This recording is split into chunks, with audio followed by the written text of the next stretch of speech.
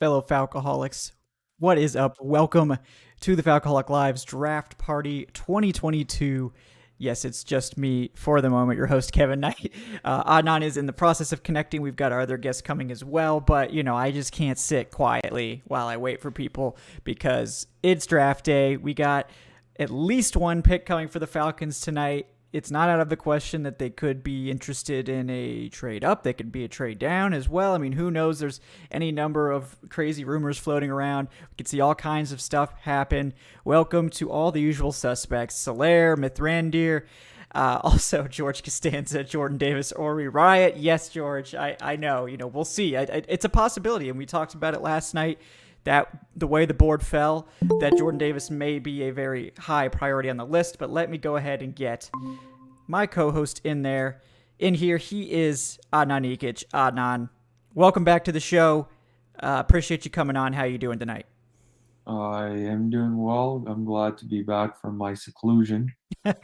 Yes, self-imposed. No, just kidding. No, it's a little bit sad because I think I was rooting for the Hawks, but I am, jealously, I can't let you go for the Hawks too long. So I need to have you back on here. So maybe that's how we have to justify it. So This is true. If the Hawks had won the other day and if they were playing Game 6, I would have been down at the arena right now. Yep. But Yep, Dave put in a word to make sure that they lost, so that my duties could commence. Yes, the tank order came through from Dave Chota, who, as you all know, has enormous pull in the Atlanta sports sphere, as we all do, of course. But Adnan, are you excited? You hyped? Are you in a good place with the Falcons right now? Yeah. It's I feel like they could go a number of different ways at pick number 8, and I'm just excited to see where they go. I'm leaning towards not going the route of a wide receiver, but obviously it's dangerous. But I have my guys that I hope are there at number 8, namely Kyle Hamilton, and I'm just waiting for that hope to get ripped to shreds right before the Falcons pick. Yes, that is typical. We also have joining us a special guest for as long as we have him, fellow Senior Bowl alumnus. He is Tyler Fornes at The Real Forno on Twitter. Tyler, thanks for making the time. How you doing tonight? Kevin, it's good to talk to you again. But you told me that this is a video show, and I can't even see your beautiful face. I know. Well, you have to wait. I feel like I'm being cheated.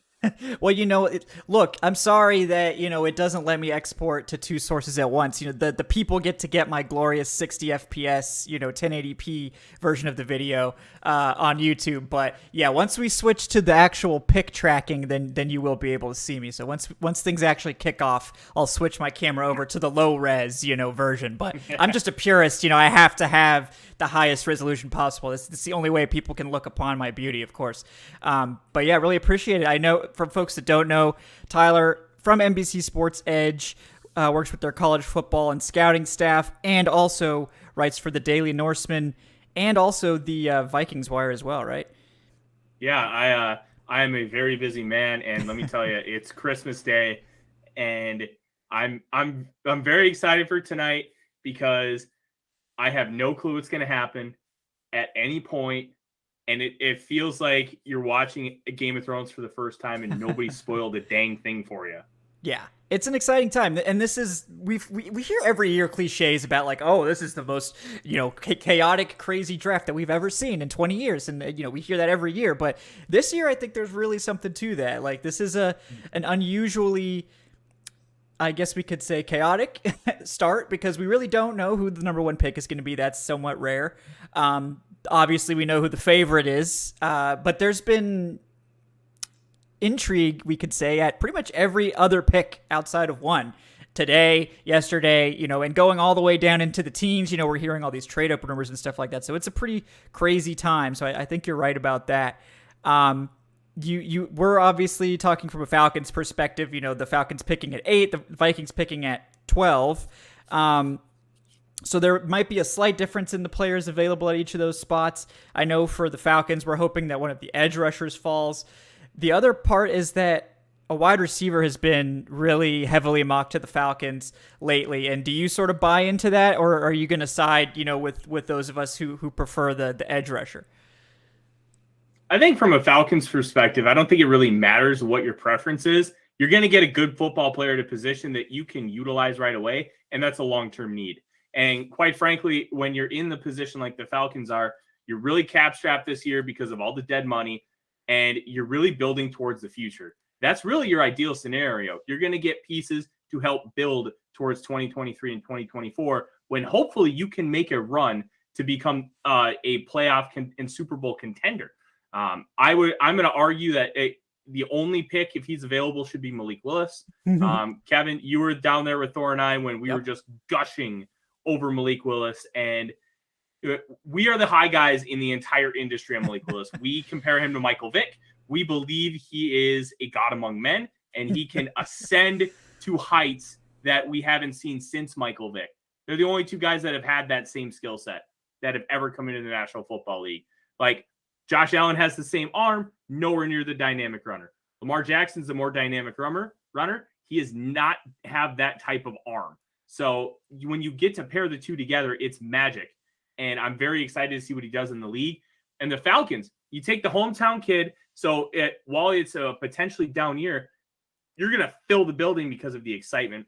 The Blanks know what Michael Vick did for business. And you take a hometown kid with the same skill set. Like, to me, it just makes sense. Yeah, Long term, you don't have to play him right away because you have Marcus Mariota in a system he's already incredibly familiar with and can mentor the young man while still getting another opportunity to start. It just feels like a match made in heaven. But I don't think the Falcons can really take a wrong pick unless they take Kenny Pickett.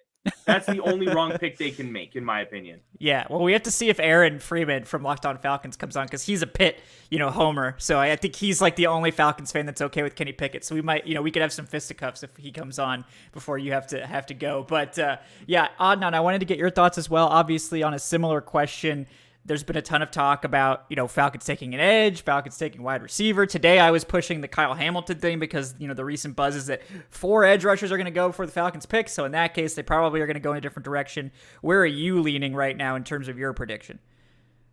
I don't think that they're going to go wide receiver, purely from the fact that there's just been too much smoke at wide receiver. I feel like this is something where it kind of feels sort of like the Mac Jones San Francisco rumors last year, where, it was just getting pushed so much to the point where you're like, yeah, this is getting talked about way too much. But maybe I could be completely wrong, and Drake London is a pick at 8. But my gut is leaning toward them going and getting Kayvon Thibodeau if he is there at number 8. I think it was Mel Kiper who said that Atlanta was the parachute pick for Thibodeau. And I mean, I would be very, very happy with that pick, considering the fact that he'd probably be the best edge rusher on this team since John Abraham. Not that there's a high bar to clear right there. Yeah. But yeah, I don't know. I think that they're gonna end up with Jermaine Johnson or Thibodeau if one of those guys is there at 8. My top player on the board is Kyle Hamilton. If he is there, I would run toward the podium. Yeah, and there's certainly, I know we had a patron question. We're going to try to get to some of those before the draft kicks off, just because I wasn't able to get a show done on Monday, and for that I apologize. Thank you, patrons. And I know one question had to do with the BPA approach and how you apply that. And if you're taking a true BPA approach, you're not, which few teams, if any, really do. Maybe they do at certain points of the draft, but in the first round with a premium pick, it's never pure BPA, or at least it rarely is. And I think you could make, BPA picks depending on how you stack your board. Like Tyler, you and I probably put a lot more weight on the quarterback position, and you wonder if a team like the Falcons does the same thing. If you don't put a lot of weight on the quarterback position, maybe it does come out that Kyle Hamilton would be at the top of your board considering his talent level. Going on, let's just pretend that we are a truly neutral observer looking at just the most talented player without regard to positional value. And Adnan, I'll let you go first on this one. Who do you think the best player that you think could possibly be available to the Falcons would be at 8, not taking into account any sort of positional value? Kyle Hamilton. I think Kyle Hamilton is maybe the best player in this draft overall, but I think he's going to fall just because it's not a premium position. Teams normally look down on safety, and I think it's similar to last year with Kyle Pitts. I think the Falcons got a top 2 player in the NFL. There's some arguments between Pitts and Trevor Lawrence last year, who was the best from a pure positionless perspective. And I mean, Lawrence was obviously the pick because quarterbacks are so much more valuable. But I think the Falcons could come away with back-to-back years getting at the very least a top 3 player in the draft outside of the top 3, which would be a pretty good haul in back-to-back years in the first round for Terry Fontenot. Yeah, I agree. And Tyler, is Malik Willis still at the top of your board in terms of overall talent? Not taking into account the quarterback position, or is it a different player? Malik Willis is actually number 3 on my board, and the only 2 guys ahead of him are Kayvon Thibodeau at 1 and Kyle Hamilton at 2.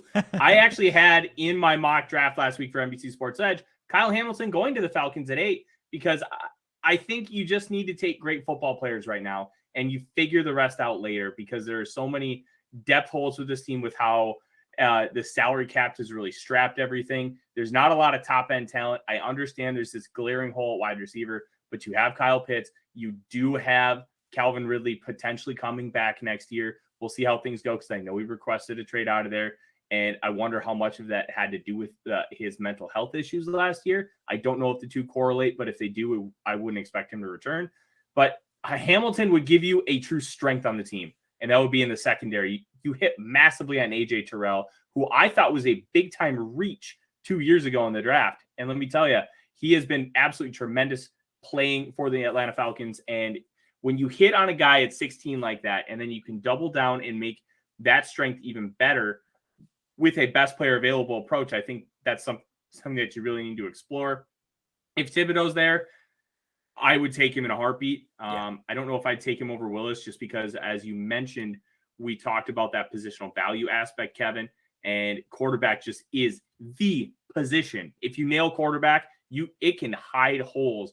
It can compensate for a poor defense.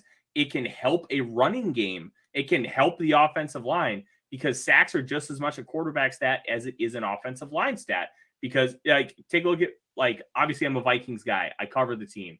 I'm a big fan. Kirk Cousins. Half of the sacks are because of the offensive line. The other half are because of him for his inability to be able to react quickly to situations, to evade the pocket. It has to be a symbiotic relationship.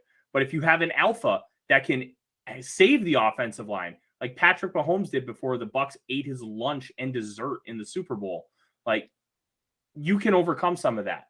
So, and I think Malik Willis is that kind of guy. But I don't think there's a true wrong pick unless it's, like I said, Kenny Pickett.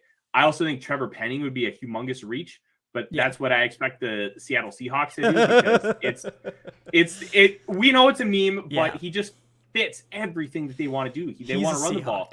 Yeah. Penning is the best run blocker in this class, arguably. And he has a lot of work to do in pass protection, and he's incredibly grabby with 16 penalties on the year, but Penning just feels like a Seahawk. And as long as you don't take those two guys, I think you're going to come out of this draft feeling like you won, and at least in round 1. And then you have 4 picks on day 2, which you could combine. If somebody falls towards the end of round 1 that you feel that value is inherently high, like George Karlaftis is a guy that has varied opinions across the industry. Some guys have him as high as 10. Some guys have him as low as 30 or 40. Yeah. If the Falcons are one of those teams that have him super high on their board, that's a guy they could potentially trade up and try and snag at the back end of the first round. Therefore, your edge need solved. So I'm really intrigued to see what the Falcons do because there's a lot of avenues you can approach it. And except for a couple nuances, there's really not a bad path. Yeah, I agree. Yeah. And go ahead, Adnan. Yeah. And I was going to say, you mentioned the Falcons will come away with a win in this draft. This is a franchise that really, really needs a win tonight. Just after the offseason that they've had with the Deshaun Watson fiasco, and then getting very, very low value for Matt Ryan and having to part with Matt Ryan. And this team really could use some positive PR and some good headlines after a few months of just what turned out to be a disaster after that Deshaun Watson week. Which outside of that, the team has actually done a pretty good job, I would say, with the free agent signings that they've made, other than forfeiting their comp pick for Lorenzo Carter, which was another joke. But yeah, Karlaftis is a dude that we talked about at the beginning of the offseason, possibly, the Falcons possibly even taking him at 8. And, he seems to have fallen down over the months. It's been that draft fatigue that I talk about every single year. Teams always outsmart themselves, so to speak, and just talk themselves out of guys just because there's so much time in between the end of the season and the draft that, they can't keep it simple. You have to galaxy brain it sometimes. And yeah, I would be stoked if Karlaftis is a dude that the Falcons could trade up for back into the first round, possibly, no matter who they do. Yeah, I know a lot of the hype has been about the team trading back into the first for like a Desmond Ridder or something like that. And while I think that's like an option if they don't go the Malik Willis route at 8, I don't think that's the only player they would consider making a move for. But, I know a lot of people also think that maybe this team has so many needs, they should just take all 4 day 2 picks, and just because they really need all those players. And I think there's plenty of reason for that. There's also the possibility of a trade down. We've heard some buzz around that. We'll get to that as well. But first, I want to welcome in Aaron Freeman from the Locked On Falcon podcast. Aaron, how you doing tonight? Can you hear me, Aaron? Probably should unmute my microphone, right? I'm doing great. Yeah, doing good. That carried over from last night. But yeah, well, I appreciate you taking the time. I know you're going to have to hop out right around the time that the pick comes in just because you got your own obligations. But thank you for coming on with us. We were just getting to sort of a BPA discussion, sort of where we're leaning. I know we talked last night about this some, but where's your gut leaning right now without any more information? Because we haven't seen any picks come in yet, but where are you sort of feeling that the Falcons are going to go as of, 7:51 p.m. Eastern time? 7:52 according to my watch. So, yeah, I always got a nitpick. Yeah. I'm hoping Jermaine Johnson. I think that's the direction I think they'll go. It's just a question of whether or not he's going to be on the board. Right. I guess is really right now, given some of the rumors that he'll be a top 5 pick and the New York Jets love him or whatever the case may be. We'll just sort of see.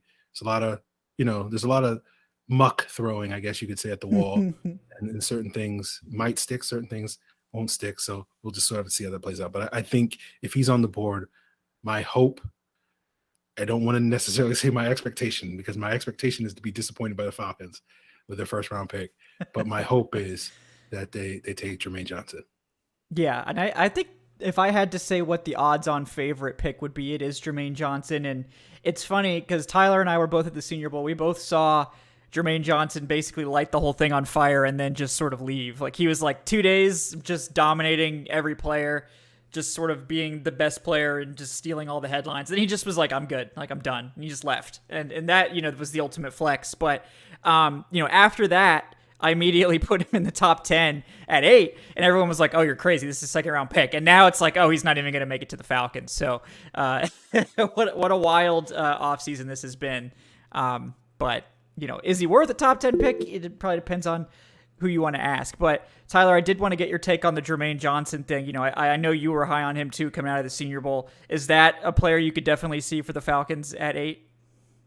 Oh, absolutely. I think Jermaine Johnson would be a tremendous fit. And what he was really asked to do at Florida State, I'm really intrigued to see how he translates to the NFL, because he was asked to really set the edge. He was asked to be more of a 5 technique, wasn't really a guy that ran around and it was really like pin your ears back and go get the quarterback. He was asked to play a role. He played it incredibly well, and he utilized his length, his power, and some moves in order to get to the quarterback. But when you ask him to deploy as a true edge rusher, how is he going to be able to utilize that skill set, which he wasn't asked to do at Florida State in the National Football League? I think he has the ability to. He has a 98th percentile 10-yard split, which tells us that he has a tremendous get-off. And because he'll be asked to play a slightly different role on passing downs, I think that is incredibly appealing for the Falcons. The one thing I'm curious on, And I know he's not on the Vikings board because he's got an age thing. He's 23 years old. He's going to turn 24 this year. Is that something that the Falcons are going to care about? Do they have thresholds with their front office that they really want to follow? Because obviously Kyle Pitts was like 20 years old when he was drafted last year, but Kyle Pitts was also the most unique prospect that I think I've scouted in a long time. So is that going to be a concern for them when they're making their selection at 8? Yeah. We've never seen it with Fontenot. No. I think previously with Dimitrov, I don't think they would have had an issue because they took Calvin Ridley, who was 47 at the time of him getting drafted. Yes, Calvin Ridley, famously will turn 50 this year. I feel like Calvin Ridley's been in the league forever, but no, we haven't really seen that. We don't really have a good answer with just one draft under the belt of this regime, but that is a good point to bring up. Do they care about something like that? I tend not to because, I've subscribed to the you draft for the rookie contract sort of thing. Like he's going to be, 27, 28 when he's up for a second contract. And to me, I'm totally comfortable giving someone a second contract when they're 27, 28 years old like that. I'm just not concerned about that. But yeah. Here's the thing, Kevin, it's not even about the second contract. It's about the fact that if you let's say you sign him to a 4-year extension. And if you draft the guy at 21 years old, he's done with that 4-year extension at 29. And then you can sign him to a third contract. And that's where the inherent value is, because that whole second contract is going to be within the prime, almost a guarantee. So that's why teams are really prioritizing taking younger players. Denzel Ward is 24 years old, and he just signed that 5-year mega extension. Mm-hmm. Justin Jefferson's probably going to sign one at age 23 next year. So that's the inherent value of it. The second contract is great, but being able to get that third contract and keeping them in their prime without having to worry about dumping them on their third contract because they've already exited it, that's where the value is. And that's why the Vikings, I believe, are going to heavily prioritize it. The Browns do. The 49ers do early, but they're not the most consistent with it because obviously they took Fred Warner and look how that played out. Yeah. So it'll be interesting to watch. And like the Falcons, how they constructed from here is one of the more fascinating teams for me as an outside observer for the National Football League. Like, I'm really excited to see how they try to build this thing with what they currently have. Yeah. And I think it's been an intriguing start for us as fans to see them get these day 2 picks. Like, the Dimitrov regime would have traded these picks away, or they would have traded up for players. Like, that was his thing. He never traded down. He never compiled resources. He always traded picks away. So far with Fontenot, there was buzz that there were attempts to trade down from 4. We don't know how serious that was. They obviously successfully traded down from their second-round pick last year. I believe that they will entertain trading down this year. It probably depends on who's there at 8, as well as, what the offers are coming in for 8, but we know there are other teams that might consider it. So I agree with you that it's an interesting wild card because we only have one draft to look at. That draft didn't necessarily tell us a lot other than that they like athletes, but everybody does. So I know you got to take off soon, Tyler, but I really appreciate you giving us your time, and good luck to the Vikings tonight as long as they don't trade in front of the Falcons. Hey, good luck to the Falcons tonight as well, and please take Derek Stingley Jr. so I don't have to worry about him going at 12. No. I am very scared of Derek Stingley Jr., but yeah, I appreciate you having me on. Have a great night, gentlemen. Good luck. Yep. Thanks, Tyler. All right, guys. Tyler Fornes, really appreciate his time, giving us a little bit of an outsider perspective here before we get to the complete Falcons-centric takes. But, yeah, I did want to touch on Kyle Hamilton real quick because George Costanza asked a question. George is obviously pounding the table for Jordan Davis with his tips. Thank you very much, George. He says the team needs Davis and other, quote, big buffet busters on both lines. I like that. I like that framing. But he's asking, what does Kyle Hamilton do for us when we already have a good secondary? So I would like to address that because I think that Kyle Hamilton does more for you than a traditional safety does, particularly in a defense like Dean Pease that really values that interchangeability and that versatile safety. But what Kyle Hamilton gives you more than even another versatile safety, because there are plenty of those you might be able to be like, oh, you could get a guy like that on day 2. Kyle Hamilton's 6'4", 220. There's very few safeties with that sort of size profile. And what that allows you to do is you can play a safety in man coverage on tight ends. And I'm not saying that that's what he should be spending all of his time doing, but the ability to have that option to have a safety that can actually match up on tight ends with the size that he has. That makes a big difference in how you can align your defense and the sort of personnel packages you can play. He's got plenty of range for cover 2 and split zone stuff. Obviously, he's an elite player in the box. He lines up on the line of scrimmage and blitzes and rushes the passer, and he's a tremendous tackler. He's got and the biggest thing of all with Hamilton, I think, is the instincts. That's something you can't really teach. Like, you either sort of have instincts or you don't. You can obviously get to a baseline level of instincts if you're sort of it's one thing if you're like a player that's new to the position, like Troy Anderson from Montana State. Like, that's a linebacker. He doesn't have great instincts, but it's because he's only been playing linebacker for like a year.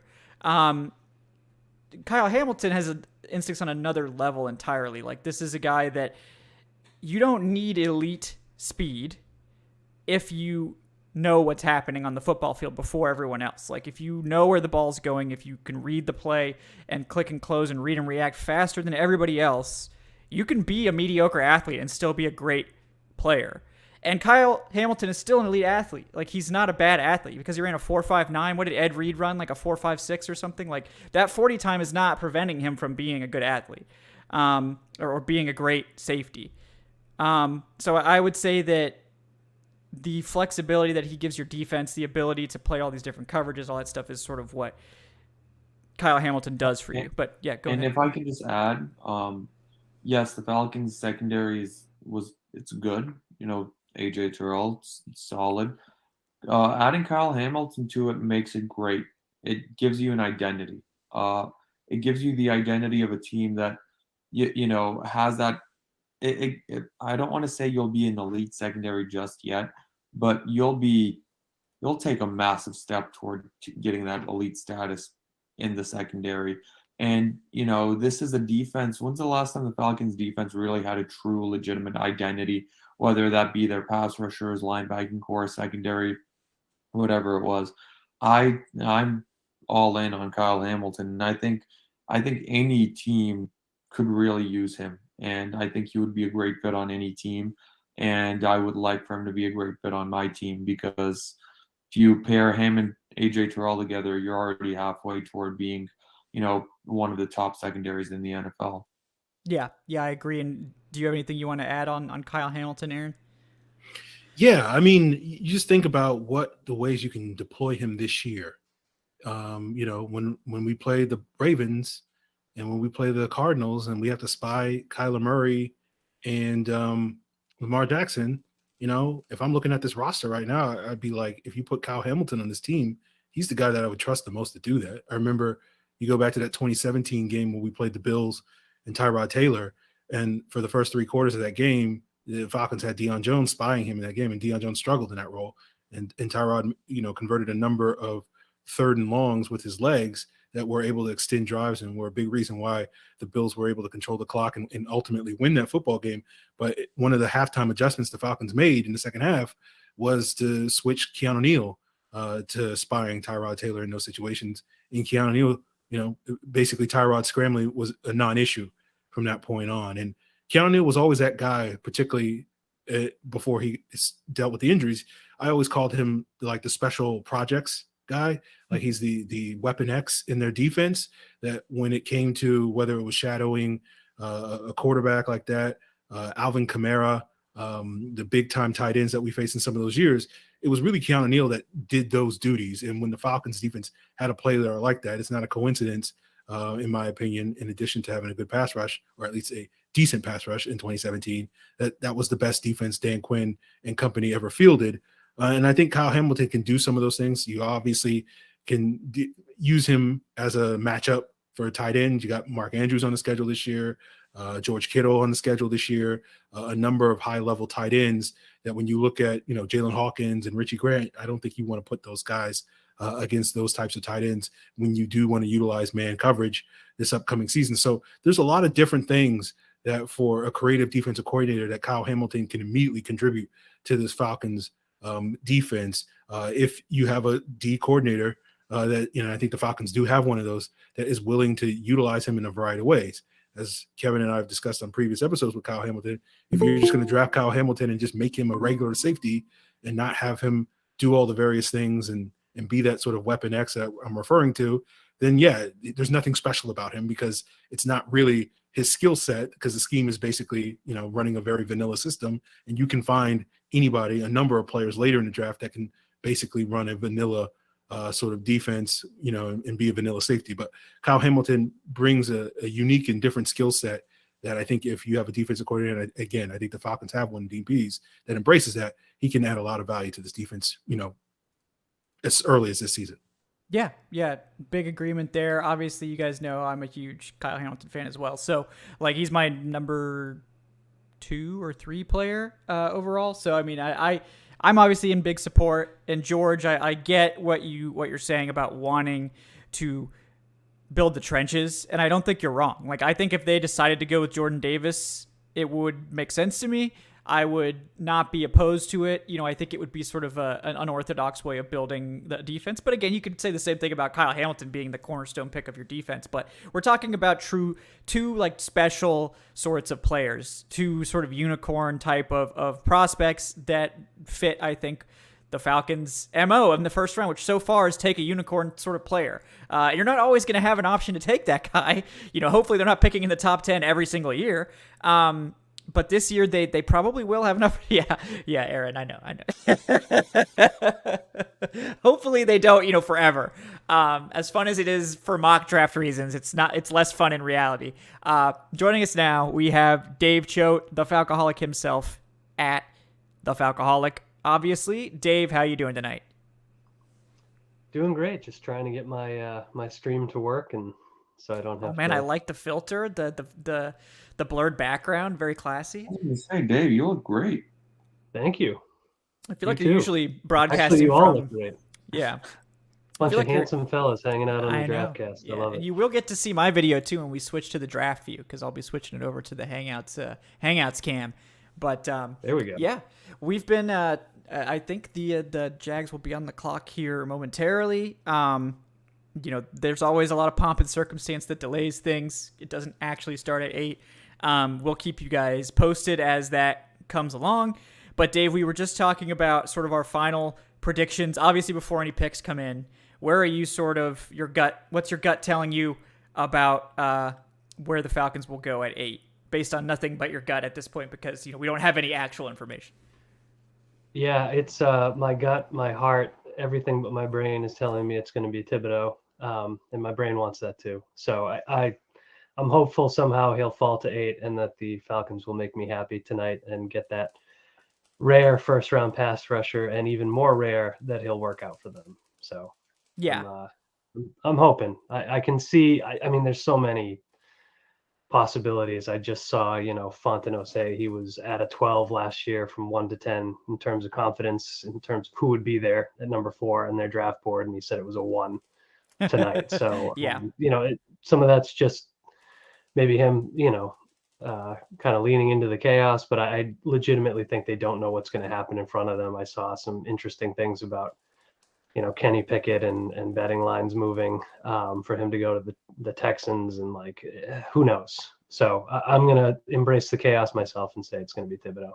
Yeah, I think that's fair. Remind me real quick, because I was going to tweet it out. Aaron, who were you going with? I'm getting everyone's jumbled up now. Jermaine Johnson.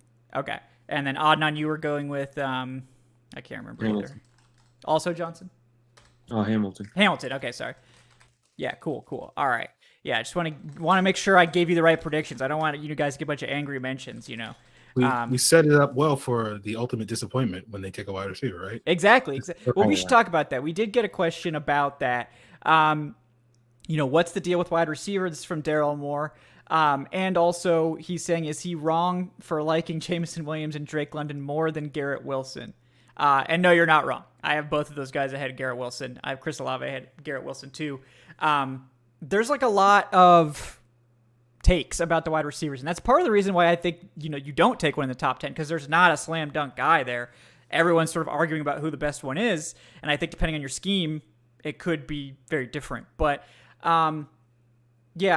Aaron, you were the one that delivered the manifesto on why they shouldn't take a wide receiver last night. So you want to give the people here today, in case they missed it, a short summary of why wide receiver at 8 is not the reason I think any of us would like the team to go tonight. Oh no, you might still be muted, buddy. I think he stepped out. Oh, he just abandoned me. He just abandoned me right as I depended on him for takes. But all right. Well, that's okay. We can talk. I'll lean into it. Yeah. Go ahead, Dave. You deliver the manifesto. All right. Yeah, here we go. Are you ready? I just am a firm believer that, you can, especially in this class, get wide receivers who are really good later. I think both of the live mocks I've been involved with you guys, and obviously that guarantees nothing about who's going to be available, but there's been guys like Pickens in the second and third round, Alec Pierce, there's a lot of good receivers left into day two. And I think that's going to be true in real life as well. And I think the difference between a guy you take in the top 10 here and the missed opportunity of taking potentially an elite pass rusher, an elite tackle, if that becomes available, your quarterback of the future, if you're a big Willis believer, to me, that's just not worth it. I think we've seen this team go that route before where, you kind of place the first round receiver on a pedestal, which makes sense in the case of Julio Jones maybe, but when you don't have the team built around that guy and you don't even have the quarterback to throw him the ball, to me, it's just not a wise decision. Yeah, I agree. All right. Are you back, Aaron? I believe so. Okay, yeah. I was asking for you to deliver, the Cliff Notes version of your anti-wide receiver at 8 manifesto from last night. And before Aaron does that, I will just step out. I will be back. Okay. Yeah, I'll take a good 28 minutes Adnan. So there you go. Good job. Yeah. In the next 20 minutes, the draft isn't even going to start because it's I guess technically the Jaguars are on the clock. Technically, it's 8:11 and they're going into their first commercial. Yeah, they're on the clock. They just had Derek Carr. They got. I hate this every year. They take the full 15 or whatever it is now. 12 minutes. You've had like 4 months to decide. And it's the Jags. They should be used to picking first by now. I hate it so much. But but short version of the manifesto is similar to what Dave was saying, which is, you're in a rebuild, right? This is an opportunity. That's the beauty of a rebuild. You get to start over. This is where you as an organization can sort of establish your identity moving forward. Here's what we want to be. This is what this pick is kind of about. And, I'm not a big believer in putting too much meaning on these draft picks and whatnot, but like, this is really a golden opportunity for this regime to say, okay, this is what we're about. You take, jack of all trades type of safety in Kyle Hamilton to build your defense around. You take a monster of a defensive lineman in Jordan Davis. You take a pass rusher in Kayvon Thibodeau or Jermaine Johnson. You take an offensive lineman. Say we're going to be a physical football team, ground and pound. Evan Neal, Charles Cross, Ike Ekwonu. Take a wide receiver. What that's telling you is, hey, we want to be a finesse football team. And Falcon fans have watched for a decade the Falcons be a finesse football team, and they know it doesn't get you particularly far. Right now, we know that the Falcons got really close to the ultimate prize, being a finesse football team. But it's not a coincidence that the 2 years in the last decade when the Falcons' strength of their roster has been the quarterback and the wide receiver position, the 2 years where they had their most success were also the years where they had a decent running game and, a competent defense. And so you look at that and you just kind of know, like, hey, these are the areas of this roster that we have spent basically a decade neglecting and avoiding. And for this new regime to come in and basically say, you know what, let's get a wide receiver and let's make the two sort of pinnacle picks of the start of our rebuild, a pair of pass catchers in Kyle Pitts and a wide receiver this year, just feels like, man, this is the same old team. We've been down this path. We've seen this movie before. This is the Hollywood trend of making sequels and not having anything new to say. And that's kind of what it feels like if they go wide receiver in this direction. The positive spin, if you're going to try to put it on it, is, hey, we just try and get good players. And next year when we stink and we get the number 1 pick or the number 2 pick and we take a quarterback, and then we can use all that cap space to go out and buy an offensive line and buy a defense. And that's what you're hoping. But that's not something that makes me feel great about the direction of this team, that you're just kind of hoping all these other ducks fall into place so that you can finally start working towards the things that we've been spending a decade complaining about. Why aren't the Falcons working towards these things? So that's where I think the frustration for people like myself and others come from with this whole idea of taking a wide receiver. It's like, we're doing this again? Really? Again? Okay. Sure, whatever. Going right back down the same path that got us here in the first place. And I think you're right on the money with that. I think it's difficult to see that, like, the allure there. I agree. I think it's this team, they're so early in the process that it's sort of like, what is this really going to do for you? And, like, does this fit with the timeline that you're putting out? Does this fit with what you're hoping to accomplish in the near future? And, like, this team being a, like, high level passing attack where they're actually going to be able to take advantage of using this many weapons is unlikely, I guess I would say. It just seems like I just have a hard time seeing, like, there's no question in my mind that, like, a Drake London, could help this offense be better. Like, I'm not arguing that, Drake London's not going to help this team or anything like that. Like, it's not that simple. But it's just, I just have a hard time believing that that's the best way forward, I guess, for the way they want to build this team. I think you add weapons after you have the quarterback in place, or at least have someone that's, like, maybe going to tempt that, like someone that's possibly going to fulfill that promise. When you don't even have the quarterback in place, I just can't do it. I can't use that sort of resource on on wide receiver. It's just not something that I feel comfortable doing. And maybe Drake London turns out to be the best player available and, like, is, like, legitimately this, top 10 NFL receiver and makes us all look silly. And if that's the case, and he ends up in hindsight clearly being the best player at this spot, then the Falcons are going to look like geniuses and we're going to look like bloggers, and maybe that's just what we are. But based on what we know at this time, I'm with Aaron, I'm with Dave, with these guys, that I just don't think that that's the best way forward for this team in the short term. I do think they should add receivers, just not at 8. Like, maybe they trade down to 15 or 20 and then they get their wide receiver, and that's a totally different conversation. But Drake London just snuck into my top 10 players. He had literally the 10th spot. And there's 9 players I would take ahead of Drake London at 8. So you can understand why I'm never going to draft Drake London at 8, because there's never going to be a scenario where he's going to be the best player on my board. And that's just kind of all there is to it on that conversation. It's not that these guys aren't good. They're not first round picks or anything like that, but it's sort of a discussion of need, among other things. So, all right, let me switch us over to our draft view here. Get my camera moved over as well. Let's see.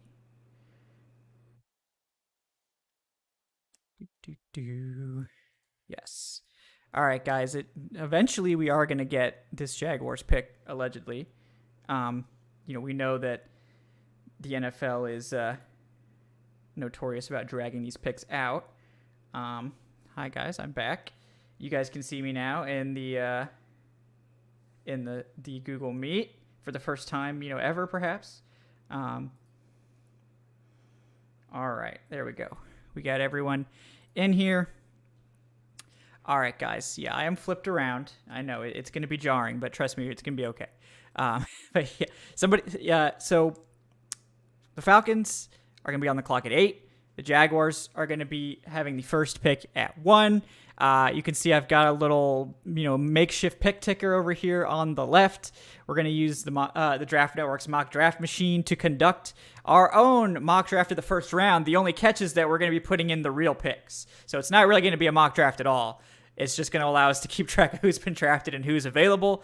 But I do want to shout out Draft Network because it's a tremendous pick tracker. It's just really good to have open while you're watching the draft. So I encourage everyone to go use it, go boot it up, and take advantage of that, to help you keep track of who's been drafted and who hasn't at this point. But yes, let's continue our chat about this so let's actually spend a little bit of time talking about the Jaguars pick, because technically it's not this was sort of what we all expected, right? This wasn't a surprise. Well, I'm personally upset because I put in the draft prop that Trayvon Walker would hug his mother first, and he hugged his father first. So I just lost some money. So I'm very disappointed by this pick. He had his mother right there on his left. All he had to do was just reach across, hug her. She was the one that gave you life, Trayvon. And you have the audacity to hug your father? Ridiculous. Bad pick. Bust all the way. How dare you, first of all. That's really what I'm getting from that. But all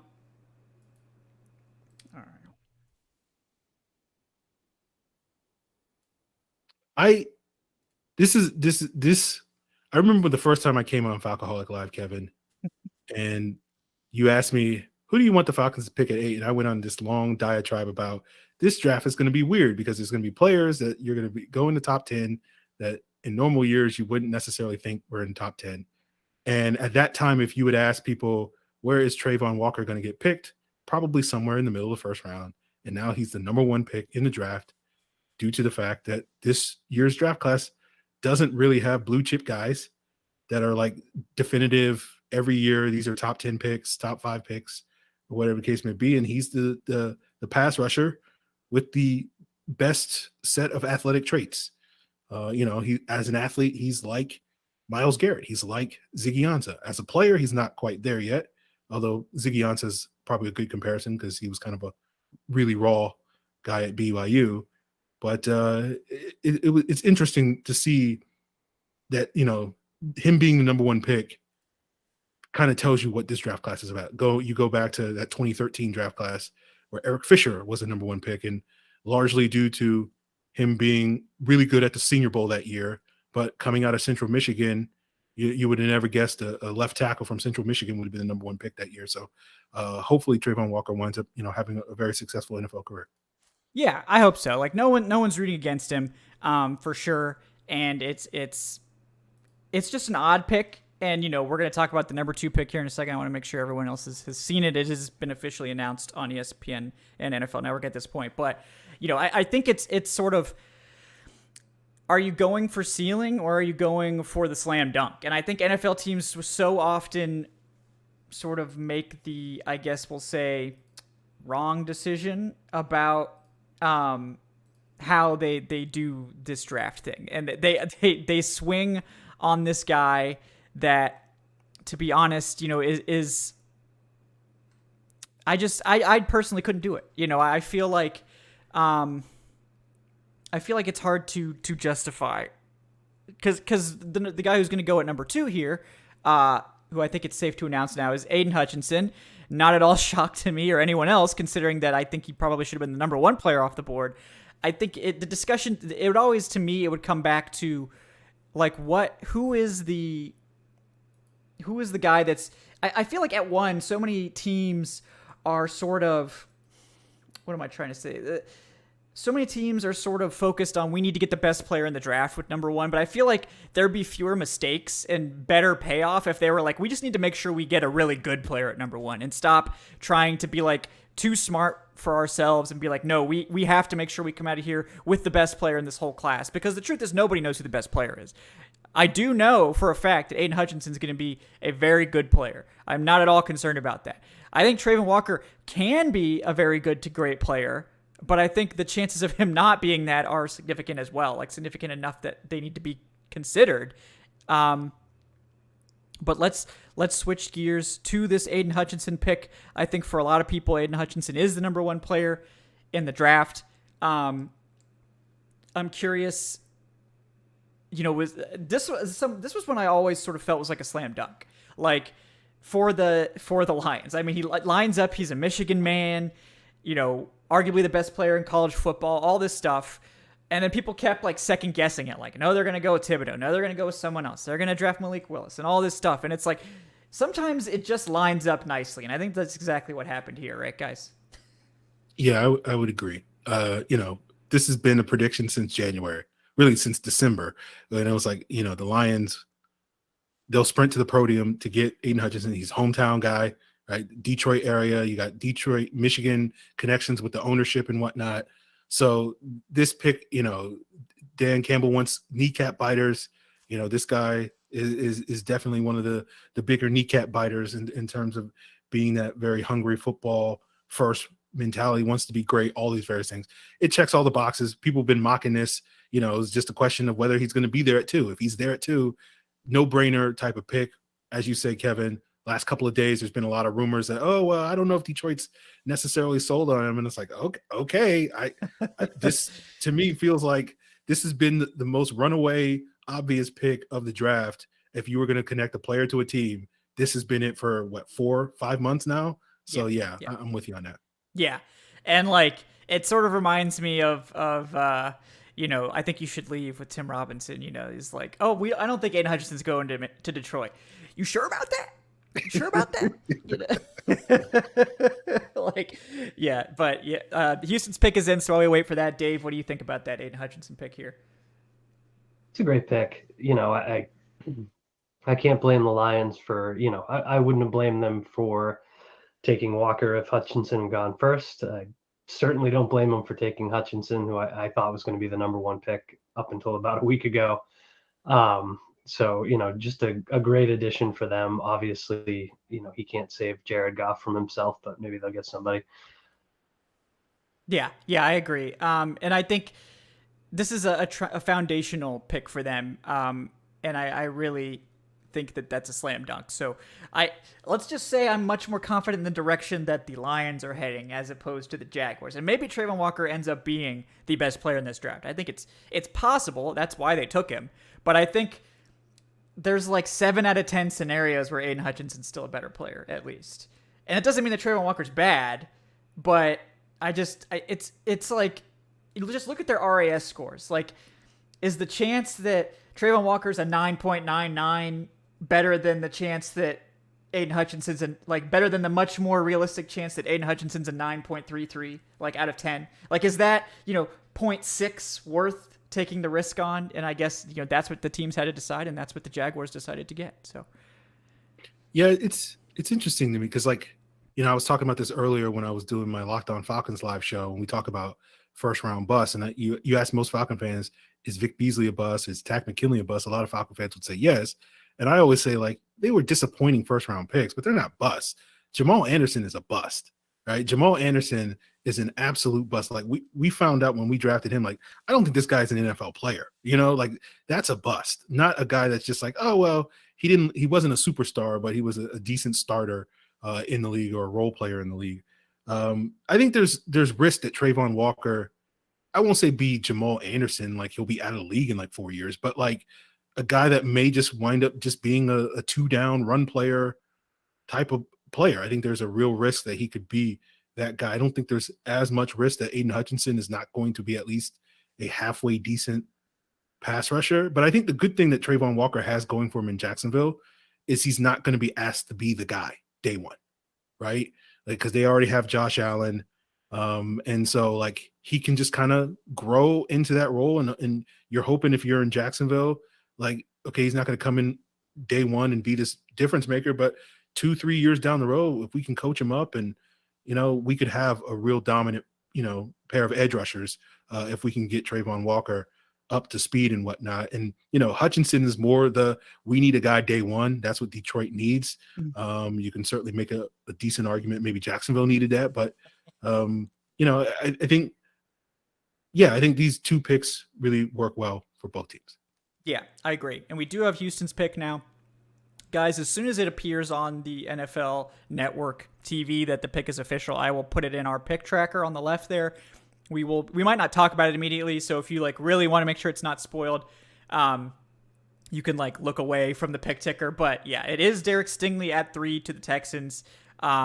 which is a little bit of a surprise because Sauce Gardner was gaining a lot of steam as number 3 overall, and they decided to go with Derek Stingley, which is a mistake in my opinion. But what you can't mistake is that Stingley has an absurdly high ceiling. Like, his 2019 film is the best cornerback film you might ever see. Like, it's elite film. It's awesome. It's really fun to watch, to be honest. I just haven't seen that player in 2 years. Like, we haven't seen that Derek Stingley since 2019. And that, to me, is a big red flag. Obviously, we had the COVID season in 2020. That's not his fault. But he's had injury issues. And in this year, in 2021, he just wasn't the same player. And, you know, the whole LSU team was sort of in a malaise. It just wasn't a good situation this year. But to me, that's why I have him as my corner 3, is just because I film study is, you know, most of my grade. It's 80% of my grade on these players. And I can't weight film that's 2 years old more than film from 2021. I can't do it. Like, it's just something that I'm against. So I know that ceiling exists there, but I just have a hard time getting on board with that over a player like Sauce, who has similar measurables. Derek Stingley didn't even test, so we don't. I mean, obviously we know he's an elite athlete, but he didn't test, so we don't know for sure that he's a better athlete than Sauce. I think you could probably say that he is, but you know, Sauce only did the 40 and the measurables. It's not like he did all the testing either. But it's an interesting one in my opinion. But what do you guys think about Stingley being the first corner off the board? I'll let Dave go since I've been talking nonstop.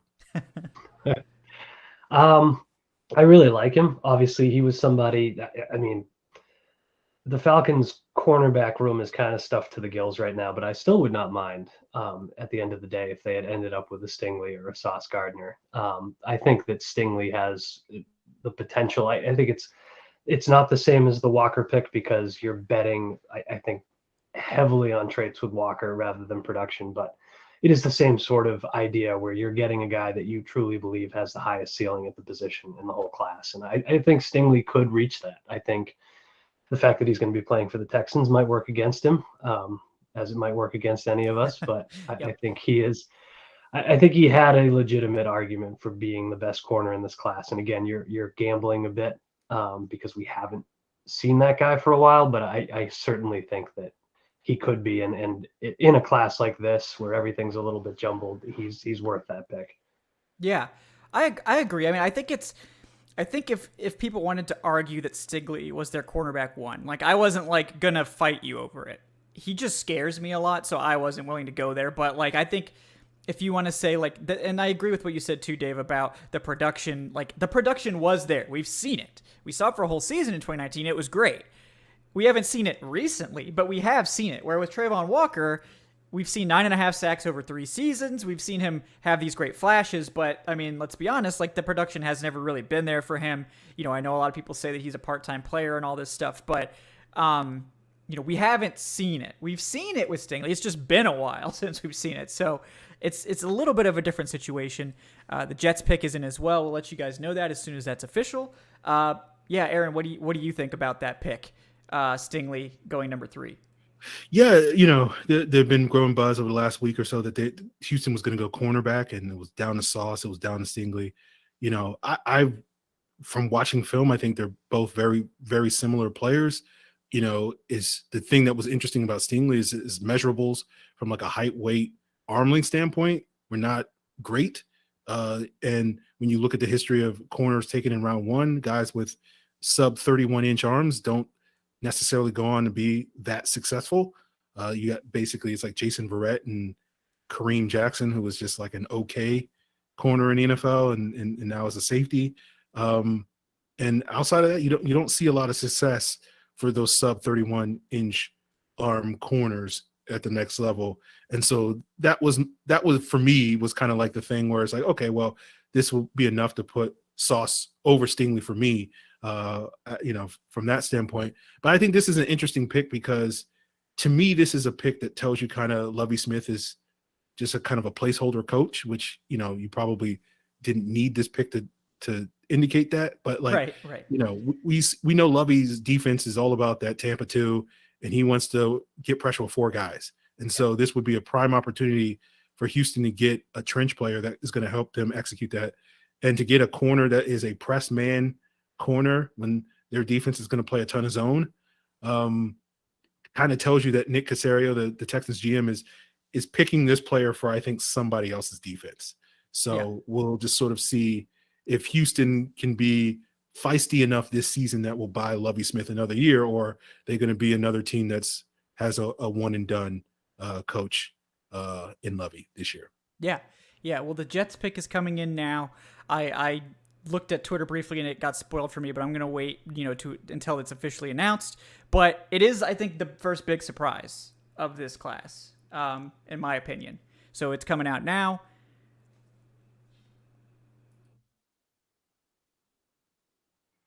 And it is Sauce Gardner at 4 to the Jets, which there was actually a little bit of buzz about this. I feel like it was a while ago, and it never really got taken that seriously. But it has happened. We've seen 2 corners go in the top 5 now, which that probably busted a lot of perfect mock drafts right there. So I think this is the first big surprise. Yeah, this is big for the Falcons. But immediately, obviously, Sauce was my corner 1. He just edged out Andrew Booth because of Booth's injury concerns. Sports hernias is no joke. But he's a great player. I love everything about his game. That necklace with the sauce bottle with the I think he should have gone 1 overall after we saw that. But what do you guys think about this pick and what it means potentially for who the Falcons will have on the board at 8? I think Sauce got lost on the way to the stage. Look, it looks confusing back there. It looks like the weekend, with the Super Bowl. Like, oh, where are we going? Look, this is a need pick for the Jets. They had the worst secondary probably in the history of the world. Like, you think of the worst Falcon secondaries that we've had over the last 20 years, the Jets was on that level last year. Yeah. So going into this offseason, like, they needed a corner. And so when everybody's like, oh, they'll take a tackle, they'll take an edge rusher like Thibodeau or whatever the case may be. I'm like, okay, they can, if they think those are the best players available, but they really need a corner. So this pick, I think, is great for the Jets. You get basically, a perfect fit in that Robert Saleh scheme. Sauce has that length. We saw Richard Sherman do great things in San Francisco under Robert Saleh. We know he comes from that Seahawks school. It loves these long corners, and you're not going to find a longer guy than Sauce Gardner in this draft class. Yeah. And Dave, I know you're a fan of Sauce as well. What do you think about this pick? I too could get lost in the sauce. Yes.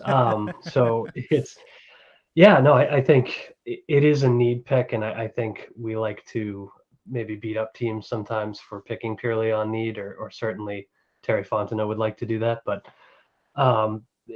when you're as bad as the Jets were in the secondary a year ago, and you can get a cornerback as good as Gardner, I think it's kind of a slam dunk pick. I think they had enough needs that they could have gone in 3 other directions and it would have been perfectly legitimate. But to me, this is huge for them too. So great pick.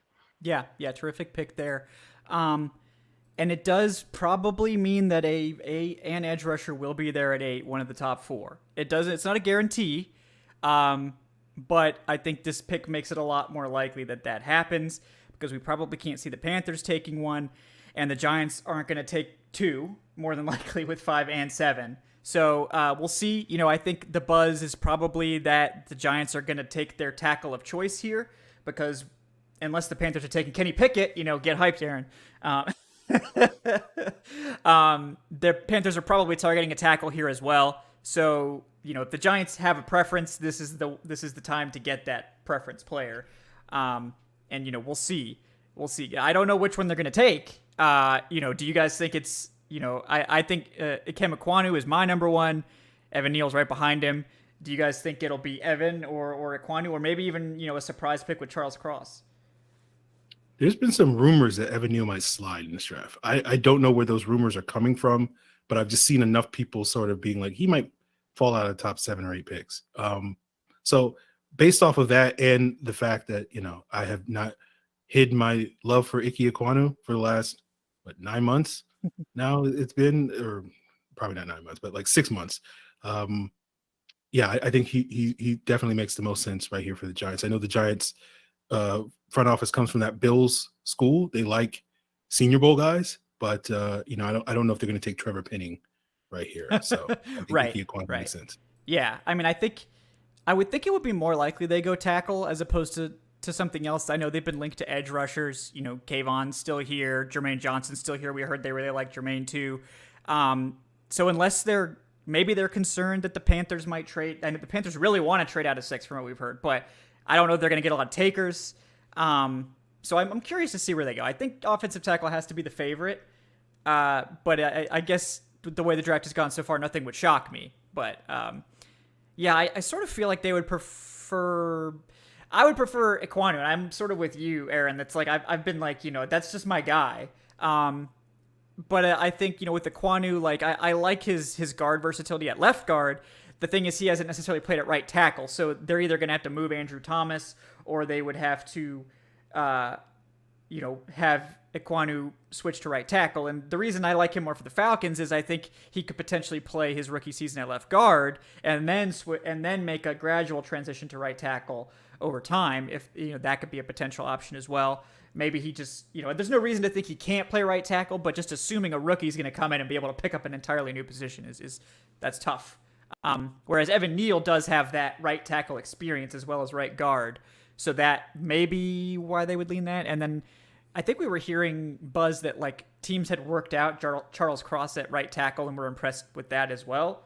So like, you know, theoretically you would think any of these top tackles, they could play both positions. The one I think probably should be a left tackle like more than others is probably Charles Cross. I think he's just a natural left tackle, but you know, we'll see. But we are going to get the Giants pick right here, and we'll go from there. Yeah, guys, and if the chat is spoiling picks for you and you don't want to see it, you can go to full screen and you won't see the chat. That's why we don't have the chat on the actual video. So you have a choice if you want to engage with the chat or not, if you don't want any picks to get spoiled. So that is an option. Just set it to full screen and you won't see the chat on the side. All right, Giants pick at 5. This guy's very hyped. I can't hear what he's saying, you know, for DMCA reasons, but Aaron knows that game now that he's on YouTube. So. All right, dangerous game, Kevin. Yeah, very dangerous. You know, we're gonna potentially anger the algo gods if we're not careful. So I was gonna say, you know, I've seen the pick on Twitter as well. So okay, yeah, I've also seen it now. But they're gonna announce it any second. So yes, it's always fun to wait these last 28 seconds. Yep. We're just like, okay, can we just stop with the pomp and stuff? Get on with it. All right, let's see it.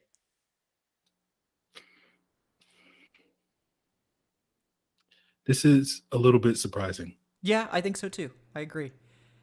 Based on the discussion we just had, it is going to be Kayvon Thibodeau going to the Giants at 5. So I guess, go ahead and whatever you were going to say about why it was surprising, you can go ahead and take the first shot. Yeah, I think for the similar reasons you said, because you expect Carolina to take a tackle here, or they could take a tackle. We don't know what they're going to do. But if you're the Giants and your 2 biggest needs or your 3 biggest needs were corner, offensive line, and pass rush, you're not going to take a corner because both of those guys were off the board. So it's offensive line and pass rush. And as you said, Carolina's probably not taking a pass rusher.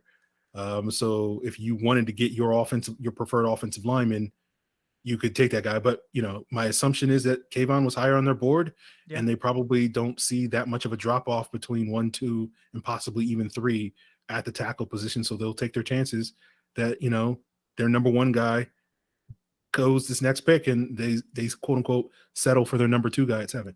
Right. Or maybe they were afraid that the Panthers might trade out of that pick and then someone would trade up for Thibodeau. Because I think on a lot of boards, you know, Tyler Fornes earlier in the show, Thibodeau's his, I think, number 1 overall player.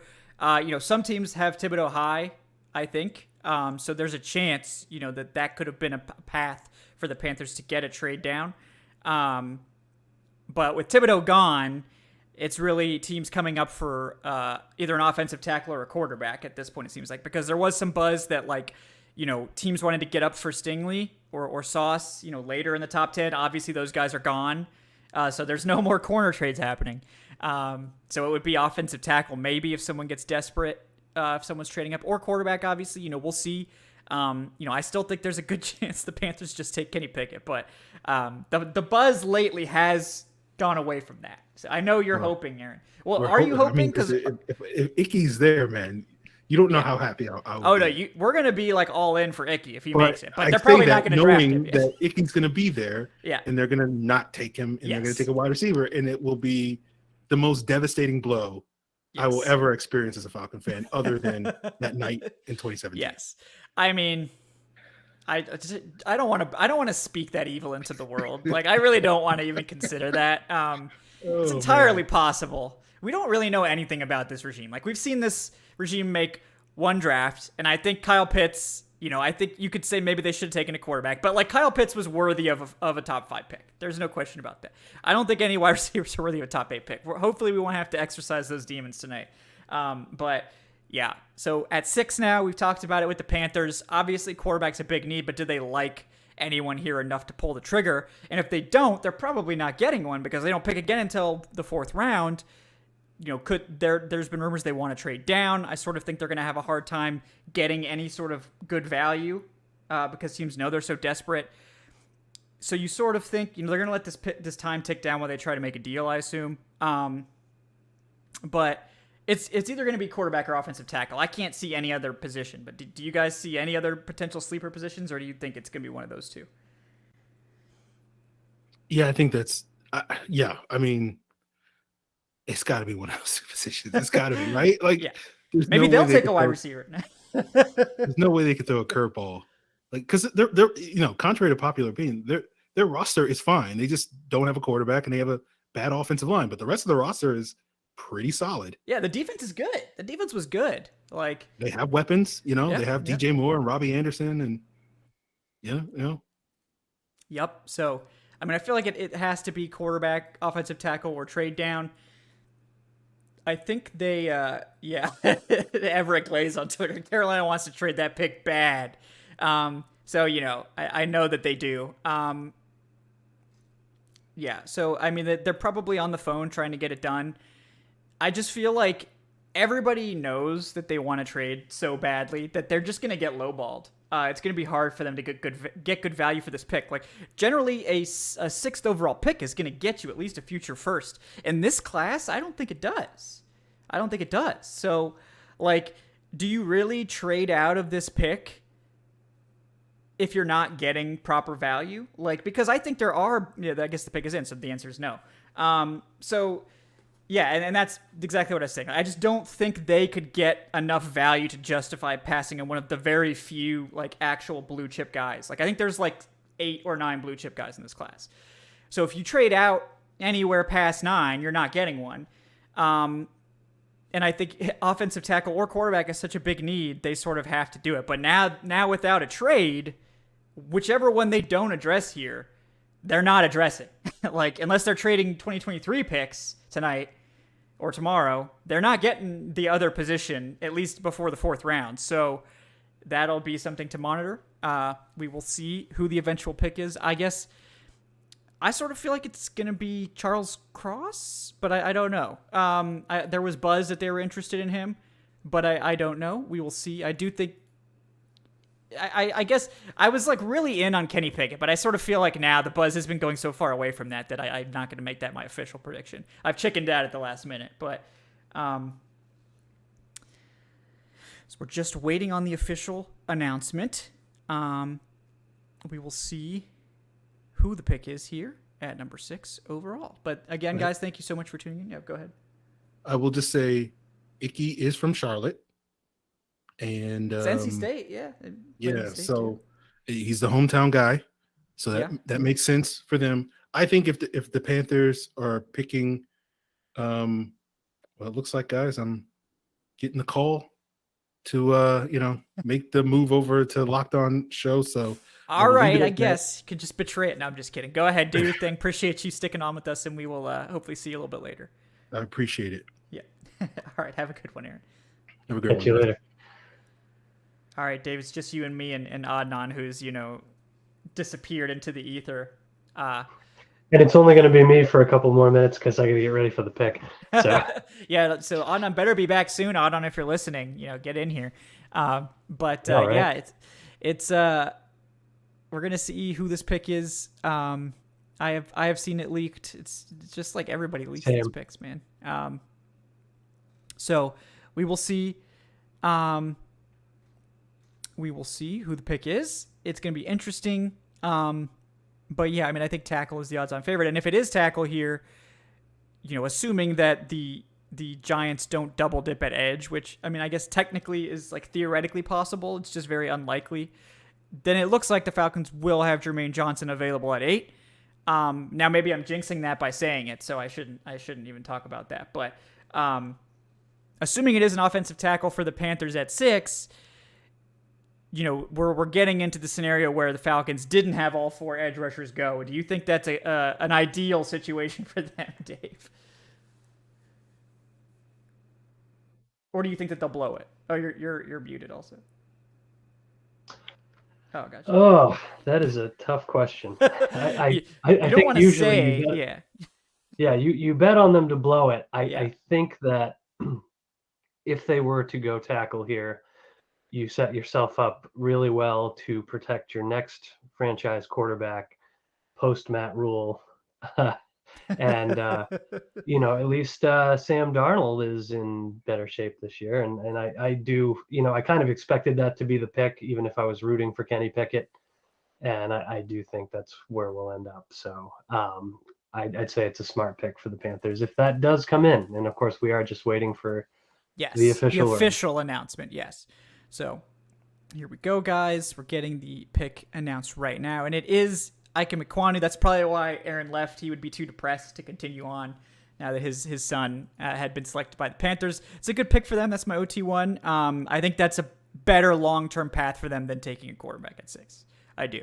So, and now that leaves the Giants on the clock, where you would think offensive tackle would probably also be at the top of their list, but we know that they've also been aggressively trying to trade out. So maybe if the Panthers couldn't get a deal done, maybe the Giants could.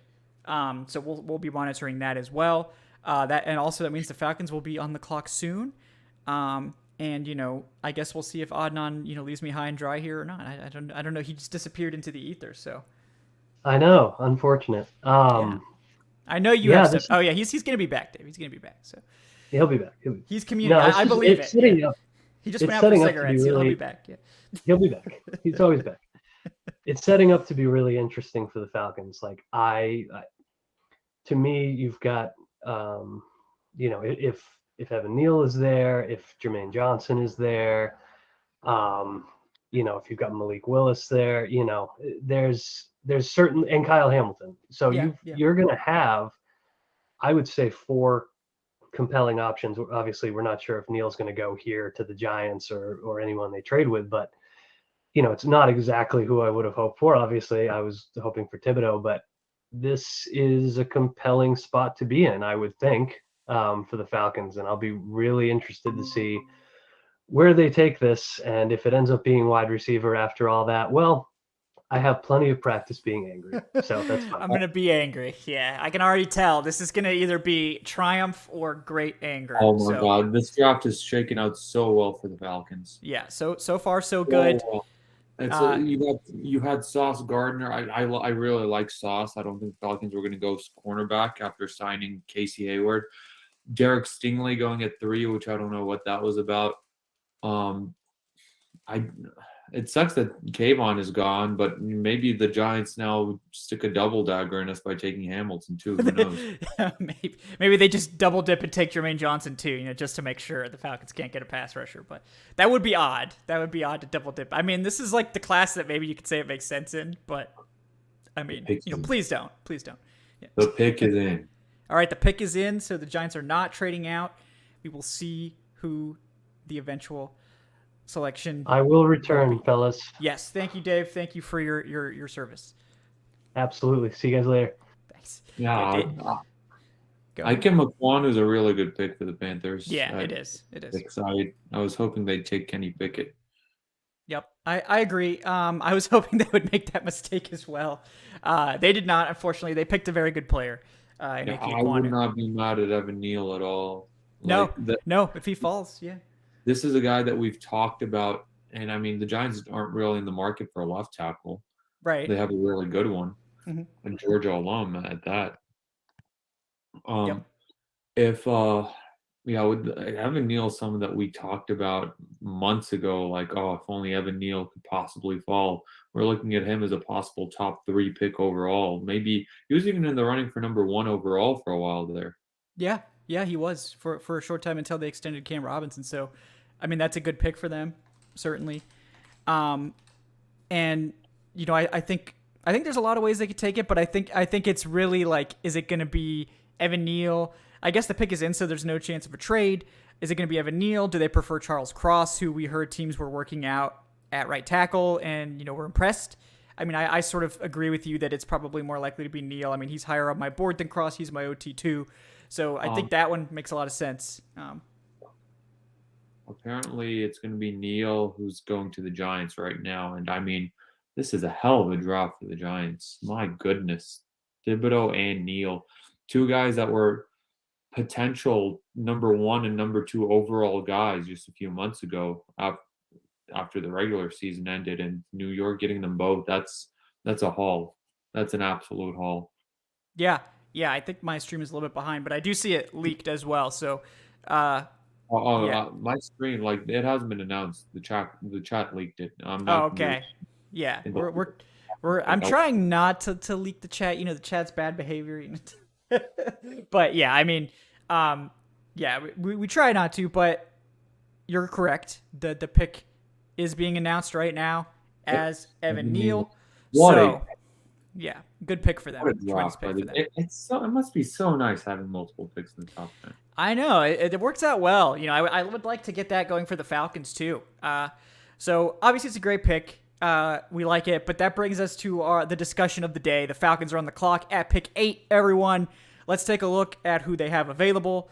My top player here would be Jermaine Johnson. He is, I believe, number 5 on my board overall, so getting him at 8 is a good value in my opinion. I love that pick. Kyle Hamilton is right behind Jermaine Johnson at 6. Jordan Davis, I believe, is 7. And Malik Willis is in that mix too. I wouldn't rule it out. We don't really know what they want. We don't really know this regime super duper well. It's entirely possible that they do want that, or it could be a wide receiver. Now, what do you think? What do you think it's going to be? I don't want it to be a wide receiver. This is it. This is the culmination of months and months of analysis, of mock drafts, of debating, of just talking ad nauseum about it. And now we're here with the Falcons' first round pick. Embrace it, enjoy it. This happens once every year, except for in 2012 when they didn't have a first round pick. Yeah. But this is it, and I see the pick isn't it yet. So right, they're probably working the phones right now, talking about a potential trade down.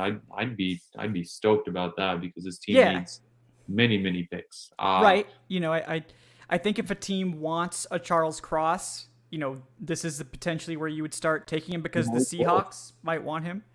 Malik Willis obviously is another one, right? You'd want to jump Seattle possibly to get Malik Willis. Yep. There were talks about the Philadelphia Eagles possibly trading up into the top 10. There was smoke about the Houston Texans possibly wanting to get up into the top 10. It's the Texans have pick number 13. You could easily get their second rounder for that this year. Yep, that's true. The Eagles have pick number 15. You can get, a second rounder, maybe another day 3 pick. So it's the Falcons are in an advantageous position right now to either take the best player available or to trade back. And this is exciting. This is where the franchise foundational pieces are built with picks like this, because this team does not have very many foundational pieces at the moment. Yes. So, we'll see who they go. The only pick I would be mad about would be a wide receiver. I think I would be okay with like Willis and Hamilton and Jermaine Johnson. What about Pickett? No, I would be mad about that too. You're right. So we'll see. I I want to read the reactions of the chat, but I'm not risking them spoiling it for me. Right, exactly. So, yeah, I mean, we'll get to the chat soon, guys. Don't worry. It seems like the Falcons are still waiting to make the pick. 4:05 left. My stream might be behind. Is to say the pick isn't on yours? Now the pick is in. It just came in. Okay. We Literally, shall see. The pick is in. There is no trading back. They obviously like whoever's on the board right now, and who knows? Maybe a decade from now, we look back on the career of Malik Willis as, hey, this is where it started. Maybe they take a wide receiver and prove us wrong a few years from now, and we're like, oh, remember when we overreacted to them not taking or to them taking Drake London or whatnot. Or maybe they just get it completely wrong and we're like, yeah, we told you so. Yep. All right. Hopefully we will get the pick here soon. And, steel yourselves, folks, for this one. We don't know this regime really very well at all. So it could go pretty much in any direction. We don't know their type. So let's see the direction they go, and whether or not we're going to spend the rest of the night ranting angrily or celebrating and popping, champagne and whatnot. So we wait with bated breath for the announcement. We are waiting for Roger Goodell to, get some pep in his step and to get up to the podium now. Yep. Hurry up, Roger. Let's go. Here he comes. He's coming. He's coming, folks. He's coming down the road, or the ramp, whatever. There's Rick. Yep. I'm not super thrilled about that. I'm not gonna lie.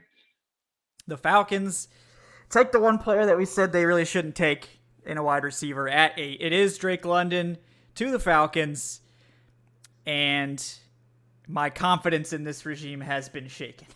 That's to say the least. My confidence in this regime has been severely shaken now. With back-to-back top 10 picks spent on receivers, the Falcons have no quarterback, they have a poor offensive line, and they have the worst pass rush in the NFL. And we're taking a wide receiver at 8. Non. Yeah, it's just like the mistakes from the last regime. I mean, don't get me wrong. It's Drake London is very good. He's the best wide receiver in the draft. But he has the size. He does what Arthur Smith likes. But man, this is I don't know. I just don't like the opportunity cost right here. You could have had a Kyle Hamilton. You could have had, a trade back. Even Malik Willis, I would have liked. Jermaine Johnson is there as well. Yep. But man, this is I don't know. I don't like this pick. But the fun thing is you'll have Kyle Pitts and Drake London for years to come. Right. We just don't have anybody to get the ball to him. That's the only problem. Yeah. Well, we'll see tonight. We'll see if we Yes, there is the possibility still of the Falcons making more picks tonight. That is on the table as something we could discuss. Yeah, don't get me wrong. In a vacuum, Drake London's a good player. I have nothing against it. Let's before we dump on the pick, because that's probably what I'm going to do. Let me make it clear. Drake London is my wide receiver 1. I really like Drake London. Drake London is my number 10 overall player. So while I do view this as a bad pick for the Falcons, I think in a vacuum of value, it's not that far off of my board. He's 10, but my number 5 player was on the board. So it's a reach of 5 spots on my board.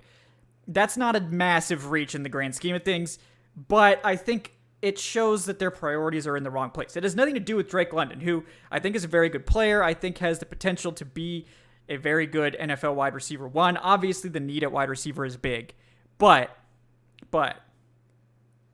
everything else associated with the pick is the problem. Honestly, doesn't have anything to do with Drake London, the player. Obviously, he's a Falcon now, so I hope that he's the best wide receiver in the NFL, and they make us all look really stupid for these takes. But, let's talk to the people about why we are down on the prospect. Again, we have to reiterate this, unfortunately, about why wide receiver at 8 is probably not the right direction for the Falcons. It's a luxury pick to get a wide receiver, especially in the top 10. Like I get it if the Kansas City Chiefs, take a wide receiver in the first round, then yeah, that makes sense. They're a step away, and they did just trade Tyreek Hill as an example. But the Falcons need way more. Oh yeah, the Falcons need a wide receiver, but the Falcons need way more than just a wide receiver. And there's way more important positions in play. I wanted Kyle Hamilton because I thought that he is, the best player in the draft. I think he's the best player in the draft. So the talent kind of outweighs the positional stuff for me. But even, I don't know, you're so barren in the trenches. Even had we gotten something within the trenches, offensive line, defensive line, either way, either or, I would have been fine with it.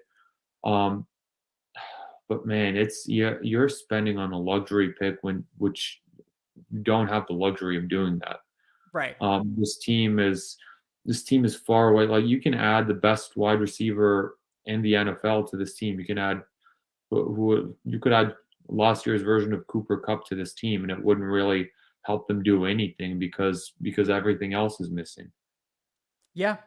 I mean, and that's the problem with the pick, is that I feel like a wide receiver, ideally you add, and this is, let's be honest, like, this isn't even going to be their number one receiving option.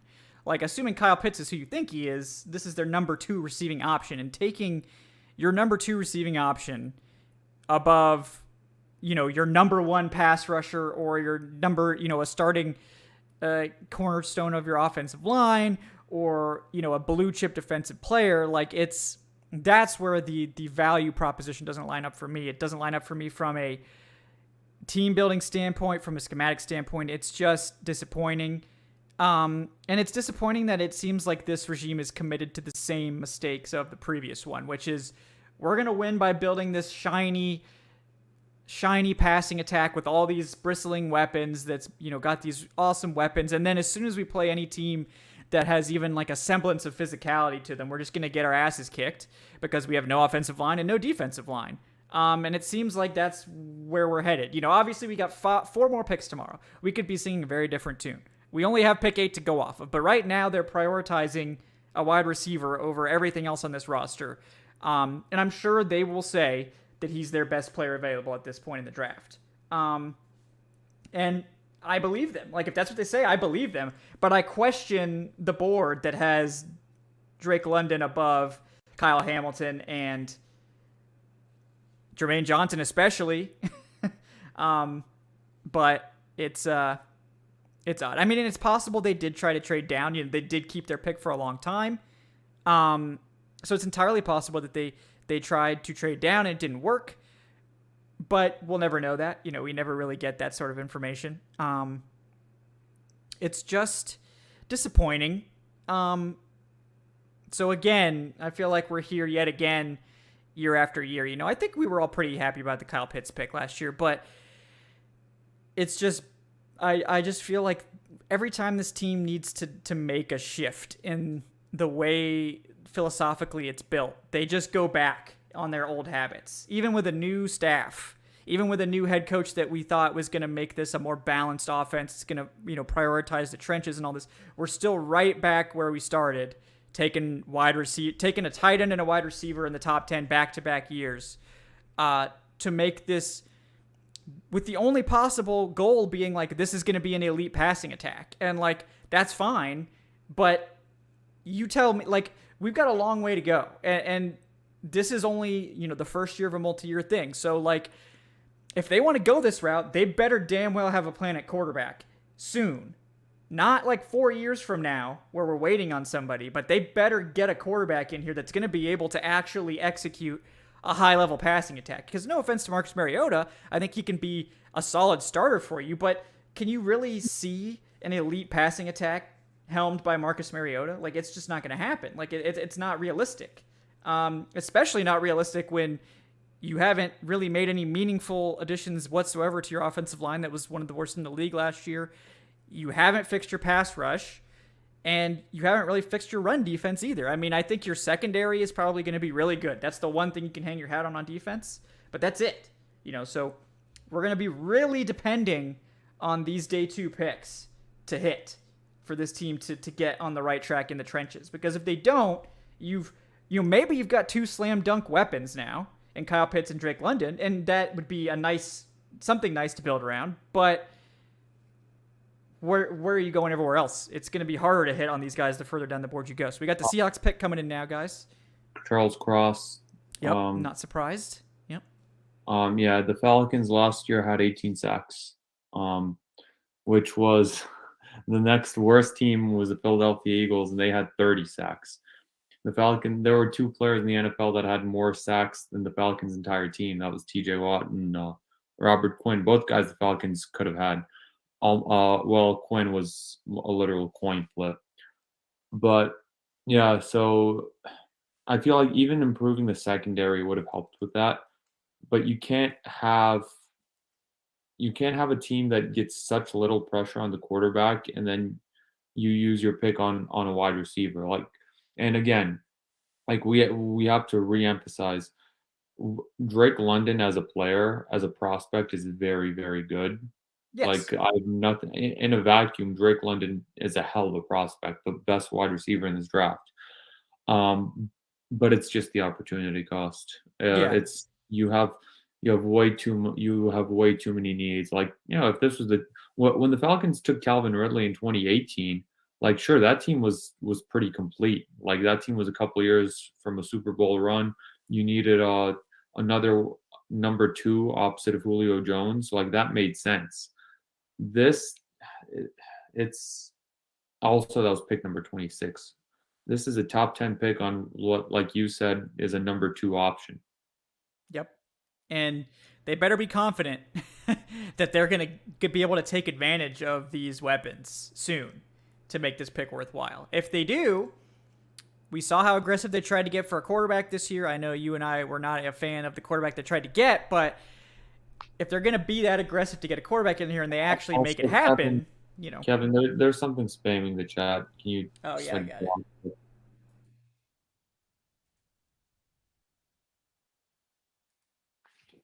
Yeah, I got it. Thanks, guys. Thanks for the heads up. Man, that guy just keeps making new accounts to spam over and over again.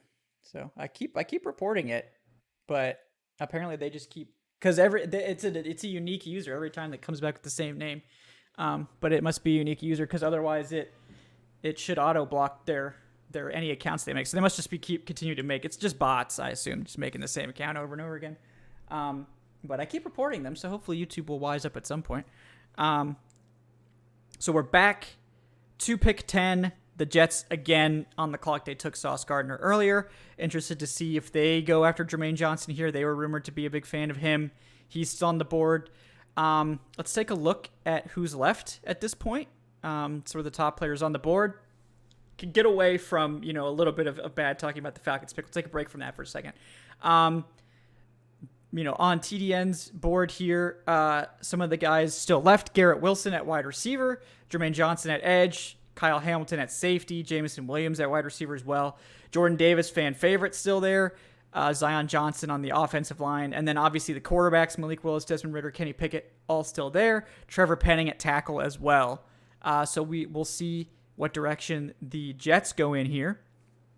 I think it's big that the Saints aren't going to get one of the top 3 tackles. I think that's what they were hoping for with one of their picks. And now they sort of have to either reach on Trevor Penning or they're not getting a tackle with one of those 2 first-round picks. So that is a positive thing about those top 3 tackles going in the top 10. What do you think, Adnan, about this Jets' second selection? Where do you sort of see them prioritizing? I mean, they could go after Penning here. They could go after Jermaine Johnson, I think. They'll be Johnson. Or a receiver. They were rumored to be interested in Debo, right? So. Yeah, I mean, who knows? Maybe. Well, I don't think this pick is getting traded for Debo. Yeah, I think Johnson's the pick here. Yeah. I that's where I would go. I wouldn't be shocked if they go receiver 2. I wonder if they're like, this is where the receiver run starts. Like the Falcons did pull the trigger, and now everyone's panicking about receiver. I think there were rumors that we could see like 4 go in the top 13 picks. Like if the Falcons went at 8, then it could start like sort of a cascade effect of all these teams taking wide receivers. So I'm interested to see who the Jets pick. We will get that pick for you guys here soon. Once it's been officially announced, we're going to try not to spoil the picks if at all possible. We're going to have also, guys, Alan Stirk joining us here shortly once he's free of his other responsibilities to come on and talk about the pick. Alan Stirk famously predicted Drake London to the Falcons in our final predictions, I believe. So he's actually a fan of the pick, so we will get a positive spin on the pick in here. I did threaten to fight him if Drake London was the pick, so we might have to throw hands on this podcast, ladies and gentlemen. But no, Alan's great. He's great, and I think it would be, as down as we are on the selection, not the player. Like, I don't want this to be let's dunk on Drake London, because it's not fair to him. Drake London's a good player. I hope he's a great player for the Falcons to justify this pick. And, we'll go from there. But we will see there. Let's see what the Jets selection is. It is Garrett Wilson from Ohio State. So it is the receiver coming off the board. So maybe I'm speaking this wide receiver run into existence. Yeah, it's not a bad pick. No. Yeah, not for the Jets. They have their quarterback. They need to give Wilson. Well, they need to give it's a Wilson to Wilson connection. Wilson to Wilson connection. They need to give Zach Wilson some weapons, and they have Elijah Moore. This is a nice little pick for the Jets. They got Sauce Gardner. It's a nice draft for them. Personally, I like the Giants draft much better, but it's not bad. Yeah, I can already see you getting ready for the fisticuffs, Alan. Yeah. I'm just. I know you are not thrilled whatsoever. No, but I did want to get some positivity on here. So why don't you tell us why you're actually? I believe you said you were like a fan of the pick. Obviously, we're all fans of the players. I mean, he was my wide receiver 1. So yeah, I don't like it for the Falcons necessarily, but why don't you inject some positivity in here with your takes on Drake London? I just think one of the most frustrating things watching the offense last year was just seeing, and this is just Arthur Smith now because, look, he's going to run the offense the way he is. It's just seeing how Calvin Ridley was used. I know Calvin Ridley's total non-factor now, but he was being used just like A.J. Brown, which made zero sense. But that was kind of you saw the slants, you saw the in-break around, saw the digs. It was just something where it's Matt Ryan would run a quick play action and really go across the middle of the field. And as you know, really kind of afraid of contact, not that effective across the middle of the field. And the more you watch, it's just this team needs a big-bodied receiver. And look, we all love Kyle Pitts, but you can't totally depend on Kyle Pitts on the outside. You got to move him around in formations. That's how he's going to be most effective. So my whole, viewpoint was, not what they picked because I think I'm not overly thrilled about it, but it's this team desperately, whether it's a second round, third round, they just have to get a receiver that's at least a big body. Because if you watch those Tennessee teams, A.J. Brown, Corey Davis, those are big bodies. And there's a reason why. Just traded up. Yeah, I don't want to interrupt you. The Saints did just trade up. We'll get to that in a second, but finish your thought. Oh boy. Let me finish because the takes definitely be firing soon. Maybe they're going. Especially if they're trading for Kenny Pickett. Oh boy. But if only Aaron was here. But I think that's one of the reasons why I guess I'm pro pick because look, say we want about London, he is a big body. He does make contested catches. I do worry how much he could separate, but then again, I know at USC he didn't have necessarily the greatest supporting cast. So, I do think there's positives. It's just this team, it's just the receiver position, such a premium position now where you get so much talent in the second, third round. That's why there's frustration behind it. But this, I think the biggest positive I could just say is that they definitely need a big body receiver, and at least he is that player. Yeah, I agree. And before we talk about the Saints trade up, this was why I had him circled. This was my wide receiver 1. This is the guy I thought fit for the Falcons more than anybody else. He fits their type. Arthur Smith has a type. People might want to pretend that he doesn't have a type. He's got a type. He's got a type at running back. He's got a type in that he loves tight ends, and he loves big-bodied receivers that are totally unafraid of physicality. They're unafraid of run after the catch stuff, and that's what Drake London is. He offers that. So that, to me, from that standpoint, he was always the one that I sort of thought they would take. But let's move on. The Saints have traded up. So, guys, is it for a quarterback? Is it for a wide receiver? I don't think it's for Trevor Penning, but maybe it could be. What do you guys think? It could be Malik Willis. It could be. Don't you put that on me, okay? We're not going to even entertain that, okay? The last time this happened, we thought they were trading up for Lamar Jackson. Okay? Yeah, I was going to make the reference. Yeah, and they didn't do that. So I'm going to pretend that they're not going to do that too. But I mean, I am concerned. That is in the back of my mind. No, I am a little bit worried about that. But I mean, I'm concerned about a lot of different moves right now. Jermaine Johnson will be a good pick for them, opposite of Cam Jordan. Yeah, they have Davenport still, so maybe they don't go that route. Kyle Hamilton will be a really good pick. They did just lose Marcus Williams. Yeah, that's true. Yeah. Man, so the Saints are really mortgaging it right now. That they made all those picks with the Eagles last year, sacrificing a lot of next year's draft class. And then they traded up again. So, they're probably giving up a day 2 pick this year, I would imagine, to get up whatever 5 or 6 spots it was. Man, the Saints trading up to take a pass rusher for what, the second time last 5 years would be kind of... That would fit I their don't know about mold. hilarious, but it would be kind of odd because, look, Davenport is a good player, but first not round, too like, first good. Not too Yeah, first good. Don't get me wrong.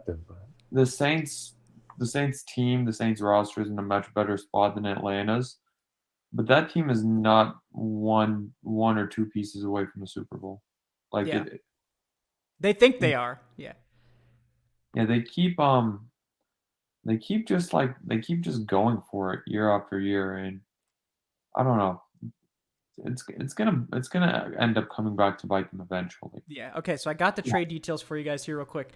The Washington got 1698, which is the Saints' 3rd rounder, and 120, the Saints' 4th rounder.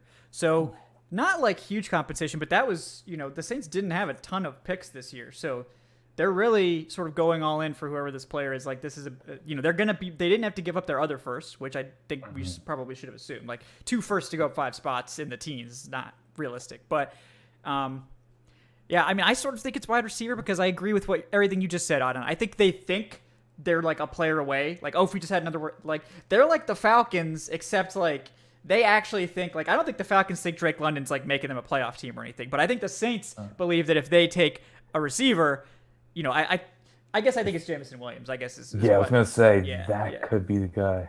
Yeah, and it could be in that mold of the Saints panicking at 2 wide receivers being taken. Yep.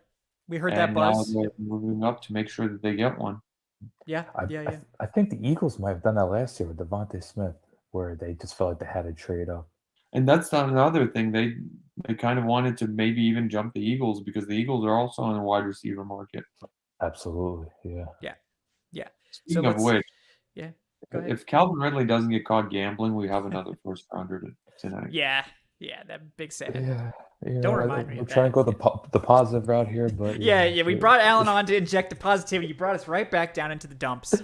We're awaiting. The pick is in for New Orleans. We're awaiting the announcement. It has been announced on Twitter, but we're gonna wait for the official announcement, guys. I know some of you are waiting with bated breath at home. We want to respect that. And like I said, if you don't want to have the pick spoiled in the chat, because I know people are gonna talk about it, I can't really manage that. Just go to full screen when you're watching, and you don't see the chat on the side. So you could just go to full screen if you want to avoid the chat when the picks are like right about to come out. Again, while we wait for this pick to come in, guys, thank you so much, everyone, for tuning in. We've got like 350 people here. This is awesome. This is by far our biggest draft party. Just to really appreciate everyone hanging out with us. And please like and subscribe. Yeah. Is that Tony? What is? Oh no! See, this is the most disappointing thing right now. Oh my god! Yeah, this is just NFL probably announcing some charity thing. Yeah, probably. Yeah.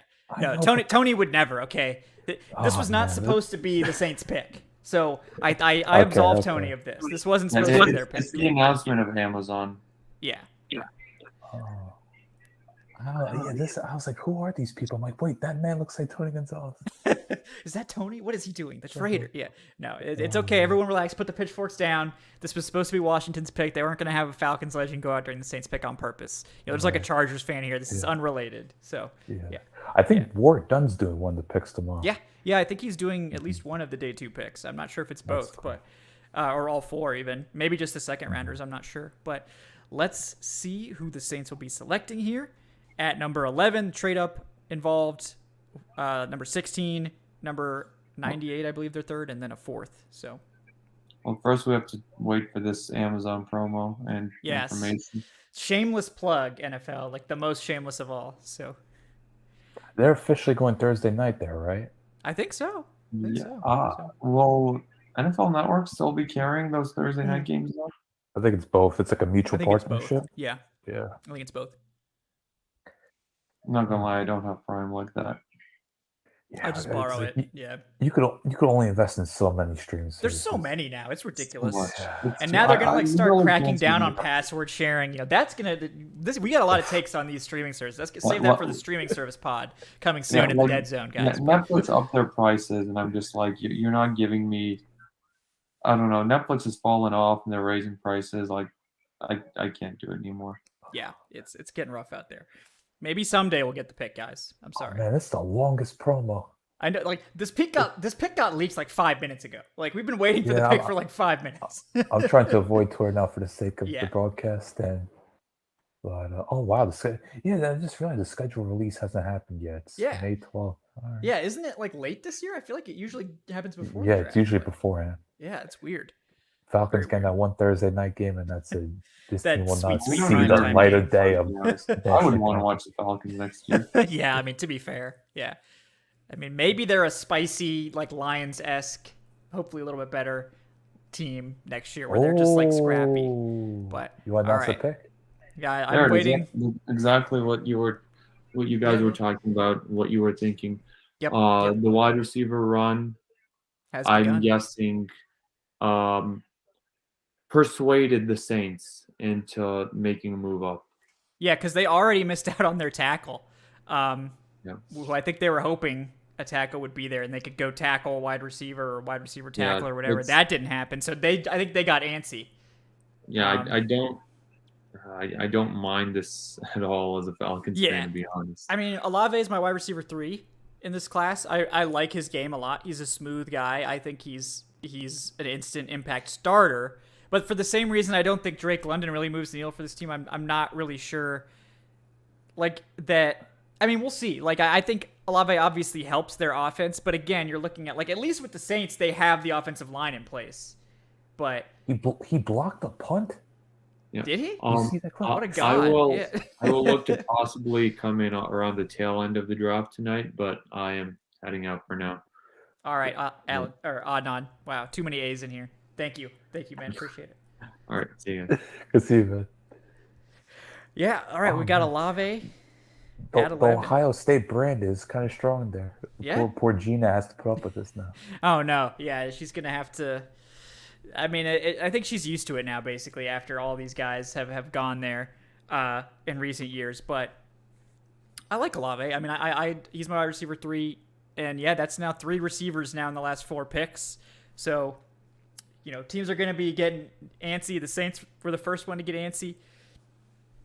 I guess I don't blame them, but it's like, I don't know. Like, I don't know that the Vikings were necessarily going to take one. I don't know that the Texans were really going to take one. I mean, I don't know that the Ravens were. I mean, I guess the team you'd be trading in front of is like the Eagles at 15. Right. And I guess if they were really like wanting Olave, Detroit has traded up now from. Detroit now has the 12th pick. They trade all the way up from 32. Dan Campbell's on his 6th shot of espresso, just ready to go. He's just pumped, man. He's got like a kneecap. He's just ready to bite that thing. Go. I mean, I wonder what they're targeting. Quarterback? I mean, they were rumored to love Malik Willis. That would be very bold at this point. That would be spicy. That'd be really spicy. I don't know if that's the route they'll go. They got Aiden Hutchinson. Let's see who else is on the board here. I mean, it's probably not going to be Jermaine Johnson. I mean, maybe you could see Kyle Hamilton, Jordan Davis, Jameson. Jordan Davis does seem like a Dan Campbell pick, like big time. Yeah. But to me, it's just like this team is in such a rebuild mode. Like, why make such a move now? Like, why move so promptly? So to me, they're having to do something that's over the top. Yeah, I agree. I mean, I think they're a good team for Malik. Like, I think that he fits what they want to do. I think he stylistically fits in with Dan Campbell and that whole team and sort of where they are. And, like, they're not going to force him onto the field. They've got Goff. And, like, if Goff is terrible, you can play Malik Willis. It's like, you know, if they're already, like, 0-6, put Malik in. There's no pressure. You know, it's sort of like go out there and get your reps. Right. And I would also like that because it keeps him away from the Saints. So, would you agree that Willis needs, like, a year just to learn? Or do you think he could eventually play, like, November, December? Because to me, from here, he's a bit of a project. Malik? Yeah. I mean, it just depends on what you want. Like, I think if you sort of craft your offense to what he does best, like sort of what the Eagles do with Jalen Hurts in his rookie year, I think he can play like somewhat soon. I mean, I don't know that I'd throw him in there week 1, but you know, I think if you were going to accentuate the run game, the RPO stuff, let him just, you know, run heavy offense, let him launch that ball deep off play action, do some RPO stuff, that sort of thing. Like, I think he can play, and I think he has a high floor in that sort of system. I think if you're wanting to execute like a full pro style offense, it's going to take a little while. Like, I think, you know, you're probably not wanting to just throw him in there immediately, but it just depends on how much you're willing to sort of build your offense around Malik. Because if you're willing to do that, I think he can start more than quickly. All right, here's the trade details. Lions and Vikings. Lions got 12th overall, and the Vikings second rounder of 46. The Lions traded the 32nd pick, 34, and 66, which, man, I feel like that's not very good compensation for the Vikings. Oh man, Vikings going under. They got a total new regime now. I mean, the Vikings gave up a second in a pick where they went from. Why would they give up that second? That's weird to me. Like, In division rival too. Yeah, like that's odd. That's a weird one. All right, we're getting the pick now, folks. Oh, I think I'm like slightly ahead of you.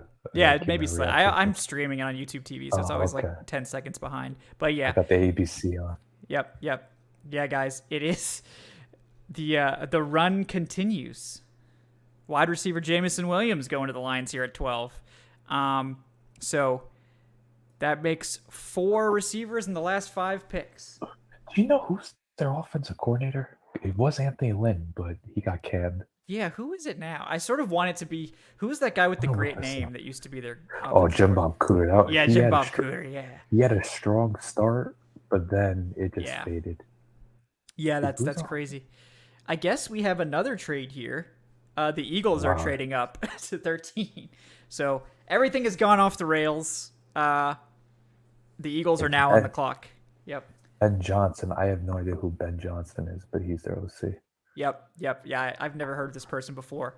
They got fun offense, though. They do. With him and St. Brown, Swift, they got pieces there. They do. Yeah. Yeah, I mean, the only thing, it's just like the Falcons. It's like there's no, like the quarterback's not in place, but, you know, I guess you're hoping that, you know, you can get that next year. But that's probably what the Falcons are hoping too, and a bunch of other teams. He's got some highlight reel. Oh, yeah. Like, he is very, you know. Oof. Yeah. No, I mean, he's got really high upside. Like, I think he's really got the potential to be the best receiver in this class, to be that sort of dynamic speed guy. It's just like, you know, how long do you have to wait to see him? I don't think the Lions care. Like, I don't think the Lions care if he doesn't play until like week 10, you know? Right. So he seems to be moving around just fine right now. So do you think it's worth the trade up? I do, because they got a second round pick back. Like, it was a terrible trade for the Vikings. Like, I don't know what, I mean, assuming that compensation was correct. Man. Howie Roseman, you never know what to expect. Yeah, it could be for anyone. So, I could see Jermaine Johnson just because of how much he loves edge rushers. I think that would make a lot of sense. Let me see who the best players on the board are right now. Jermaine Johnson's still there. Kyle Hamilton, Jordan Davis in play. We know they love those big hog mollies, the Eagles. Zion Johnson, too. You know, they've had some offensive line retirements, so that could be in play potentially. Would you consider Kyle Hamilton falling right now, or you kind of expected this? I think this is a fall for him. I mean, I think this is a little bit of a fall. It's not massive. It's not like shocking to me just because he's a safety. You know, I feel like teams every year overthink it with some of these players. But yeah, I mean, if he falls out of the top 20, then I would definitely consider that a fall. But yeah, I mean, I think you can maybe tell how cheap the market is for trade-ups like this year based on that Lions pick. That was not a good return for Detroit to drop like 17, 18 spots in the draft. So, I mean, that's questionable in my opinion. But we shall see who the Eagles get here. What odds are that the Falcons trade into the first round? Well, they pull a 2019. I mean, is Desmond Ridder still there, you know, at 28, 29, 30, 31? If the answer is yes, then I mean, I think we were going to be watching for it for sure. If Ridder is not there, I sort of doubt it. I think they like Ridder, but yeah, we'll see. You know, I've been you know, massively wrong about this whole Falcons thing this year. So I would love to know the person who was right. I mean, you predicted it today in our like roundtable, right? Oh, okay. Yeah, I got it. It was just a hunch. Like I don't. Yeah. Like I said, I will never consider myself a big draft analyst. Like you put the work in when it comes to watching tape or anything. But just from the prospects I looked at and the fit, I was just like, I just got a feeling they're gonna go receiver one, which is gonna be wildly unpopular. But Arthur Smith and Terry Fontenot, they've done very much unpopular things over the past year. They've been pretty unafraid of that aspect of it. So, you know, at least we should probably give them some props for that. They really, really do not care what fans think. Right. So I'm curious, what's been like your favorite pick so far outside of like the first pick? Oh, outside of Drake London, of course. Oh, yeah. No, I mean, I think, man, what's the best pick so far? I think the Giants are doing things. Yeah, the Giants overall, I think is the best. Like their two picks. I like their two picks better than the Jets for sure. I mean, I think the Lions getting Aiden Hutchinson and Jameson Williams is a good combo, especially considering they didn't really have to pay that much for the trade up for Jameson Williams. So I like it. I like the Lions and I like the Giants so far. Right. Yeah. I don't feel like there's been any major hiccups yet. Like you haven't seen one major blunder. I know Garrett Wilson's kind of like a polarizing figure, but you kind of expected it. Yeah, I think I would be madder about the Falcons if they took Garrett Wilson at 8. I just didn't like. I know a lot of people were super obsessed with Garrett Wilson, and I don't really see the fit for Atlanta there. You know, like I just don't get that one. But the Falcons clearly didn't either. So. They had their pick and they chose Drake London, which is the one I thought they would take. So, you know, I at least understand, you know, the fit with Drake London. Did you really expect Jermaine Johnson? I did think if he was there that he would be the pick. But it seems like everyone was wrong about Jermaine Johnson. Like everyone got fooled by Jermaine Johnson. Like there was hype he could go as high as 4. I did hear that on the Athletic podcast. Yeah. Yeah. So I mean, it seems like the entire draft media was sort of hoodwinked into thinking everyone was high on Jermaine Johnson, but apparently that's not the case. Yeah. I think when the weeks go on, like I was hearing Jameson Williams top 10. Mm-hmm. Yeah, I remember that too. You get these rumors, and it's just like, okay, what's one we could take with validity, what's not? Right. But exactly. I mean, it's the beauty of draft. Yeah, exactly. So it's you never know what's true. I mean, I guess if the Falcons had taken Jameson Williams, I also wouldn't have been that surprised. The one I would have been surprised by is Garrett Wilson, but I think Jameson Williams, for the same reason the Lions are going after him, it's like maybe this guy is the highest upside of any receiver in this class. You know, that game breaking speed. With London, I think the fit is more obvious, and I think he's just sort of the wide receiver one. Maybe if Jameson's not hurt, maybe he's wide receiver 1. Like if he tests and runs like a 4.25 or something, that may have pushed him above London for people. But as it stands, it seems like that the London fit was better for the Falcons. We're going to get the Eagles pick here in just a second. A lot of small trade-ups tonight. I feel like we're not done either. No. I feel like there's some teams lurking. No, they're lurking. Maybe the Falcons are lurking. That's what everyone needs to stay tuned all the way through the 32nd pick because the Falcons could trade up. There is a chance. So. By the way, real quick, was that the first time you've seen Arthur Smith in a suit? I swear, I don't think I've ever seen Arthur Smith in a suit. He looked very odd. Yeah, no, I think he always wears like half zips and like sweats and like hoodies and that sort of stuff. He seems like a type of guy that's like sort of uncomfortable in suits, which is interesting. A lot of people talk about his like family owning FedEx and all that and business like, but Arthur Smith doesn't really seem like that type of guy. Like he seems sort of uncomfortable in that environment. So, all right. This is the trade details for this Eagles-Texans thing. Eagles move up to 13. The Texans get 15. I think it was 2 4ths and a 5th. So, we're talking about, like, pretty minimal compensation for these trades. So that's... I think Houston's in the 4-year rebuild mode. Yeah. What we got here? All right, let's see. Come on, Eagles. Show me the money. I thought they'd wait till like the second, third round to have guests, but I guess never not. know. Well, they like to draw it out as long as they can. Yeah. They have to get that ad revenue going. All right. Let's see. And then the Ravens will be up next, folks. As far as I know, they're keeping their pick. We're not getting another trade, as far as I know. Because we had 3 straight trades there. So, oh, wow. Yeah, well, George Costanza, unfortunately, he's not going to see his dream come true. The Falcons will not be getting Jordan Davis. Sorry, George. But he will be going to the Eagles with pick 13, defensive tackle Jordan Davis. I think that's a pretty good pick for them. I like that. Man, they're always building up front. I think, did Fletcher Cox go back? I think so. Or he got released. Yeah, I think they thought that the Ravens were going to take Jordan Davis, and that's what we had sort of heard the buzz was as well. So that makes sense for them to go up a spot, trade a couple of late day 3 picks. He is still with them, so not only they're going to get like at least 1 good year of that combo, but like that's a great mentor to have. Yeah. I love that suit. Yeah. Oh. That's fresh. That's a fresh suit right there, man. Those little red streaks going through it. I mean, he was wearing Falcon colors. Very unfortunate. He could also say that he was wearing, UGA colors, so that it's a good cover. But true.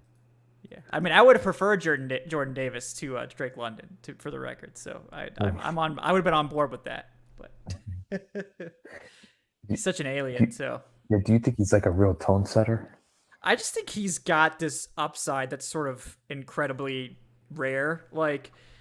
If he does play at like 330, 340 instead of like 360 plus, I think he does have like pass rushing upside. Like I think he's just such a unique, one of a kind player that like I would take a shot. Like if you think you can get that out of him, then go for it. Like I think he can do anything he wants. Like, man, I'd love to know what player could play a 360 at this point without the league is. Yeah, you just got to run too much. But I think if he plays like 330, 340, like he can be the most dynamic player we've ever seen at that sort of way. Yeah. Because I think when he was in Atlanta, Dontari Poe got down to 345. Remember, he got like $500,000 incentives just to make weight. But then when I heard he went to Dallas, he ballooned up to like 365 and they cut him. Yeah. It's crazy. It's crazy. Yeah. That nose tackle life. Yeah. Well, sorry. I guess Soler has rage quit out of anger. Sorry, Soler, unfortunately. But I really appreciate the dollar tip there, buddy. Appreciate that. Yeah, I understand if people are stressed out about the pick. I know we were stressed as well, except for Alan. He's like all in on the picks. I wouldn't say all in. I just, I just expect not. I don't want to use the word disappointment, but I just expect them. I just think this regime is very set on what they're going to do. Kind of like Quinn and Dimitrov, where it's just like I don't think they're most open-minded people.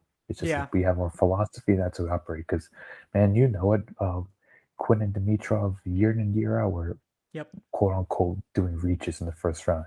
Lindstrom, Terrell, Keanu Neal, like they didn't care about rankings. They're just like, we have our philosophy, and if they meet our measurables and we like the tape, we're going to take them.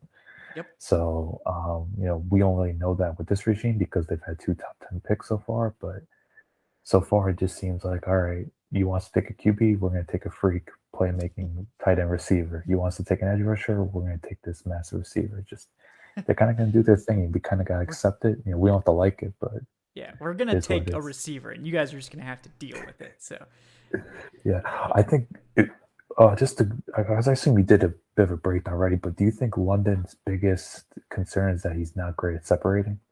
I mean, I think that's what people always go back to, and it's like I think like you need to be able to separate, but like I think he separates well enough. Like I don't think he's an elite He's not Chris Olave, who's gonna like break people's ankles with his routes or anything like that. Like he's not Jameson Williams, who's gonna just outrun everybody in the secondary. But like he gets separation sort of with his nuance. Like I think he actually runs good routes. Like I think his routes are pretty good, and I like this. This was a line from I can't remember who wrote the scouting report at Draft Network, but sort of like guys of his size are sort of graded differently as route runners. Like they should be, because when you're carrying 6'4", 220, it's not the same as like a 5, like Calvin Austin Jr., who's going to be easily moving around and breaking people's ankles. It's a different curve that you're being graded on. And I actually think if you're looking at it like that, I think that he's actually a pretty darn good route runner. And I think he gets separation at the catch point, and that's really the only place that it matters. Like if you can get a foot,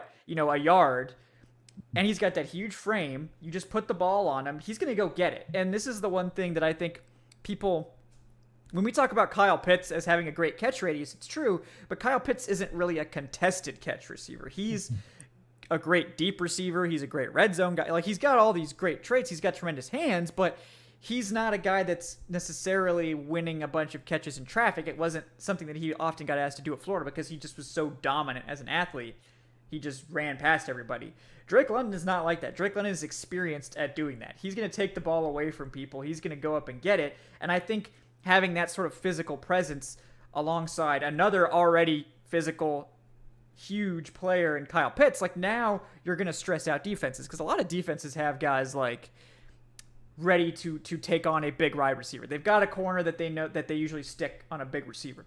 But do they have two? Like, do they have, the Panthers last year had Stephon Gilmore cover Kyle Pitts, but if they have Stephon Gilmore, like, are you putting Dante Jackson on Drake London? Because, Drake London's got 4 inches on Dante Jackson now. So it's like, and he's got those long arms. So I think it stresses out defenses, and I think that's what they're hoping for, is you get that sort of physical, intermediate, short area guy that can give you some run after catch, and he sort of takes those targets in the short to intermediate area, whereas Kyle Pitts can be your home run guy, can be your beater, because if Kyle Pitts is getting 2-3 guys covering him like last year, Drake London's beating single coverage. He eats it up. I mean, it's hard to cover him that way, because you can be, and this is what we're getting at, like, does he create great separation? Not really. But he's catching the ball if he's one-on-one. Like, he's going to beat the defender in a contested catch situation like 8 out of 10 times. It's just, unless you've got like a Jalen Ramsey covering him or something like that. So there you go. Brilliant breakdown. Yeah. There you go. I'm a fan of Drake London. Don't get me wrong. Yeah. It's just, it's just receiver at 8. It's just receiver at 8. All right. Kyle Hamilton, my son, the slide is over. He goes to the Ravens at 14, which is just theft. Yeah, it's just theft.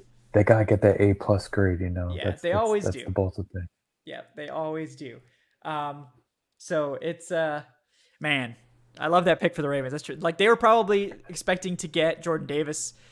The Eagles slyly trade in front of them, and they're like, "That's fine. We'll just take Kyle Hamilton. Who cares?"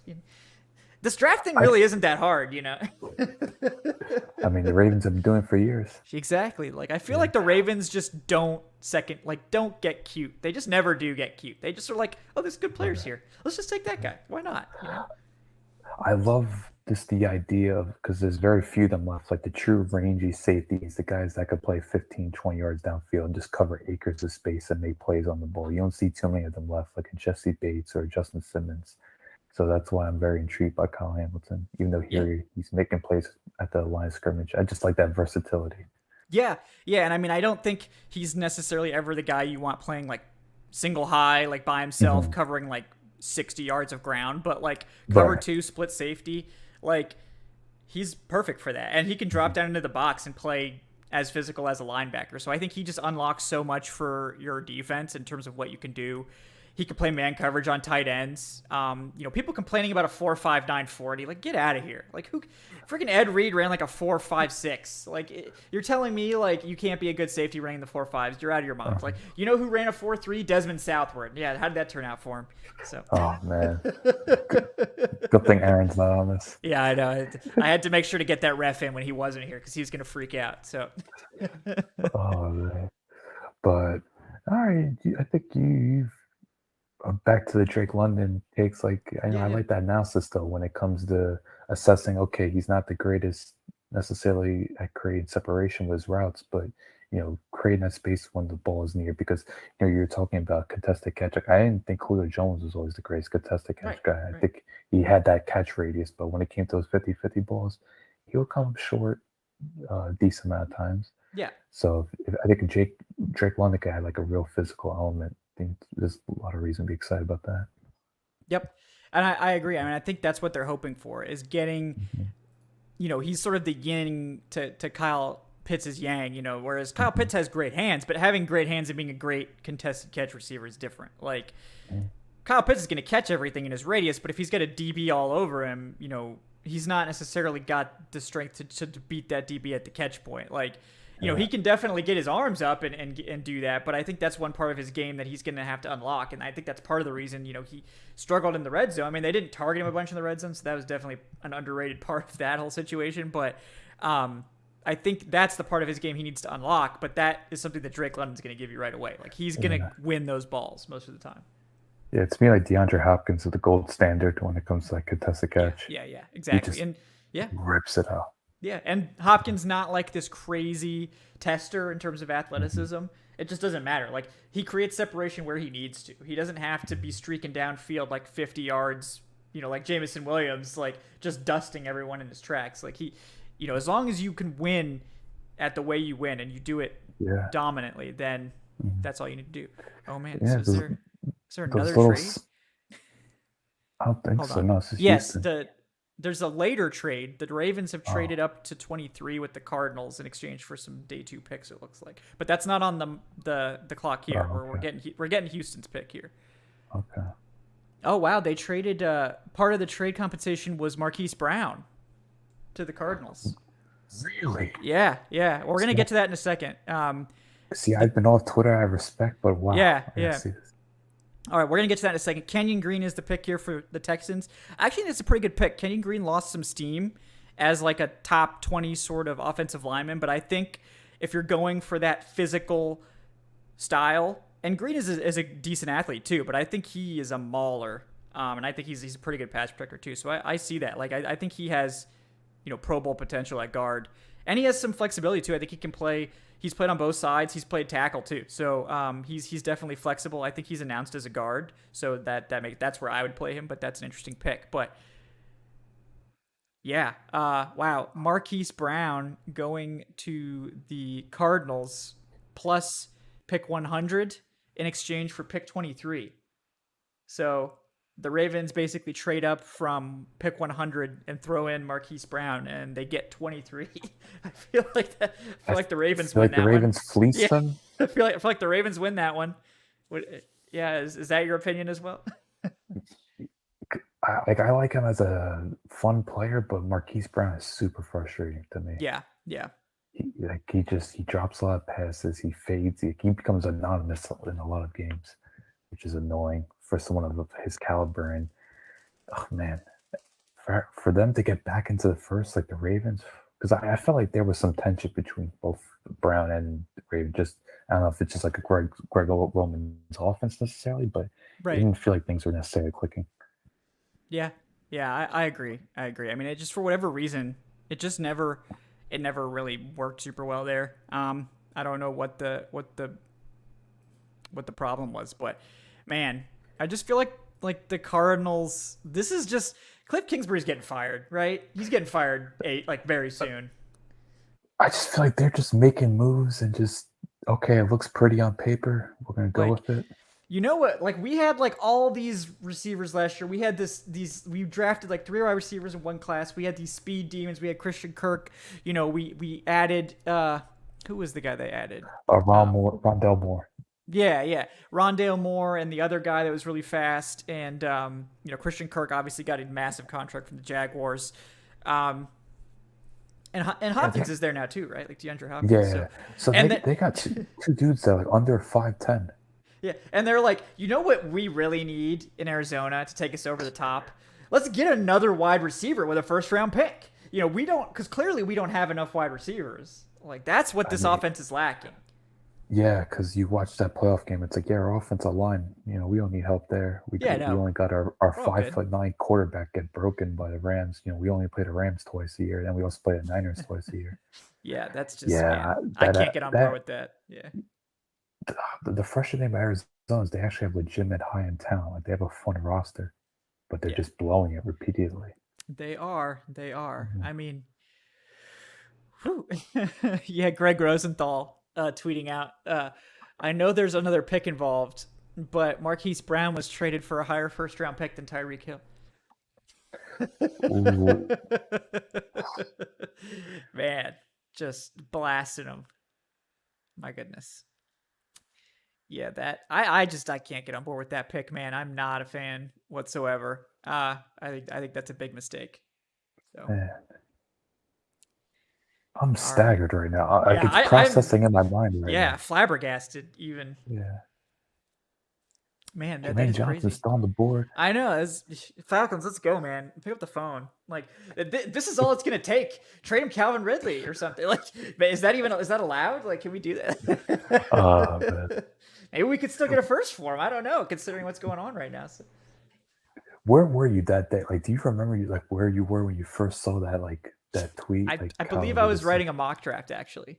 Yeah, I was writing a mock, and I was like, damn, you are fully ingrained in the draft culture. Yeah, I was like, damn, I have to stop writing this mock now and deal with this nonsense. So, yeah. Oh, man, it was. I did like 15 mocks, so it could have been a lot of different times. The odds are, like, if it's a Tuesday, I'm probably writing a mock draft. So, all right. Yeah, because I remember it was like early in the week, like at 4 o'clock. Yeah. It was just weird timing too. And it was like heating up, like a trade was coming. So I thought it was going to be a trade announcement. No. So yeah. All right. Are you used to the Commanders right now, or does it still look awkward? I'm getting there. I just stick with WAS when I refer to Washington, because I am not used to saying Commanders yet. But I like the new logo. I think that's cool. I like the W. I mean, they gotta do some things to get good press at this point. They're just grasping for straws. Like, we just gotta do something good PR wise. Like, whoever's working PR for Washington, I hope you make 6 figures a year. Yeah, they need it. I mean, they deserve more. Yeah, they're just really, really, man. Okay, we got Washington. Maybe someday we'll get Washington's pick. I feel like these picks are taking forever. I see some fireman hats. I see yellow mohawks. Like, man, for a fan base that's been heard so much year after year, they're passionate, man. They're passionate. So yeah, I will say though, worst field by far. I covered Washington, Atlanta in 2018, one of the rare games the Falcons won that I covered, and that field is just yikes. I don't want to be disrespectful, but it's brutal. No, everyone knows. Everyone knows it's the worst stadium in the NFL. I know Washington knows, and they just don't do anything about it. So, because they're apparently, I mean, they should have the money, right? They're stealing from the other owners, so you think they'd have the money, but. And then Jalen Hurts almost had people collapse on him. Oh my God, yeah. I forgot about that. That's crazy. All right, Washington takes Jahan Dotson, another receiver, off the board. Man, I like Jahan Dotson, but wow, he was getting buzzed. Yeah. I'm surprised he's top 20. I thought he would go like 20 to 30 for sure, but like, man, 16. That's pretty crazy. It's pretty crazy. Now, I wonder, are Washington fans going to feel a bit trolling knowing that he kind of sounds like Josh Doxson and how that failed? Yeah, that's true. Yeah, I mean, he's like the anti-Josh Doxson, really. He's just a total different. Yeah, a completely different player. Like, this is the guy that's going to win with separation. Like, I feel like if Jahan Dotson was like 2 inches taller and like 10 pounds heavier, he'd be like wide receiver 1. Like, his tape is really, really good. But he's just 5'11", and like 190, and it's just like so get scared off. Yeah, teams are just like, well, can he be a dominant X? And it's like, no, he's probably going to be your Z guy. You know, you're going to have to play him off the line. You're going to have to maybe get some slot reps for him. But, like, he's really good. Like, he should be good enough to be your wide receiver 1, in my opinion. So to get picked that high, do you kind of have to have, like, a Devontae Smith resume where you have to, like, break college records to be that small but pick that high? Yeah, I mean, it's not as bad. I think Jahan Dotson's, like, heavier, so that helps a little bit. But yeah, I mean, Smith probably is a rare thing. Like, you know, we'll see how Smith goes. Like, I don't think Smith's gonna flame out or anything. But if Smith were to flame out, like, we're not gonna see like that pick again for a while. Like a player of that size. It's just so hard to succeed in the NFL under 170. It's just so hard. Like, because he's about 170, right? Yeah, he's like right on the. I think he was like a little bit over at the combine, and it's like, does he play at 170? I don't know, but okay, yeah, that's an interesting pick. Time for the Chargers to make everyone excited again. Yes. Yeah, that's, you know, I'm trying to decide. Yeah, I'm trying to decide between, because I have to pick a cursed team for the AFC that I'll follow, and, you know, it's either going to be the Chargers or the Bills, so I'm still deciding. Let's see who the Chargers go after here. Okay. When you get the chance, check Schefter. I'm not going to spoil news, but check Schefter's account. Yeah. We got a big bombshell right now. We got big bombshells. All right, yeah. Zion Johnson goes to the Chargers here. That's a great pick. I love Zion. All right, I'm gonna refresh this. I need to know.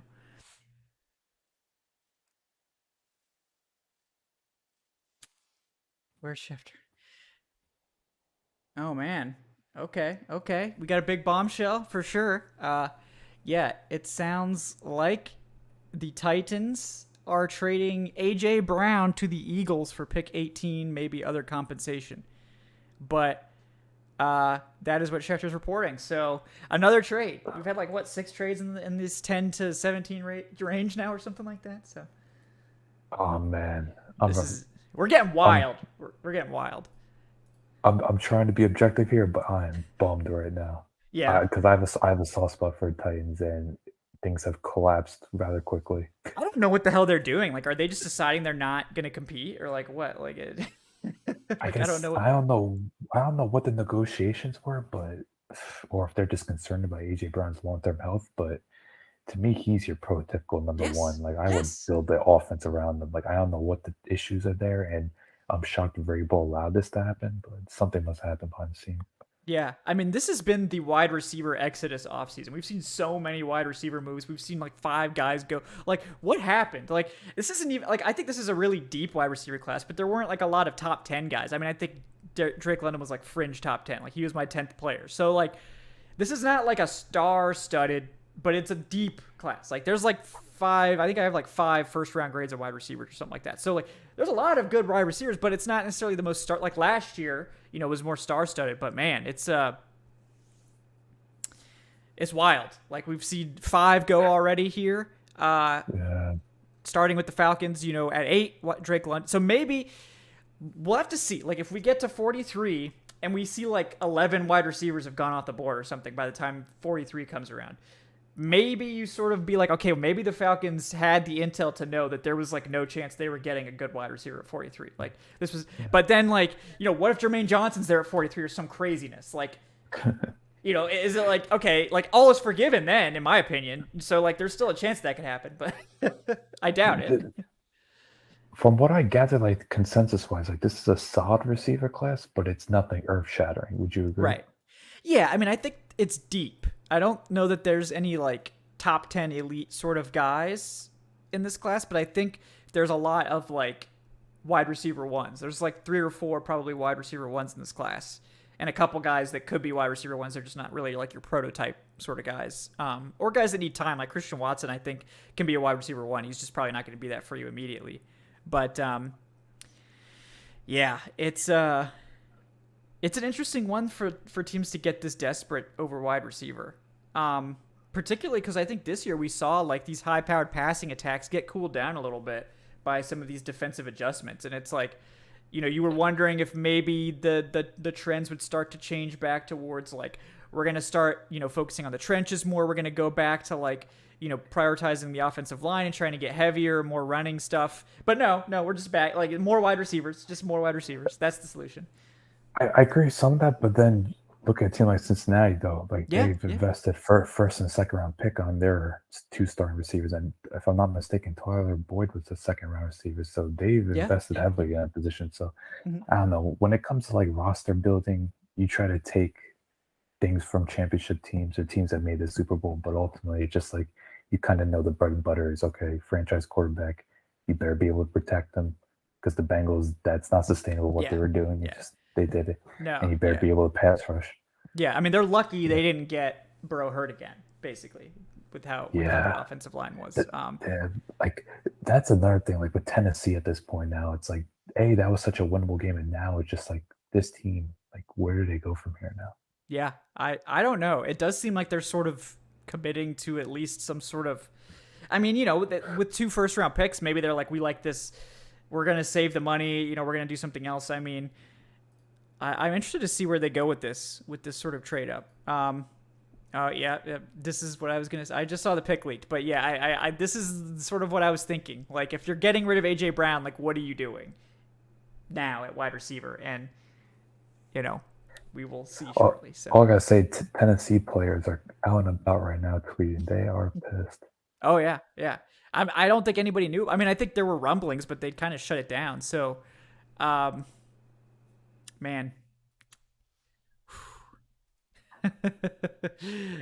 NFL, man, this offseason, can it get crazier? Yeah, and as a part of the deal, AJ Brown's getting a 4-year, $100 million extension with the Eagles. So, $20 million a year. I mean, the perks of not paying a QB heavy money. Yep, there you go. So, yeah, that's an interesting one for sure. Yeah, and we will get the Titans pick officially here shortly. They move on from AJ Brown and perhaps draft someone complimentary, someone who could fill a similar role. We'll drop some breadcrumbs there because they're just really dragging out these picks now. But I gotta hop on a show in a few. I just want to get your thoughts. If you're looking at let's get a little bit into like day 2. What's the focus? Obviously, trench is going to be a topic of discussion, but do you have day 2 prospects that you really got your eyes on? Yeah, I mean, I think we'll have to see who's there, but I think they'll consider like edge would be a top one. Usually wide receivers where I would go, but with wide receiver now, like they really can't, like, don't go wide receiver 43. But I think like trenches, like edge, defensive tackle, offensive line would be high on the list. I think they might consider a quarterback if one falls. Maybe they'll end up trading up for one. We'll see how this shakes out. Like, if Ritter's on the board like really late with how cheap these trade ups have been, I wouldn't be shocked if they can get one done to the Bengals for like a 4th rounder or something from 43. So we'll see. But yeah, the trenches would probably be what I would prioritize. I know it's a weak class for linebacker, but do you think maybe they could push for linebacker? Yeah, I mean, I think if one is there that they like, I think there's generally pretty good value there on day 2. And there's a lot of guys I like, like Nakobe Dean could fall. If Devin Lloyd falls, obviously that's a slam dunk. I know a lot of people like Quay, Walker, Chad Muma, and Leo Chenal a little bit later, too, guys that I like. So yeah, I mean, I think linebacker's in play for sure. Because I don't know, what do you make of Deion Jones' future? Could you see him being moved like in June? Yeah, I could see the post-June 1st there, because I think that that's a good way to clear cap. It's just you have to have 2 to tango with that. Like, they're not going to get a good pick. Like, they might get like a 6th or 7th or something like that for Deion Jones, but it's more about the cap. Yeah. I just don't think he fits Dean P's defense I don't think so either. I'm surprised he hasn't. I'm surprised he didn't get traded at the beginning of the offseason. Probably because they didn't have, probably because they didn't have any good offers. So he didn't have a great season this year. So, I mean, when your value's that low, what more can you do? But I think that's one thing people should keep in mind, though, is that linebacker. I think it's kind of falling a bit on the radar, which is kind of understandable given that this team has a laundry list of needs. Yeah, like the needs list is like here to here. Exactly. Like they could really, like, at this point, I think you just go best player available. I think taking a wide receiver at 8 complicates things a little bit. But I think, ultimately, would it shock you at all if they like go wide receiver and then trade up for Ritter. Like, because it's like they're committing to this offensive rebuild then, and it's like, I guess from like a team building standpoint, that makes a little bit more sense to me. And, guys, Traylon Burks goes to the Titans at 18, by the way. So that is a player they've been linked to this whole time, so that is not at all shocking to me. But these wide receivers are clearing out fast, so I think there's a world now where we get to 43, like I said earlier, and it's like we see like 11 wide receivers off the board, and it's like, well, maybe the Falcons really did know that they weren't getting one at 43. So. I want to know who's hitting those prop bets. Man, anybody who hit the over on wide receivers cashed already, probably. So I think that's already 6. I think the over under was 6.5. It might have even been 5.5. I don't know. I think it was 6.5 though. So you're gonna cash. So are you keeping track of your mock? How are you doing? Well, considering that I didn't have Drake London at 8 in any of my mocks, not great. I did have Drake London at a mock where I traded down to like 15. So like I technically did select him at some point for the Falcons, but I do wonder if he still would have been the first receiver off the board if the Falcons didn't take him. I sort of think probably, but I don't know. So it's interesting. Oh man, I want to see who's taking Trevor Penning. Just based on that highlight reel of just what he does, like he's good. Like that, he's so polarizing, and like I think as a run defender, you love it, but as a pass blocker, man, it's ugly. It's pretty ugly right now. So he's got some Harvey Dahl in him. Yeah. But Harvey Dahl got more refined though. That's what people forget about that's Harvey the thing. Dahl. Yeah. So we're gonna get the Saints pick here too. That'll be interesting. The direction they go. I mean, I assume it could be Penning. That's what they do need to tackle like really bad. I wonder if it's it's not gonna be another receiver. Maybe it is a quarterback. Maybe it is somebody else. Pittsburgh's coming up. That's a big one, I would say, right? Yeah, Pittsburgh is like if Malik Willis is still there, I'd be shocked if Pittsburgh doesn't take him. But yeah, I'm interested. I'm very interested to see where the Saints go here. Obviously this matters a lot for the Falcons. So, yeah, I mean, it seems like they knew they had to trade up to get, a receiver, basically. Like, definitely. So did I guess the Lions as well. Yeah, pretty much. So, man.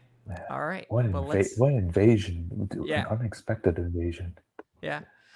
All right. We're gonna see the Saints pick. Not the Paints sick. It'll be the Saints pick. The Paints sick. Yeah. That's gonna work that in sometime. But yeah. I haven't even seen it leaked yet. This is ironclad, this peak. Okay, wait, I think it just got leaked. But have we reached the point in draft where the leaks are gone? I think it's no, I don't think so. I just saw the leak, but I think it's not super early. I think they're going to announce it here in just a minute. But let's see.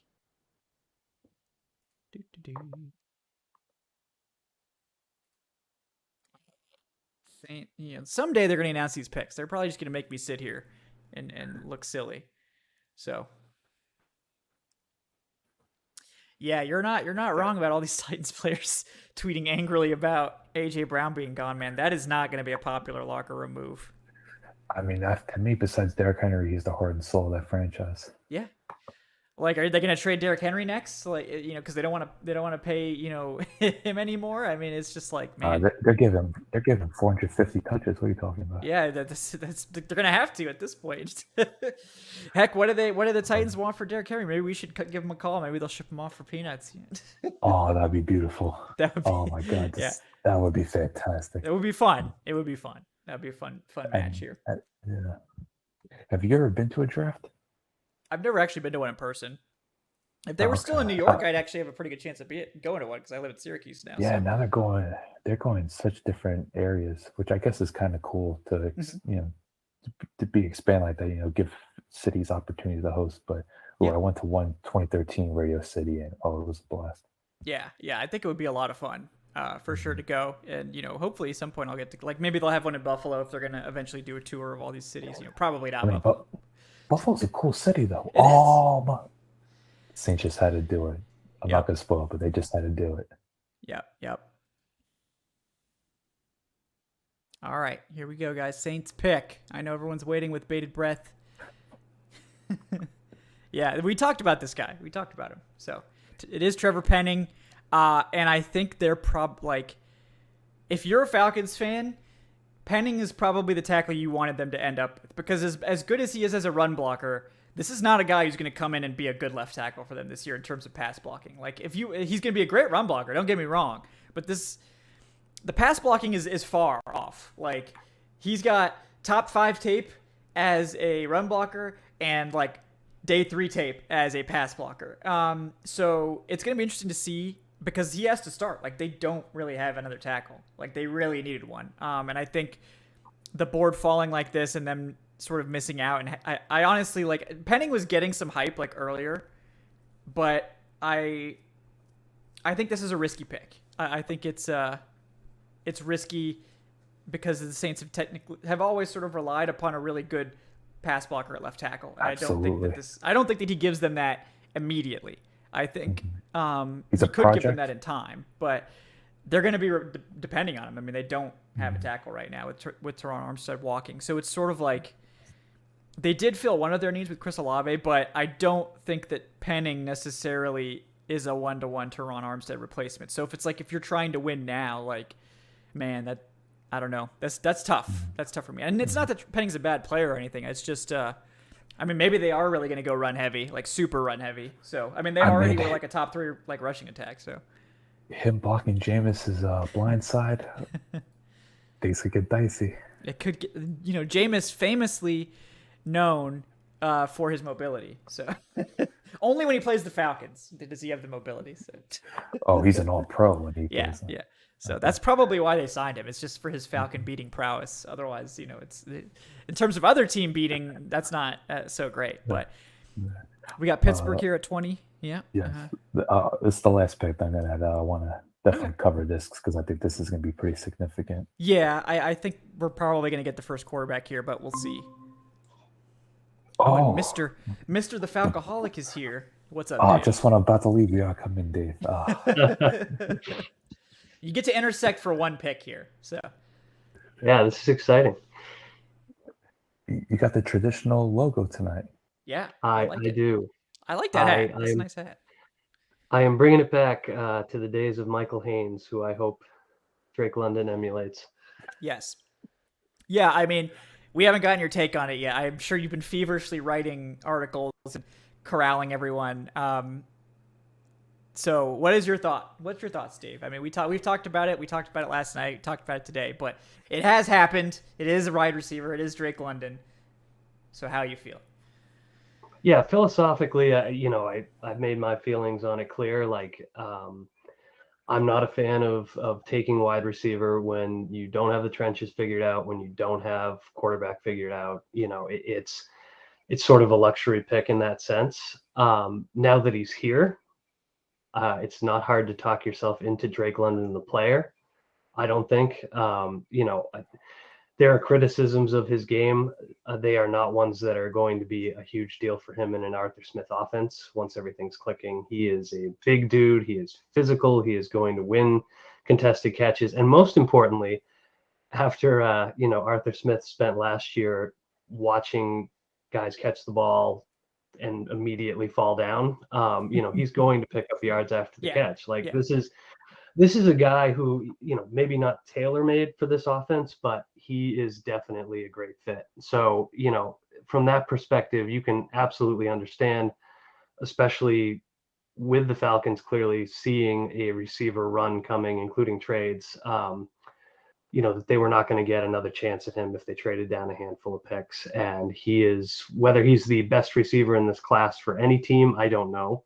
He's probably the best one for this team. No question. So I need to see what the rest of this draft looks like. I need to see that long-term plan at quarterback and how you're going to make the pieces fit on a timeline that makes having London and Pitts as a duo work for you. Right. But if you figure that out, if you get a competent offensive line and you get your long-term option at quarterback, like Pitts and London are going to be fun, man. And even this year with Mariota, like, he can throw some jump balls, and if nothing else, we're going to be entertained by the two of them. And I really very firmly believe that, as long as he stays healthy, London's going to be a great player for the Falcons. So on that hand, like it's a great pick because I think he's going to be a great player. On the like, what is the plan here? I am not any closer to understanding that, and because of that, two weapons in the top 10 in back-to-back years, that's a tough sell for me without seeing how this thing goes. But he's here. I like him as a player. Obviously, I hope he's wildly successful. So we'll see what happens. Yeah. I agree with all that. And, we've dunked on the pick enough. Like, we're going to dunk on the pick some more, I'm sure, in coming days, but you guys don't need to be subjected to endless negativity about it. And we don't want to be, endlessly, have these takes brought up, when Drake London becomes like a all-pro or something like that. And I said this earlier, but Drake London, the player, is not the issue at all. Like, Drake London, the player, is fine. I like Drake London. He's my wide receiver 1. He's my 10th overall player. This is not a massive, reach in terms of draft position for Drake London. It's just philosophically I disagree with taking the wide receiver here. That's what I'm trying to communicate. But in terms of fit, this is the wide receiver they should have taken. This is the one that fits what they want. This is the one that complements Kyle Pitts and does exactly what they need in this offense. So in that way, I'm glad at least they took this one. I would have been a lot more upset if it had been like Garrett Wilson or something like that. I'm just not that high on Garrett Wilson. But all right, Steelers pick. Here we go. This one's going to be spicy, I think. It's going to be pivotal. Yeah. Come on, Goodell. Show me the pick. This guy next to him is hyped. I just want to see Kenny Pickett's name come up. Man, if we need Aaron, we should have had Aaron on here for this just in case. The Pitt connection. Come on. Man, Jermaine Johnson's still on the board. That is wild to me. Wow, we were all hoodwinked. Yeah, everyone. Oh man. After all, you're correct, Alan. You're correct. I'm shocked, honestly. Yeah, guys, it is town hero. Quarterback Kenny Pickett going to Pittsburgh at 20 from Pitt. The man that was compared to Taylor Heineke and Case Keenum just got picked in the first round. I've seen it all. He's still QB1. He started QB1. He finished QB1. We made it, folks.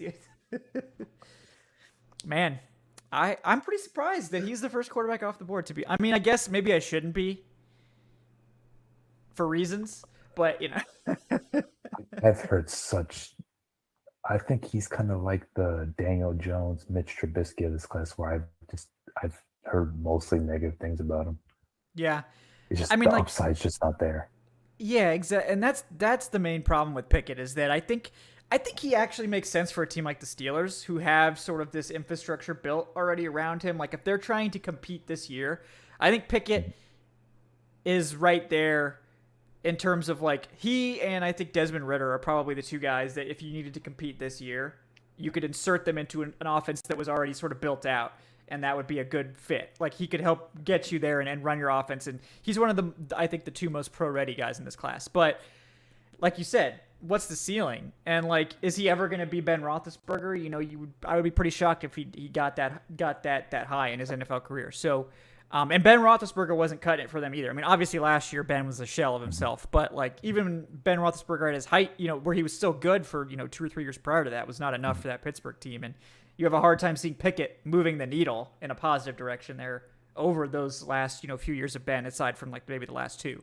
But the last thing for it, and Dave, I want you to hear your thoughts. So, do you think this would now increase the likelihood they might trade up in the first round to get either Willis or Riddler? Do you think Arthur Smith, Terry Fontenot, they're starting to pick up the phone? Yeah, this is a tough one for me because I put down my stake that they are going to draft a quarterback this year. So I have to think it increases the chances if they like Ridder or Willis enough. And you're getting here toward the end of the first round and those guys are available. To me, if you're taking London, and you're saying, wait until next year, we're going to get our quarterback, that's a bit of a tough sell. If you are saying, we took Drake London to set up, Ridder or Willis, and hey, we're going to fill out the rest of the roster in this draft and put these pieces together. That's a pretty compelling argument, I think. Regardless of how you feel about those guys, it's sort of, we know we're getting our guy and we're giving him the weapons to go out there and be successful right away. Also, he's got Jalen Mayfield. So, so Yep. And the Chiefs are now trading up too to 21. So, oh boy, this is going to be interesting. But yes, so to me, like I do think, there's a strong chance that either right at the top of the second or trading up in the first, they're going to go ahead and get that quarterback. And to me, that's, again, fair or not, from my perspective, that's the best way to make the London pick make sense in the here and now. And it's also a great way to set up your quarterback for early success. Like if you solve one of the trouble spots on this offensive line, you have London, you have Pitts, you have Patterson as your weapons. Like for year one, that's pretty solid. So I do think that helps me sort of figure out where they're going with this. And defensively, it's a little bit more of a tough sell, but that's been a tough sell for the Falcons for the better part of 15 years. So I guess I can wait a little bit. Very accurate. Yep. Yeah. Well, Alan, we really appreciate you spending so much time with us. Obviously, you're always welcome. I know you might be busy this weekend, so this might be all we get of you. But thank you so much, guys. Alan Stirk, anything you want to plug before you take off? I just want to let people know, starting in May, I'm going to be trying to do more interviews because we're getting into the quiet part of the offseason. So I'm going to really take a deep dive and see what I could do for features, and hopefully, Kevin, we could do a show here or there. Yeah, absolutely, man. You're always welcome. Yeah, so awesome. Have a good night, guys. Yep, you too. Thanks, man. All right, Dave. It's only two. Aaron said he would be back at some point. For now, it's the two of us. We're back. Kansas City trades up to 21. This has been a wild draft. I mean, you missed all the excitement. You left right before we got our hopes, blasted by Drake London. No offense to Drake London. Drake London's a good player. This isn't about Drake London. This is about, our disappointment with the philosophy. But then like 4 trades happen, like 5 wide receivers go off the board. The Saints trade up, other teams trade up, everybody trades up. My like little pick ticker over here is all messed up because I can't get all these trades to go through to make it work. So it's all wild. It's all bad. But so now we've got another trade here at 21. I mean, while we're waiting for that, what to you so far has been like the biggest surprise to you? Boy, that's a tough one because it's been a surprising night. Let's see. I'm going back and I'm looking at some stuff. I would say the biggest surprise of the night was AJ Brown being traded. Yeah, I agree. That to me, shocking. Yeah. Yeah. Sorry, trailing off here because I'm looking at the list of picks that I may have missed. You're good. I think maybe Dotson at 16. I think overall, given some of the players available, given the quality of guys from my end that were available throughout this, including Jermaine Johnson, who is still falling, I believe. Yep, still on the board. Yeah, he's still going. Like this receiver run, like you have to give the Falcons credit for this. Like they clearly either saw that coming or caused it, right, by picking London. Maybe both. Yeah. Oh, maybe both. And like I like Dotson for sure. Like he's a good fit for the Commanders. I like saying that name out loud. But to me, it's surprising that there was such a run on receivers that like Washington felt like, we got to go get this guy at 16 in the first round. Like that is it. The run on receivers I would not have seen coming to that extent, even with some of the pre-draft reporting that turned out to be very accurate that this was coming. I think that was the biggest surprise to me. I think Pickett to Pittsburgh instead of Willis is a bit of a surprise. Yeah, for sure. Zion Johnson going in the first round, again, a player I liked a lot that I didn't necessarily expect to go as early as he did.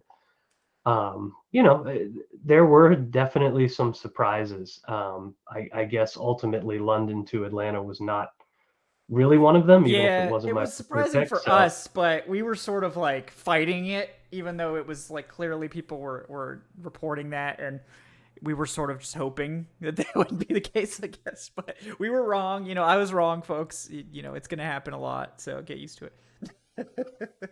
Yeah, I mean, we can we can eat that for sure. But I think, one of the things that I am not going to do sitting here, having learned from, years of experience, and I sort of applied this to Terrell too. I was very much like, I did not see the Terrell pick or the Lindstrom pick really coming, but I was like, all right, clearly they see something they love in these guys. Let's give it a chance to work out. I'm going to be the exact same way with London, except I think I like London more out of the gate than either of those players. And so, you don't have to love it, but you do have to say, let's see how it goes. So exactly. I do think I said this on Twitter a little while ago, but I am totally in favor of the Falcons now turning this thing over to like nothing but 6'5" guys, jump balls all day long, like make other teams draft tall cornerbacks just to keep up. Let's really lean in on it. Yeah, I agree. And the draft's about to get wild. I think we're officially on Falcons trade up watch with Willis and Ritter on the board. I think it's probably going to be a little bit later than this. I think 25 and later maybe is where it really gets, there's potential. The longer those two stay on the board, the more likely I think it is to happen. And we just saw all it took for Kansas City to get up 9 spots, I think, or 8 spots with the Patriots in the first round was a third and a fourth. So 43 to 31, 12 spots, most of those second round picks. The compensation for that could be a fourth. We might not be talking about, the trades have not been egregious this year. Like the pricing for these trade downs and trade ups it's not been huge numbers of draft picks flying around. So the cheaper that compensation gets, the more likely it is to happen. So, I mean, I think it's there's a legit shot. So, and I'm not just saying that to keep everyone on the stream until the 32nd pick has happened. That's not the only reason. I would like it if you guys would stay. That would be nice. But, you don't have to. You're just, if the Falcons trade up, I guess, you just miss out on that. So that's on you. But, Dave, would you mind terribly if I stepped out for a second? Can you hold this down for just a couple minutes? Yeah, no, I got it. So all right, perfect. Appreciate that. I have to get more booze. I've run dry. So. Oh, absolutely. Yeah, it's very important. So. Be right back, guys. Thank you, Dave. Yeah, so I'm gonna soliloquy over here, I guess, for a little bit and say,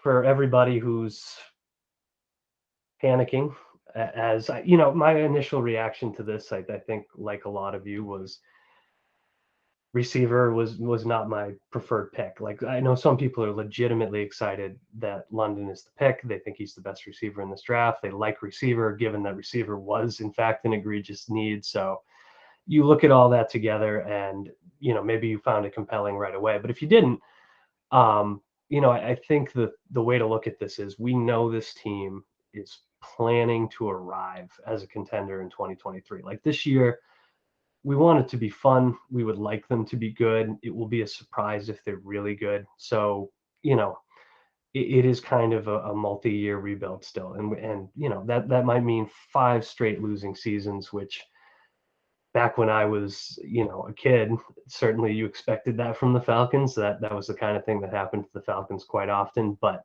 in the here and now, it's obviously a long, long time to go without seeing any kind of success. But, if you're looking at this as you're going to give your next great quarterback, and you have to have a plan to get him, right? A couple of great weapons, and you're looking at using this draft class, the next draft class, and hopefully what's going to be a much improved 2021 class to give yourself that foundation. I think London will probably work out. I think Pitts is definitely going to work out. I think we just saw glimpses of what he can be last year. And so in the short term, really fun passing game for the Falcons. And in the long term, hopefully you have all the complementary pieces that make a pick like London look brilliant, because, this is a great passing offense with a couple of guys who can pick up a tons of yards after catch. So, we'll see how it plays out.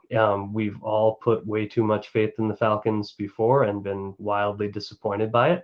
So certainly I'm not going to tell you to put all your eggs in the basket. Don't put your mortgage on the line for a win total in 2022 or 2023.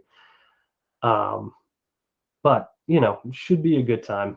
Should be ultimately, I think, a fun team to watch again, which, if you're not going to be great, And again, we would like them to be great sooner than later. Like, fun is a decent substitute. And I think you think back to last year, even where they had so many frustrating losses against contenders. Like, what were the fun moments? It was those games where Pitts or Patterson, who are these big physical guys capable of doing amazing things after the catch. We're making these fantastic plays, and they just added potentially another guy who can do that. So, give London the time he needs to be successful, and we'll see how it goes. Don't count on the Falcons, putting this whole thing together in a super compelling way this year or even next year, but we'll see how the rest of the draft plays out. All right. I am back, Dave. Thank you for holding it down. Absolutely. I'm hoping that I did not scare everybody away. No, we're good. The numbers are solid. Numbers are solid. So we're all good. Yeah. Yeah. All right. I guess it was Quay Walker for the Packers here, I believe.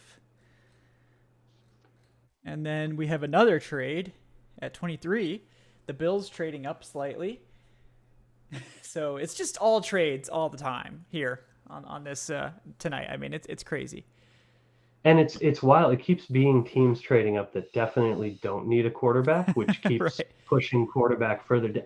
Like, honestly, I really thought, because we've seen it countless times before, where teams talk themselves into this quarterback class. They've done it with a bunch of mediocre classes in the past. You look at, what the Bears did with Mitch Trubisky. So, like, the fact that Pickett fell as far as he did, and he was the first one off the board, and that we might get to the end of the first round here and still have talented quarterbacks, out there. Like, it's a favorable situation for Atlanta if they like this class at all. If they don't, then it doesn't matter, and we don't know ultimately. But I do like the fact that they will appear to have the option to move up and get somebody. Yeah. I mean, at for this not point, all that much money. Yeah, like every pick sort of that goes by without a quarterback getting taken makes it more likely that they could trade up, because I think it's clear now that they're not necessarily willing to spend premium resources in any of these guys, but every pick that goes by, the amount of resources necessary goes down. So there is going to be a point, I think, where that value standpoint becomes something that they're actually interested in. So we'll have to see when that is, if that occurs. Yeah. And Jermaine Johnson's still on the board. I honestly, what is going on?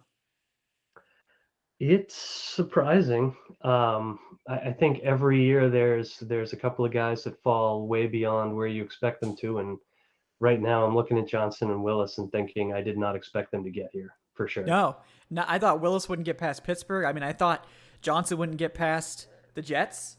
So, and here we are, we are, with both of them still there. The Falcons, I would trade up for Jermaine Johnson. I would do that. Like, it doesn't even have to be a quarterback. Like, go get Jermaine Johnson. I don't think he's not making it to 43. I mean, No. Maybe it'll be one of those weird things where, like, I think I had him in the second round and, like, my, like, week 18 or, like, week 14 mock or something like that. And it's like, oh, yeah, well, that's never going to happen. That was before, he got hype. And then he just somehow still is there at, like, 43. Like, for some reason, he just ends up falling for that. But, man. Well, and it's so hard. Like, you can look back and, like, we're all we all like to have fun trashing each other's takes after the fact, of course, as we should. Like, I'm still eating it for the Matt Ryan take all these years later, as I should be. But it's so hard to tell because it's so inconsistently applied. Like, sometimes teams absolutely fall in love with these guys based on the combine or, the Senior Bowl or whatever it may be. And sometimes they just don't. And you don't know which guys and which years that's going to apply. And so it's always fair to be like, this guy appears to be a riser. All the reporting goes there. And then, maybe one or two times out of every 10, that just simply doesn't happen. And we're seeing it with Johnson, I guess. Yep. Unless the Bills just picked him. I don't know who they got. Nope. No, they're taking Kaiir Elam, as just announced. The cornerback from Florida is the next pick off the board.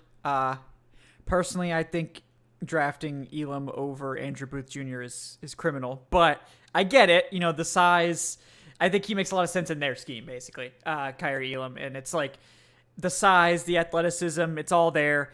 He doesn't tackle, you know, so that's an issue. And his like lateral mobility, I think, is a weakness, but long speed, I think he ran like a 4.39. You know, he's like 6'1", 200. You know, this is like long arms, like prototypical outside guy. Certainly fits a scheme like the Bills. And yeah, I mean, I maybe teams are really scared off by Booth's injury. But that would be another guy that would be a fantastic value if he happens to fall to 43, Andrew Booth. So, I mean, he's my corner too. So, I mean, the tape, there's no denying the tape. I mean, it just depends on how afraid you are of that sports hernia, which I know some people are quite afraid of that, but, you know, we'll have to see. But at this point, you know, Jermaine Johnson, we're just the dream, you know, that's the dream. He's going to make it into range. Yeah. That's definitely going to happen. Well, I certainly see, like, you know, you got Dallas, you got Baltimore, and you got Tennessee as the next 3 picks. Like, you know, quarterback's going to make it. Yep. Through that gauntlet. I mean, maybe Tennessee, you know, surprises, but it's, maybe. Yeah, I am going to be really interested to see if the Falcons are tempted by this, because they certainly have the draft capital. So I think we'll see. You know? Stay tuned. Please stay tuned. Yeah, I'm interested. By to take your call. We're standing by. You know, if anyone that works for the Falcons wants to leak us, you know, some trade details, you know, hit me up. You know, we'll keep it quiet, you know, but we'll hype up the people. You know, we can do that. We can be your hype machine. We can be your smoke screen. We'll help facilitate. You know, we're not above that. We're not above that here at Falcoholic.com. Let's see. The Cowboys are taking their time on the clock with this one. I know they're a popular spot for offensive line.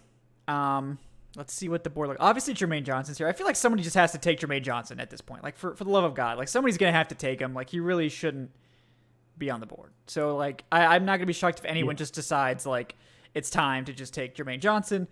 Other than that, though, I mean, Dallas, the quarterbacks don't see it. Devontae Wyatt is definitely a Dallas type of player, too. You know, big, nasty defensive tackle, great athlete. Certainly fits the bill. I mean, I wouldn't take him over Jermaine Johnson, but, you know, Karlaftis, too. I mean, I'd be shocked also if someone takes Karlaftis before Johnson, but it's possible. I know Daxton Hill, the safety, there's been some buzz about him to Dallas as well. You know, top linebacker and Devin Lloyd is still there. Maybe a guy, Linderbaum is there. Man, Boy Mafe, I feel like he could surprise and go ahead of these guys just because people fall in love with the traits. I mean, we just saw Trayvon Walker go number 1 overall. So, Boy Mafe is like the closest thing to Trayvon Walker left in terms of his athleticism. So, there's a lot of different ways this could go. This is interesting. There's still on the clock. I guess maybe they're trying to. Yeah, go ahead. Yeah. No, I was going to say, somebody just said, you know, trade Grady to Dallas, which, first of all, that's offensive. But second of all, you know, I guess we do have to keep an eye out, certainly tonight, definitely tomorrow night, for a possible Jarrett move, if that is in the offing. Still hoping an extension gets done there. But if the Falcons are considering a trade, then I would expect that we would see it by the end of the day tomorrow. So, yep.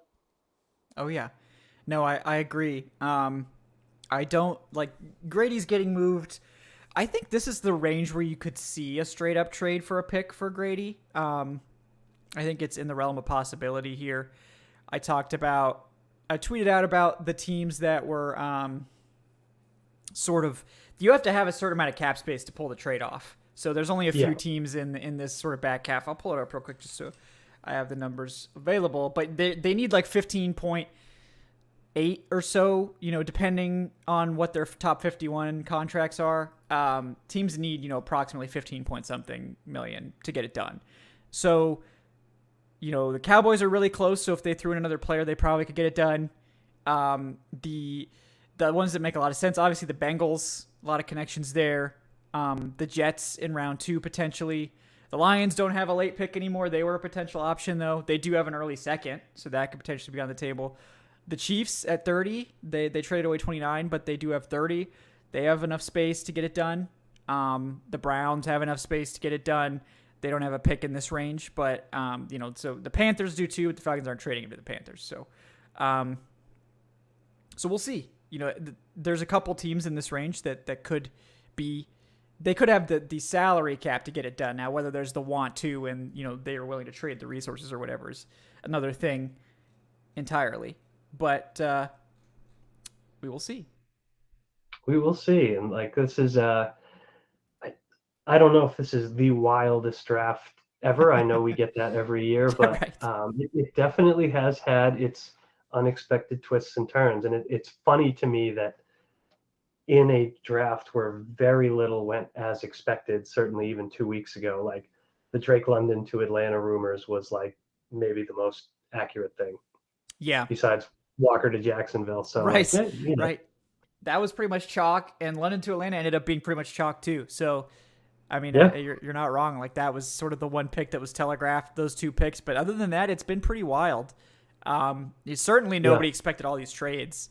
And the pick is in for Dallas. It's Tyler Smith from Tulsa, who I like, but, man, that's pretty early for him. And they're taking him over someone like Linderbaum, who I think has, drastically better tape. So that's an interest. That is very much a Dallas pick. Take the big nasty dude that has bad tape, and we'll coach him up. That's pretty much Dallas's MO with a lot of these guys. So, that's all well and good.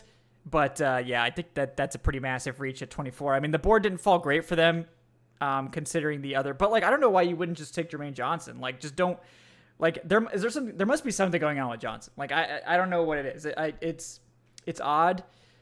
It's really odd that, sometimes you see players that get first round buzz that don't end up going the first round, but top 4 buzz, and then all of a sudden teams are just passing on them at every pick. It's odd to me. So I do wonder if there's something weird going on. I hope not, for Johnson's sake. I hope teams are just dumb enough to let him fall to the Falcons. But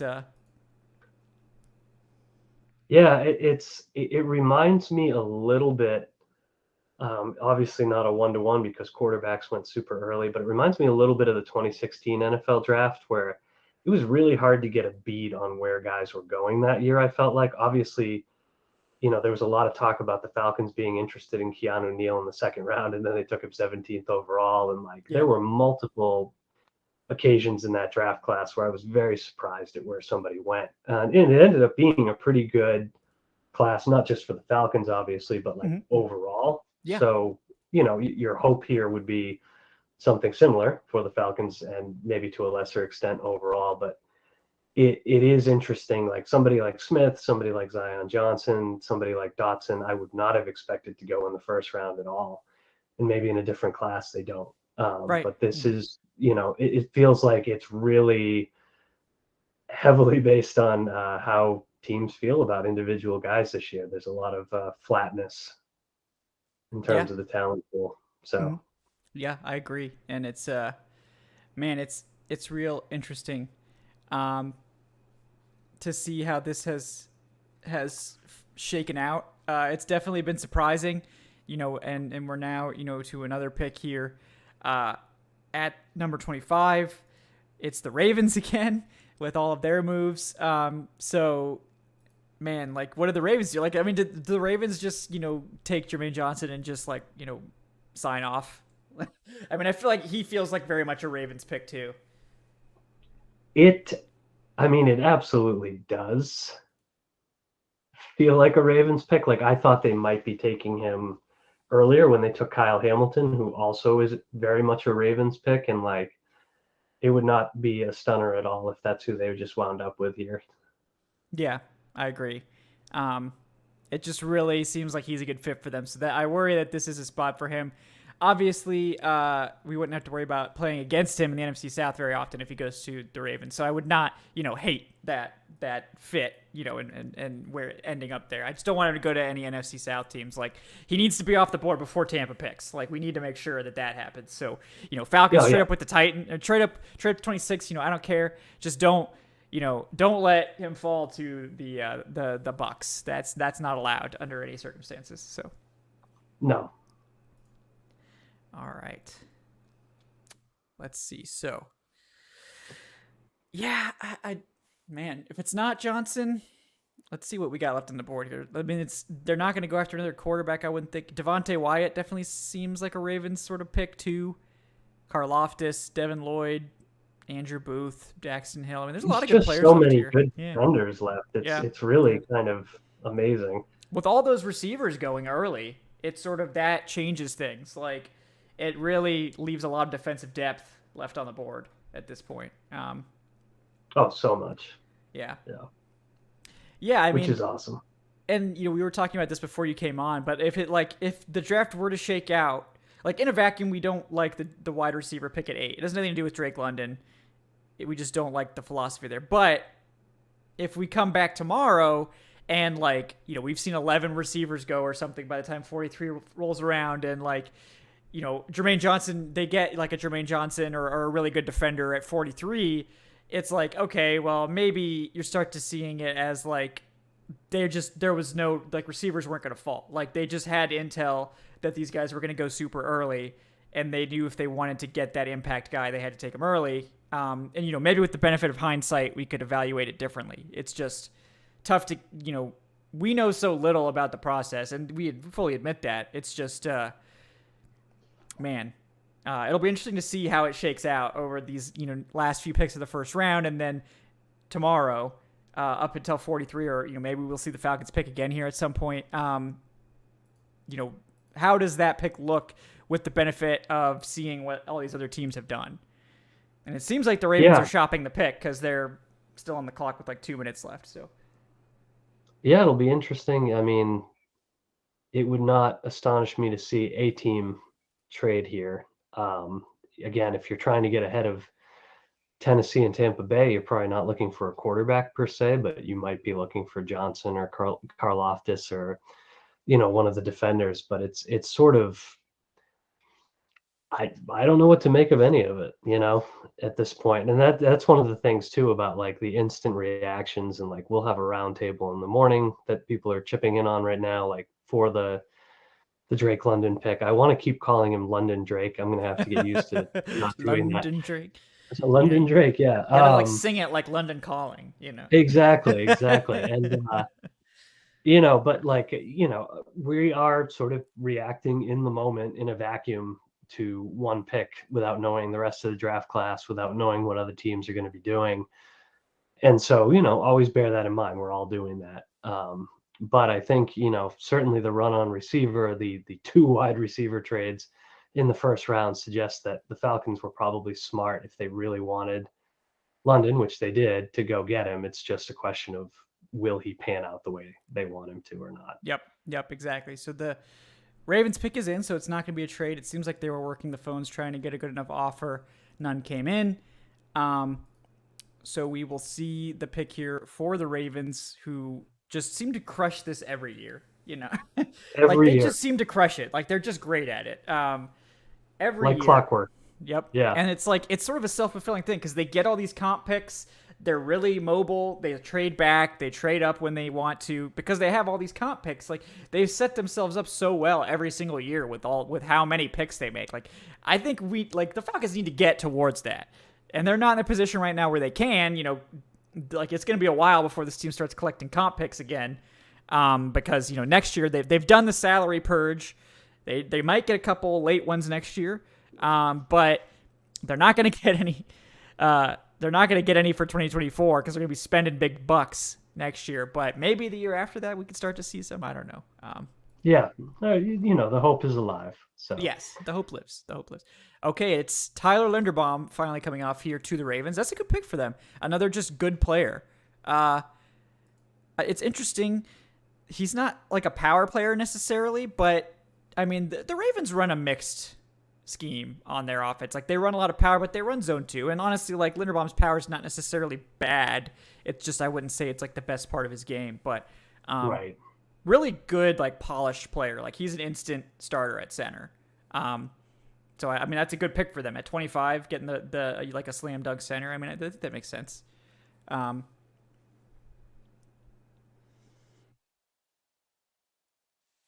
All right, I think we've got another trade. The Jets are on the clock now at 26. So maybe this is where Johnson's going to come off. Maybe, maybe this is that pick. This is another team, trading up that does not need a quarterback. Yep. And Johnson, that was the rumor, right? That the Jets were in on him at 4. So maybe they're in on him. They just actually weren't in on him at 4. It would be funny if it was 24, but we're past that. So yeah. 26 perhaps. Yeah. This is really interesting, though. This is not how I expected much of this to go, but not at all. It's been an entertaining first round. Like, it's definitely not as expected. Certainly, I think it's been keeping us guessing at every step. So I can appreciate that from someone who has to do a show and talk about things, because there's plenty of things to talk about. I mean, these are interesting picks. Oh yeah, there's no lack of things to talk about. So. Yeah. So far so good on that front. Well done, NFL, on the exciting first round situation. And hopefully we'll get the Jets pick soon, because that Ravens pick took forever, man. But they're gonna drag it out. They always do. They love to drag out the draft.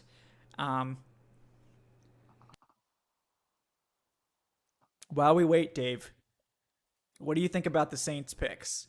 They traded up, obviously, for Chris Olave at 11, and gave up some day 2 ammunition.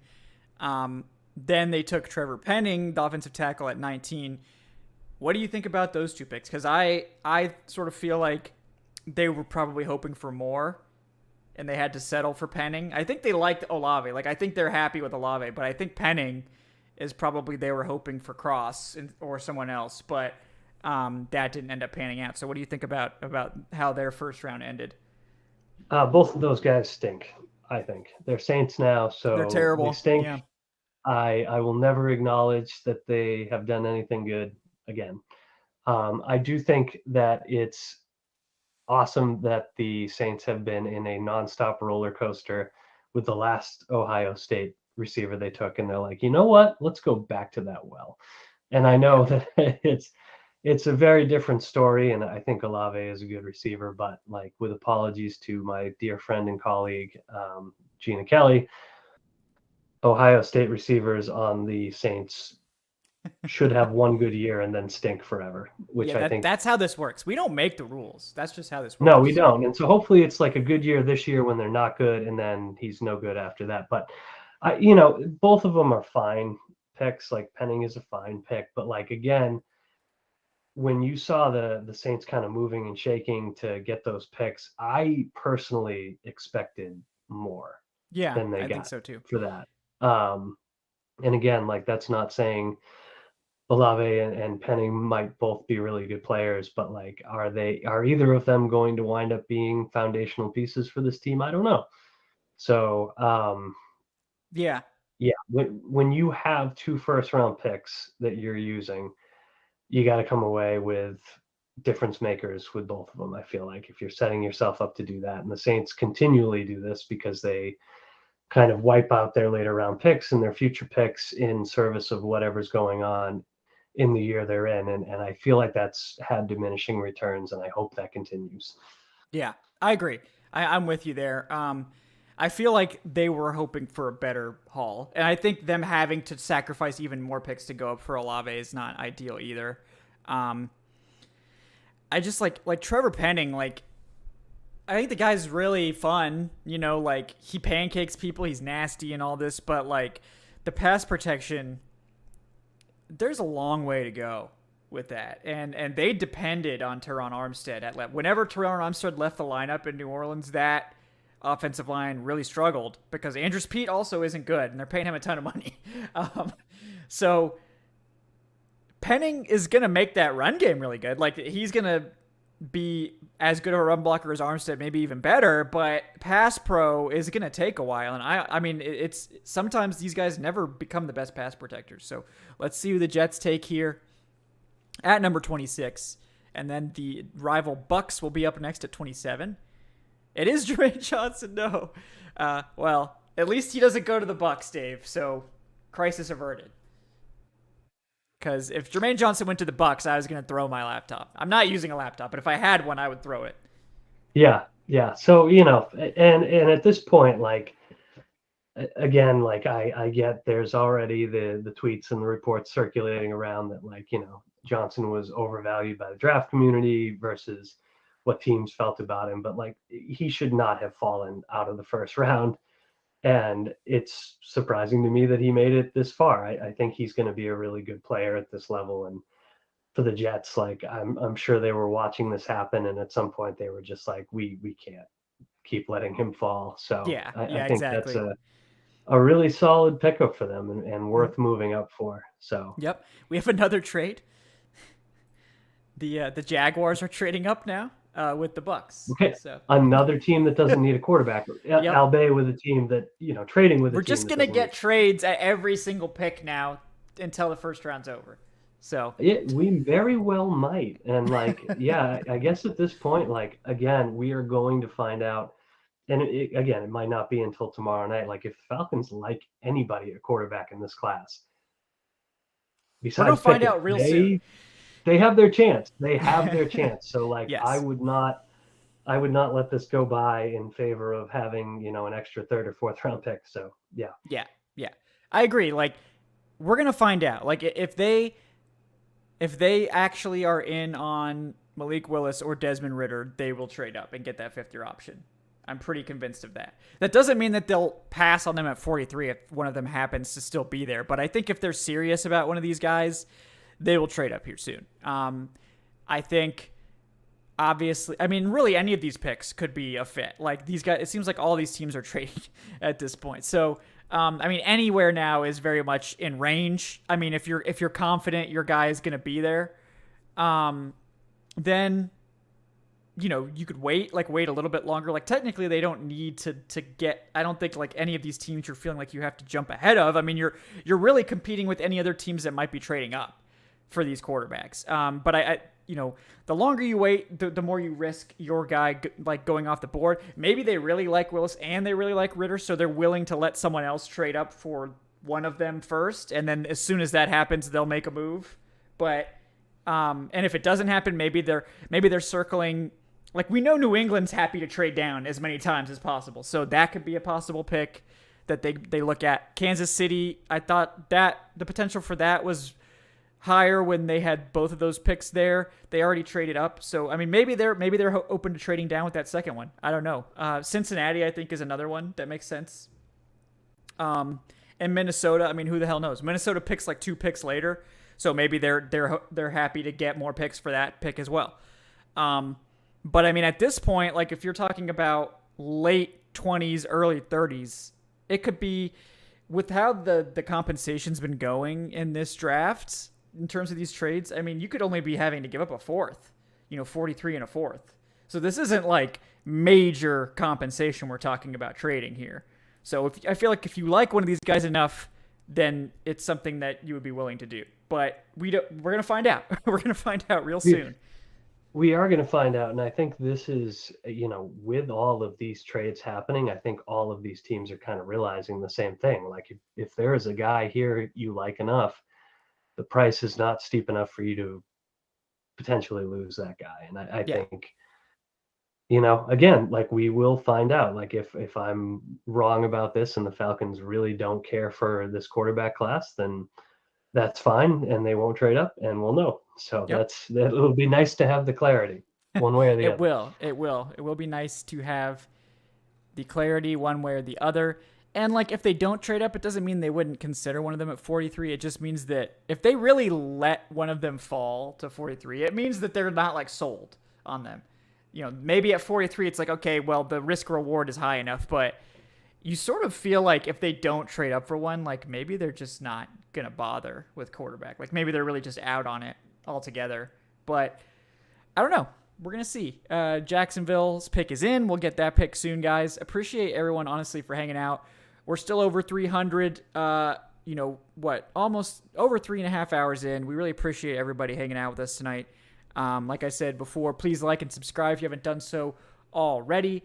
If you've got any takes that you absolutely need us to get off, Apparently I missed George Costanza's, so I'll make sure to get to that one here in a second, but the link to that is in the show description.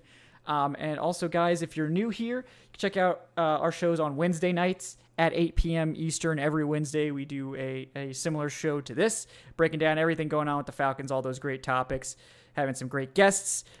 We also are going to be live tomorrow, starting at 7 for day 2, and on Saturday, starting at noon for all of day 3. We'll be here all throughout the draft, so don't worry. We have you covered with the takes, with the analysis, with everything you need.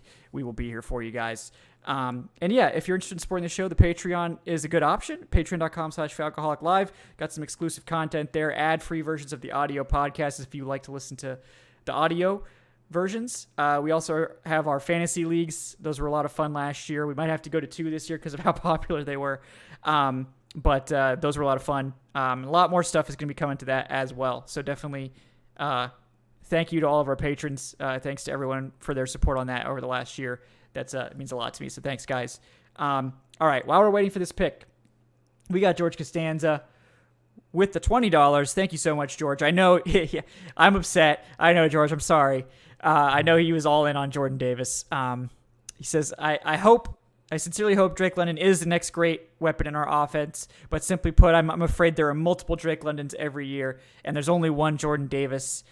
Excited to see the Eagles shut down Dallas next year. Dallas is going to be a monster next to Fletcher Cox. Yeah, I mean, that's a great pick for the Eagles. I'm glad he didn't go to the NFC South, certainly. And, I hope that London turns into this great player because that's what he needs to be to justify the pick. So I hope it happens. I sincerely do.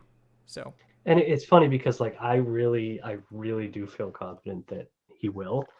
It's just again, are we talking about Drake London being a great receiver for a crappy Falcons team, or are we talking about him being a key piece on a contender? And to me, that's, it'll end up coming down, not as a judgment on London as a player, but it will come down to, did the Falcons make the right pick for their team, and are they actually savvy enough to build this thing up? So that's the big question. And I think the thing that surprised me is how many fans have been kind of skipping by the whole you need to have a franchise quarterback thing.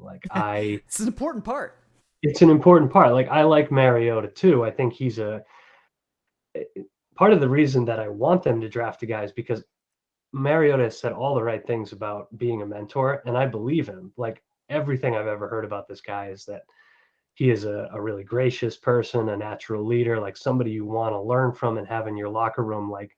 Definitely get a quarterback in to learn from Marcus Mariota while you have him on the roster. To me, that's a no-brainer. But he is not going to be the guy. Again, he got beat out in Tennessee by Ryan Tannehill with Arthur Smith at the helm of that offense. I don't think enough has changed in the intervening years that he is suddenly going to become as good or better than Tannehill. So that's where we're at. We got to be clear-eyed about the fact that getting that franchise quarterback is a difficult thing to do, and it has to happen for this whole thing to work. Yeah, I agree. It doesn't mean that London isn't going to be great. It just means whoever's throwing him the ball, it has to be good for this team to be good. Yeah, I agree. Jaguars take linebacker Devin Lloyd from Utah. My top linebacker, great player. That's a good pick for them. So they get Trayvon Walker and Devin Lloyd, 2 big impact defenders. I think those are some good picks for them. You're hoping obviously that Walker pans out, and I think Lloyd is a good pick there. And it seems like we're maybe going to see the Packers actually make this pick. We're going to see a rare team actually making their first round pick now. I believe that's 9 trades already tonight, which would be the most since 2010 on the first night of the draft, I believe is what is being tweeted out. So yeah, that's interesting. And the first round's not over. We could see more. So could happen. Packers on the clock now, pick 28. And you'd think that's got to be a wide receiver, considering they didn't get one earlier. They went with Quay Walker, which, I don't really, get it. I get people are obsessed with athletic linebackers, I guess. Is this where we see a Christian Watson or a George Pickens go? possibly. Yeah. They really need a receiver, so I sort of think they're going to take a receiver. But, I mean, I don't know. Maybe not. I mean, when's the last time they took a receiver in the first round? I feel like it's been, forever. It's been a long time. So, philosophically, they still seem to not want to do that. But, I mean, you just traded Devontae Adams, so it might be time to reverse that. Yeah, this would be the time to consider that. So,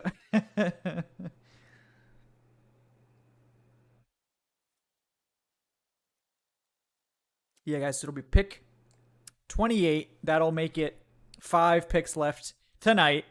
Like I said, we'll be back tomorrow for day 2, rounds 2 and 3. That coverage will be starting at 7 when the draft kicks off. That's going to be another tremendous show for you guys as well. So make sure to check that out. Like I said, subscribe, all that good stuff.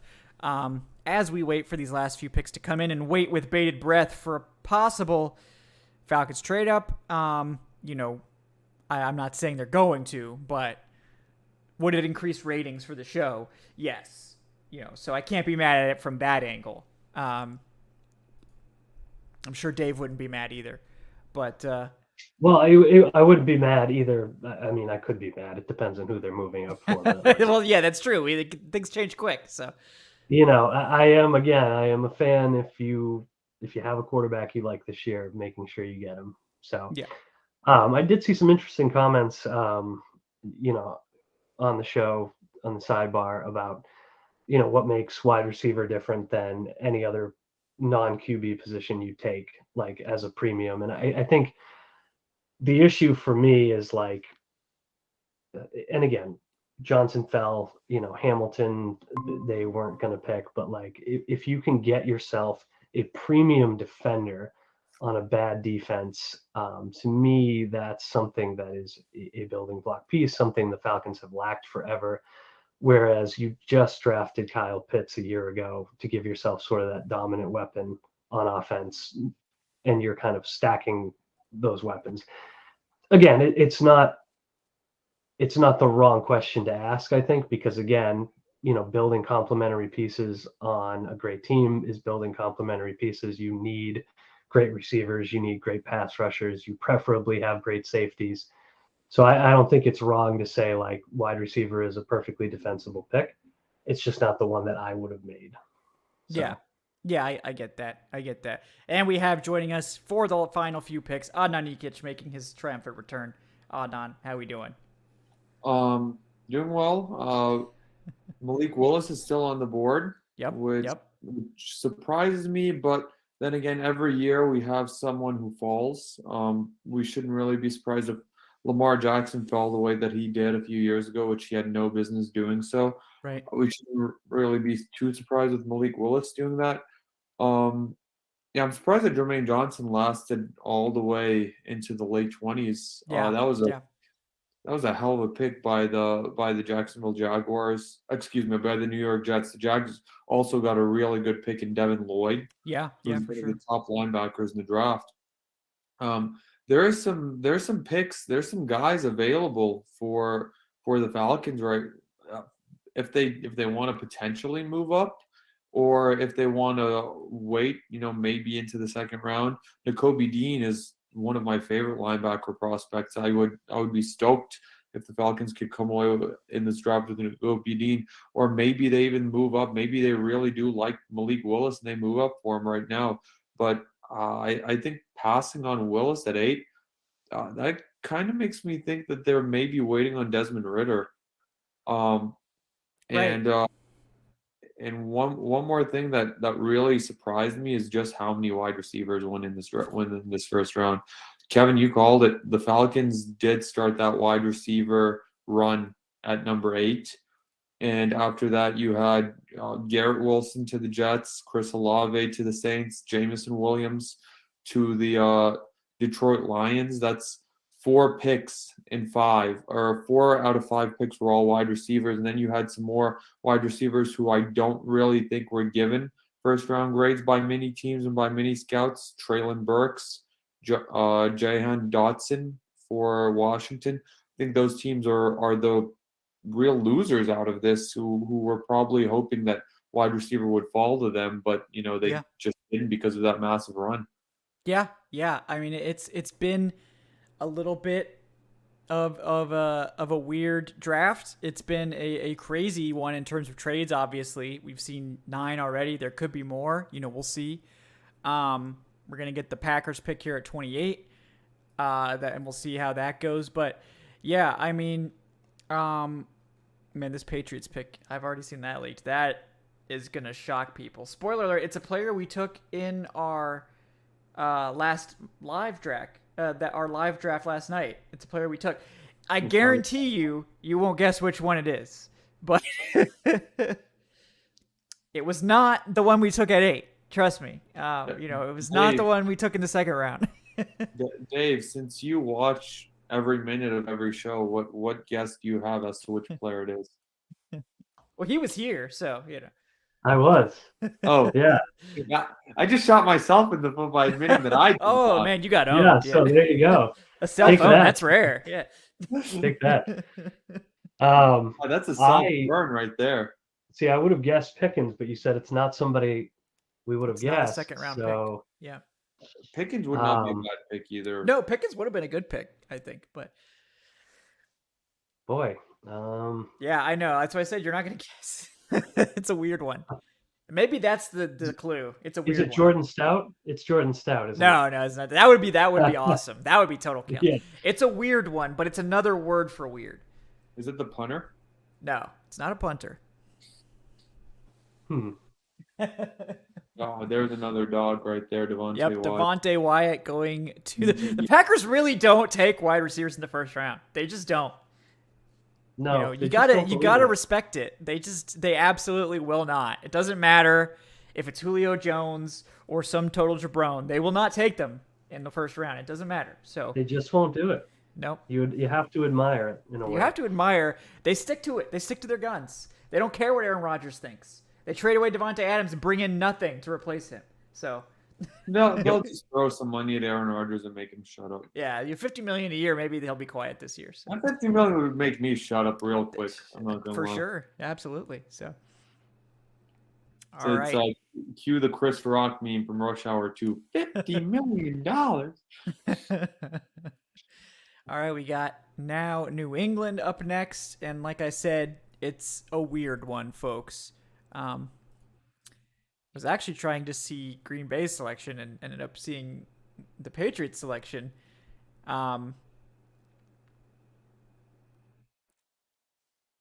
It's a weird one. It won't be a pick that'll make us upset. It will not make you upset. I guarantee that. So, it will not make you upset in the slightest. Well, is it worse than the Rashad Penny pick by the Seahawks a few years ago? Well, that was a running back. So, I don't know. I mean, in terms of where they were valued, I can't remember. Where was Rashad Penny graded? I think in the third round, if we're being honest. It's probably somewhat similar to that. At least this isn't a running back, though. It's not a running back. So, we'll see. The pick is in officially. It's been in apparently for some time. Man, can you imagine the press conference? Can you imagine the press conference if the Falcons somehow made it out of here with Malik Willis? I mean, they should do it just for the excitement, you know? Yeah, if they take Willis late first, early second, we're singing a different tune about the Drake London pick. Yep. Yeah, I mean, it's sort of, you know, that's the reason they're not going to do it, you know, because it actually shows some sort of coherent plan, you know, for the first time that we've ever seen with this regime. So that's probably exactly why they won't, because they want to keep us guessing at all times. You know, they don't necessarily ever want anyone to know what they're doing. But we've got 3 more picks in this here first round after we get the Pats pick here. So it's 3 more opportunities for the Falcons to come get their guy or not. But if they don't, they're going to have 4 more picks tomorrow. They will have 43 and 58 in the second round. They will also have 70.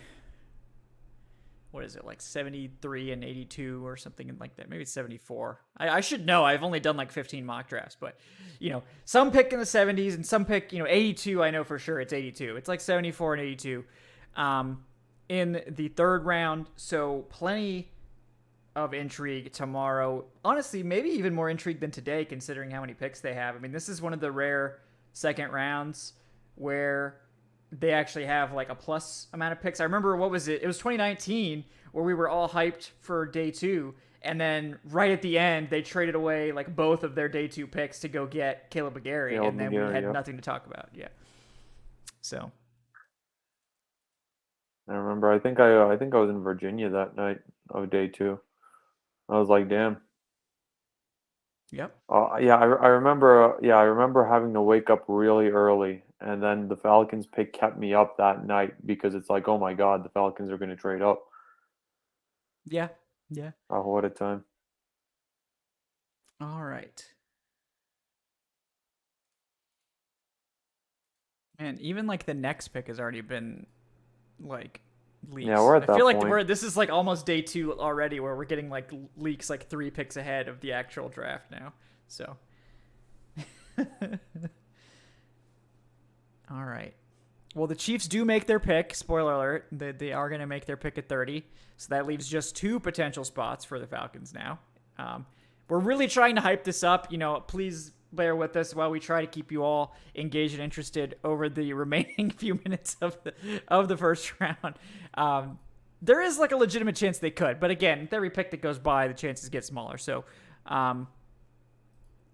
maybe they're really just not worried about a team taking their preferred player at this point. Or maybe they just really want to make all those picks that they have. They do need the depth. Like, they need the players. So, like, I wouldn't be upset at them not wanting to give up a 4th round pick or whatever it might cost. It's not like a lot, but again, like, that 4th round pick routinely goes to a running back, a linebacker, maybe somebody else who falls, that, could be an impact player theoretically. So, I don't necessarily blame them, for not wanting to give that up.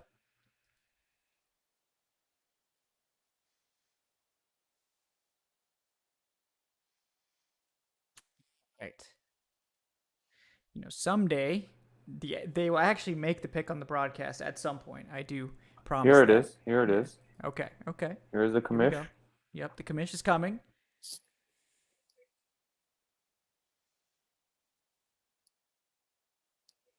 Well, that's a strange pick. That's what I was trying to say. Like, it's like weird, but it's not the same. It's a different word than weird. It's like weird, but it's like a different word. You know what I'm saying? So yes. Yeah. Well, there's another guy that we picked up on our mock. That's what I'm saying. Yeah. Yeah. Yep. Is Cine not on the board still? He is, as far as I know. I have to actually like search for Strange at this point because I'd have to scroll down like really far to get him. There we go. All right. Yeah, so that's the real big shock so far. I mean, Quay Walker was a little bit early. Tyler Smith was certainly early, but Cole Strange, I think, was like a 3rd rounder on most boards. So, I mean, certainly we liked him. Like, we took him in the 3rd round in our live mock. But yeah, these Patriots fans are like, who the hell is this guy? I don't even know who these guys on TV. They're like, do you know who this guy is? I don't even know who he's this kid's like, let's go, and he like just doesn't even know who the hell this is. But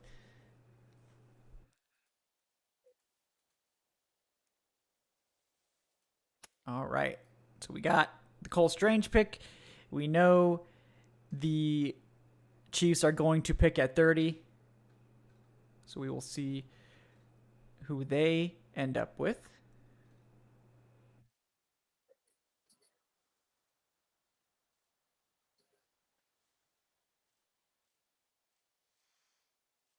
See, it's I'm interested in this one. This could be another receiver. Okay, they're actually going to make this one like quickly. Oh wow. Okay. Well, there we go. So he's not going to fall to the Falcons, unfortunately. But no. Yeah, it's a good pick, and it's a good pick. Yeah. Would you have been upset if the Falcons traded Grady Jarrett for that pick into Karlaftis? I don't know. I guess I wouldn't be that. Like, I like Karlaftis, but like I don't think he's a better player than Grady Jarrett. No, I mean he's not a better player than Grady Jarrett. But Yeah, so I'd rather when just you pay factor Grady. in when you factor in the age, the contract, the fact that Grady may not want to be here. Right. Because I mean, I don't think anyone you're getting at 30 is going to be better than Grady Jarrett. Right. I also know that the Bengals are going to make their pick, so it seems like there's one pick left that's not been spoken for, and that is the Minnesota Vikings at 32. They got fleeced, by the way. I don't know what did. they were thinking. I don't know Lions. what the hell that trade was. It was a weird trade. I don't know what that was. Maybe they reported it wrong. I don't know. Like, I don't know why they're giving up a second-round pick. Like, why are the Vikings giving up a second-round pick when they're the ones moving down? They like went down 20 spots. Yeah, 20 spots. Yeah. Why are they giving up a day 2 pick? It's just so odd. And it was in division, too. Just like another weird thing. So, man, I really don't know. I don't know what's going on with that. As much as you might quibble about the Falcons, you know, whether they should take a wide receiver or whatever at 8, like, it's not that bad. Like, they didn't trade down 20 spots and give up a second-round pick also. Like, yeah, I wonder what was it Tyler who was in here to start the night? Yeah. I wonder what his reaction would be. Yeah, like he said he might come back in later, but I'm wondering if he's just so angry.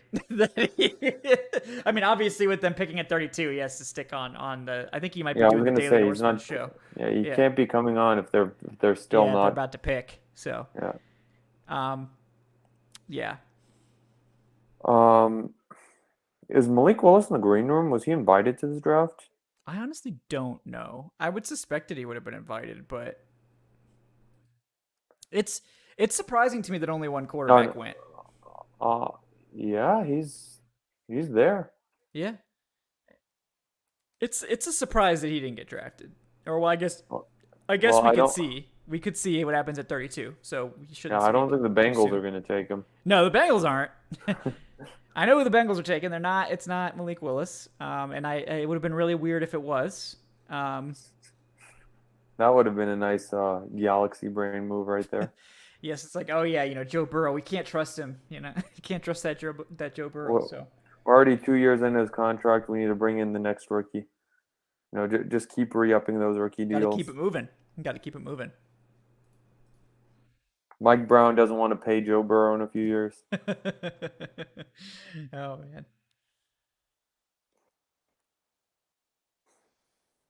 Yeah, this is Willis falling out of the first is a surprise to me. Did not see that coming at all. It's like all of our mock drafts from like January were right. Like Jermaine Johnson fell. Malik Willis was a second round pick. Yeah. Sometimes that just happens, to be honest. Sometimes that happens. Yeah. Yeah. I don't know. It's why mock drafts are a year-round thing. Yeah. Yeah. You know, it's not about being right, guys. Like it's about the clicks. It's about the clicks. Because it's just fun. Like it's fun to make mock drafts, right? Like I enjoy it. Like I wouldn't make 16 mock drafts if I didn't enjoy doing them. You know, like I know you guys like it's always like one of the top most read articles on the site. I know you guys love them. I like putting them together. It helps me learn about all these prospects. So there's no downside, you know. But some people, I know for a fact that the people love it. Yes. Just because we'll be interviewing like some cool guest, and people are like, all right, but what are the Falcons going to do in the draft? Just get on with this so we can start talking about the draft. That's nice, but like, please, you know, give me draft takes. Yeah. Like, oh yeah, who's this like, you know, all pro? Oh yeah, who is this like Morton Anderson guy? Who the hell is that? Yeah. We had Anderson, we had Matt Bryant just giving us like inside juice, and people are like, okay, but what are the Falcons going to do at 8? Yeah, you know, but like, what are they going to, like, who are they going to take, though? Like, I don't even care about this. Like, we literally have, like, 55 shows dedicated to the draft, and, like, even when we, like, rarely get a guest on, people still want the draft takes. You know, you guys are great. You know, I love you guys. Oh, yeah. Yeah, and I think it's, like, you know, and I'm seeing, you know, comments about you guys were just wrong about Willis, and a lot of people were wrong about Willis, and I think nine years out of 10, if you bet on quarterbacks going earlier than you maybe think they should go, you are correct. And this is that one year where, first of all, I didn't expect Pickett to go first. And second of all, nobody else going in the first round is a surprise. Yeah, for sure. Now, again, that doesn't mean, we weren't wrong. A lot of people weren't wrong, but it's, I will come right back here 2 years from now if it's another weak quarterback class and probably tell you that I expect 2 to 3 guys to go in the first round, because typically that's how the need lines up. Yeah, typically, I agree. Man, it's been a real one. We're gonna get 2 more picks here tonight. As far as I can tell, the Falcons aren't trading up for number 32. I have not seen the pick at 32 leaked yet. So, until I see the pick leaked, there's always that sliver of hope if you're really hoping. But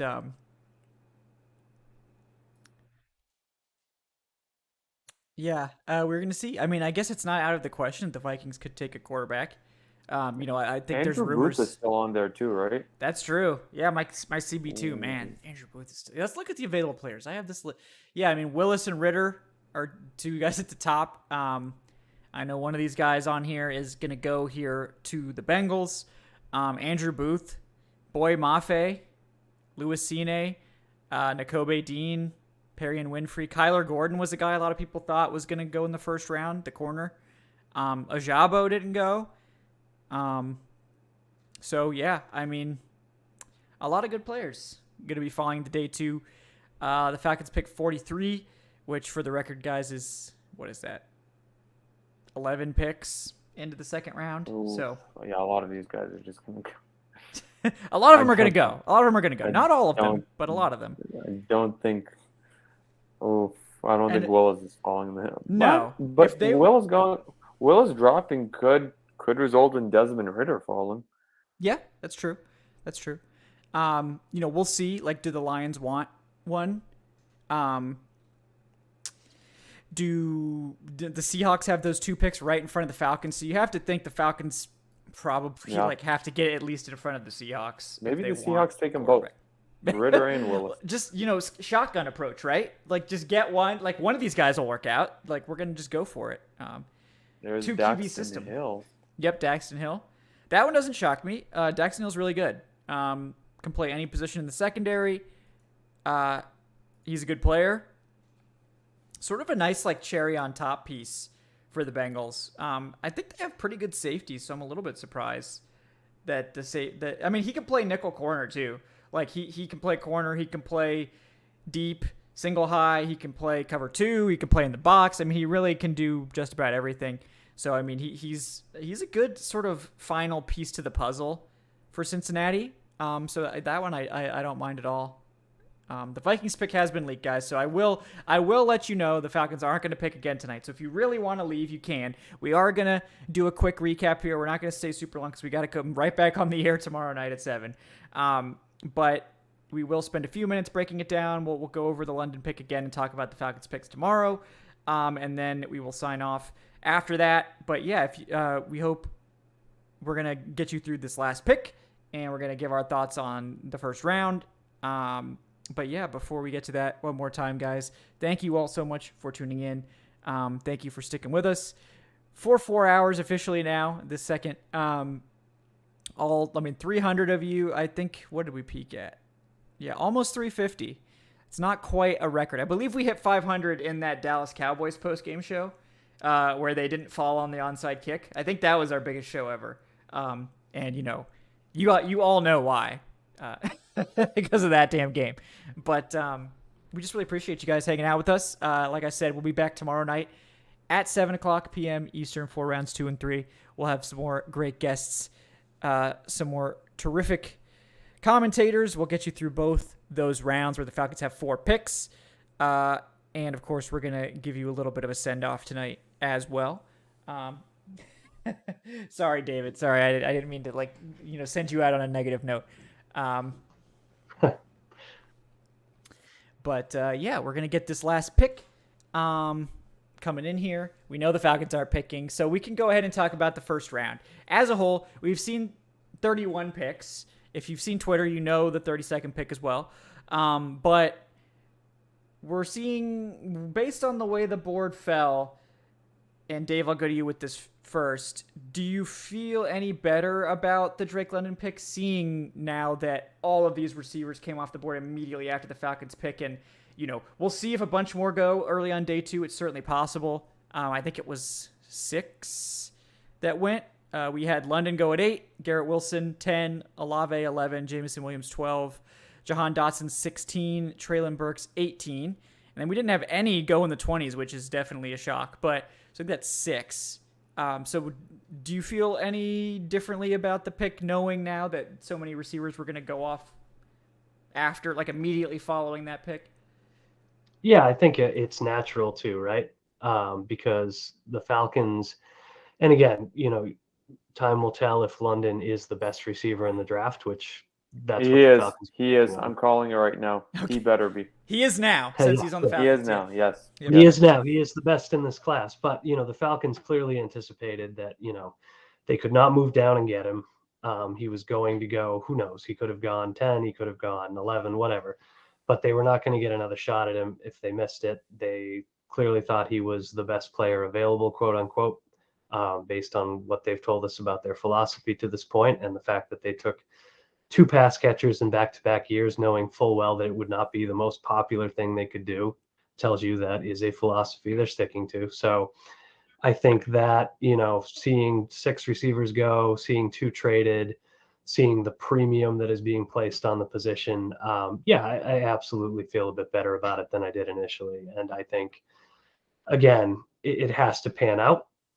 That's the big thing. It has to work out for the Falcons. Otherwise, like any other pick, it's going to look bad, and there's going to be a lot of "I told you so" from folks who didn't want a receiver in the first place, which is many of us. Many of us. But I do feel better about it, seeing how the night went and seeing who still figures to be available into the second round. That does make me feel better about it. That's fair. Totally fair. Adnan, now with the benefit of 31, almost 32 picks of hindsight, how do you feel now about the Drake London pick? Do you feel any differently than you did immediately after it happened? I mean, at this very moment, not really. Just because I still would have rather gotten Kyle Hamilton, with the Baltimore Ravens, just another drafting masterclass right there, as usual. Get him on that defense. Now, what we do tomorrow, that could potentially move me into liking the pick a bit more. But I don't know. I'm going to need some more hindsight before I'm more excited about this pick. Not that I'm not excited about Drake London as a prospect. Yeah, and it's, again, it's not about Drake London, because Drake London, the player, is very good. I think in a vacuum, like I said, he's my 10th overall player. So again, this is in the final pick, guys, is Louis Cine from Georgia. We get another dog in the first round, the safety, and that will be the final pick of round 1. So the draft has wrapped for that first round. But yeah, continuing our Falcons-centric discussion, I agree with you in what you're saying. It's the philosophy that we're disagreeing with, not the player. I think Drake London has every chance in the world to be an impact wide receiver at the NFL level. It's just when you take him at 8, he has to be. If you were to take Christian Watson and it's okay, you take him at 43, maybe he just turns into a good wide receiver 2 or something. That's still okay. As a second round pick, he's a contributor, that's fine. Drake London has to be an impact guy, or it's going to be looked at as a bad pick. So you're boxing yourself in here. And the same thing with Kyle Pitts. We've already seen Kyle Pitts be great. So and some people would argue that Kyle Pitts was such a can't miss slam dunk guy. He would have been good anywhere, no matter what. So it's you can't really give the regime a pat on the back for selecting that guy. But Drake London is the first time where they had to make a real decision. This is a team that claims that they're taking BPA. They're prioritizing the guys that are going to help them win games and help them build this roster. So them taking a wide receiver, they better believe this guy is the best player on the board at 8. And I think that they believe it. Whether it's going to be true or not, we're going to see.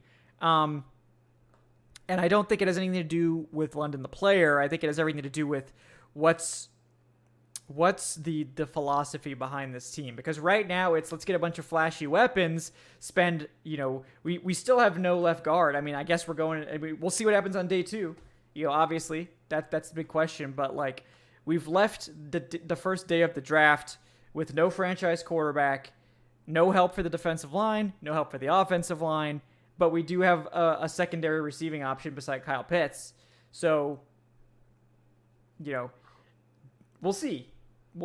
And, I think Drake London certainly has the potential to be that guy, to be the guy that is an impact player at the NFL level, is an impact wide receiver one. We talked about it with Alan here that I do think that Drake London is the wide receiver I would have taken for the Falcons in the first round. I think he's the one that fits what they want to do.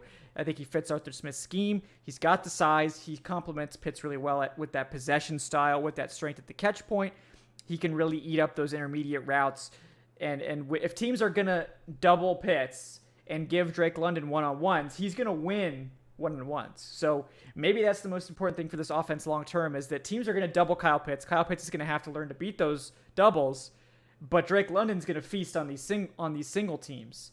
As a contested catch guy, it's like even if you have tight coverage, if he's winning 80% of those jump balls, that's still going to be a big boon for your offense. And he's a good run blocker too. He is. So, if this team is trying to get more balance to run the ball more, he's going to be able to contribute in that scenario. And that shouldn't be like a key part of why you're drafting a receiver in the top 8, but it's worth mentioning that he is a very good run blocker too. He gives good effort there. He's got the frame for it, certainly. But it's been a wild draft. It's been a fun one. It's been surprising. There's been a lot of drama. We're going to have a great night tomorrow as well, I'm sure. I hope. I'll go to you guys. Adnan, anything else you want to close out with tonight before we wrap the show? We were all kind of disappointed with the pick, sure, but I tweeted it out. If Drake London goes on to have a career where he's a perennial Pro Bowler year in and year out, then we're not really gonna care. Now, if he doesn't, then obviously we'll be reevaluating, but that's pretty much everything. A lot of us in a lot of the fan base were not happy with the AJ Terrell pick a few years ago. Right. That turned out better than anyone expected, and Terrell turned into the best cornerback from that draft. So even though we're reacting right now, and that's our job, on the stream, we're supposed to give our real-time opinions. We're supposed to give our reactions, give our analysis to it. We can't really evaluate this pick for a few years. It's going to be 2-3 years at least before we can legitimately decide, is this a good pick or not? So we need to have patience because we haven't even seen what the Falcons are doing with the rest of this draft. There's still many more picks to be made in Atlanta, and there's 4 of them tomorrow. Yep. Yeah, and that's a real exciting part of this draft is that as sort of lukewarm as we are on a wide receiver pick at 8, they do have 4 day 2 picks. So they could nail these 4 day 2 picks, and it's sort of like it doesn't matter what they did at 8. Like we could dislike it, and if they nail these 4 day 2 picks, like if they get an edge and they get an offensive lineman and they get 2 other just really good value, good players, like we're probably not going to care so much about the wide receiver day. We'll be like, look, they got Drake London if they think he's the best receiver or whatever because they filled these needs elsewhere. But man, they need to nail tomorrow to make me feel better about what we're doing in 2022. But again, it's like they probably had to nail tomorrow anyway. Like when you have 4 picks on day 2, you have to nail at least half of those picks. Like you need 2 starters from those 4 this year. You need to get those impact players in here immediately. And if it's another class like 2021 where we're still waiting on the majority of these players to make an impact other than Kyle Pitts, that's going to be dicey with the fan base. Like it's going to be dicey. And maybe they don't care, but it's going to be dicey. But Dave, I'll go to you for your final thoughts on this first round. Yeah, it was kind of a weird and wild first round, right? And I think ultimately, I feel better about the pick than when it was made. I have the same thoughts on picking a receiver that I did pre-draft, but I do feel better about it just because it's done now and you can kind of really click things into place and think it through. And I think I'll feel a lot better about it if the rest of this draft comes together in a compelling way. So, as always, like, you can't judge the draft on one pick. And I think I like London, the player, a lot. Not 100% sure I like the positional value and haven't had my questions about where this passing game is going to go and where this offense more broadly is going to go answered yet. But hopefully by the end of the day, Saturday, we'll have a much better idea, at least for 2022, where we're headed. And if nothing else, it was a very entertaining first round, lots of twists and turns and way more wide receivers than I would have expected. Yeah, I agree. I think that, lost my camera. Hold on, guys. Hold on, let's see if I can fix it. It's been not exactly what we hoped for. There we go. Sorry, guys. Not exactly what we hoped for. And it's rare that the draft really works out exactly as we're thinking. It doesn't generally go that way. It doesn't surprise me that they took a receiver. We sort of flew in the face of the media on this one, and like a lot of times that can work out. Like Jermaine Johnson, if we'd flown in the face of Jermaine Johnson takes, we would have been right. But we were wrong about wide receiver being the pick at 8. We'll see. At this point, we want to be wrong about wide receiver at 8. Like, we want to be wrong about that being the wrong pick. We want to be wrong about it. We're not necessarily, and again, I want to emphasize, this doesn't have anything to do with Drake London. Like, don't take this quote and be like, oh, the Falcoholic hates Drake London. Like, no, I like Drake London. He's my wide receiver 1. No, my 10th we all overall really player. like Drake London. Like, this isn't about Drake London. This is about the philosophy of taking a wide receiver over, like a cornerstone defensive piece or something like that. Yeah, go ahead on it. And the thing is, like, we're not going to hold this against Drake London. Like, we're not going to be watching the games this year, writing about it, talking about it, and being like, oh, Drake London, what an awful pick. Like, no, that's not fair to Drake London. We all really, really like Drake London. But yeah, like Kevin said, this is all about the philosophy of the regime. Even going back to last year, like Kyle Pitts, was it a luxury to take a tight end at number 4? Hell yeah, it was. But nobody ever really held that against Kyle Pitts. We sang Kyle Pitts' praises all year long, and we'll do the same with Drake London this year. But yeah, like looking at hindsight, 2020 last year, we should have gone with a defensive player.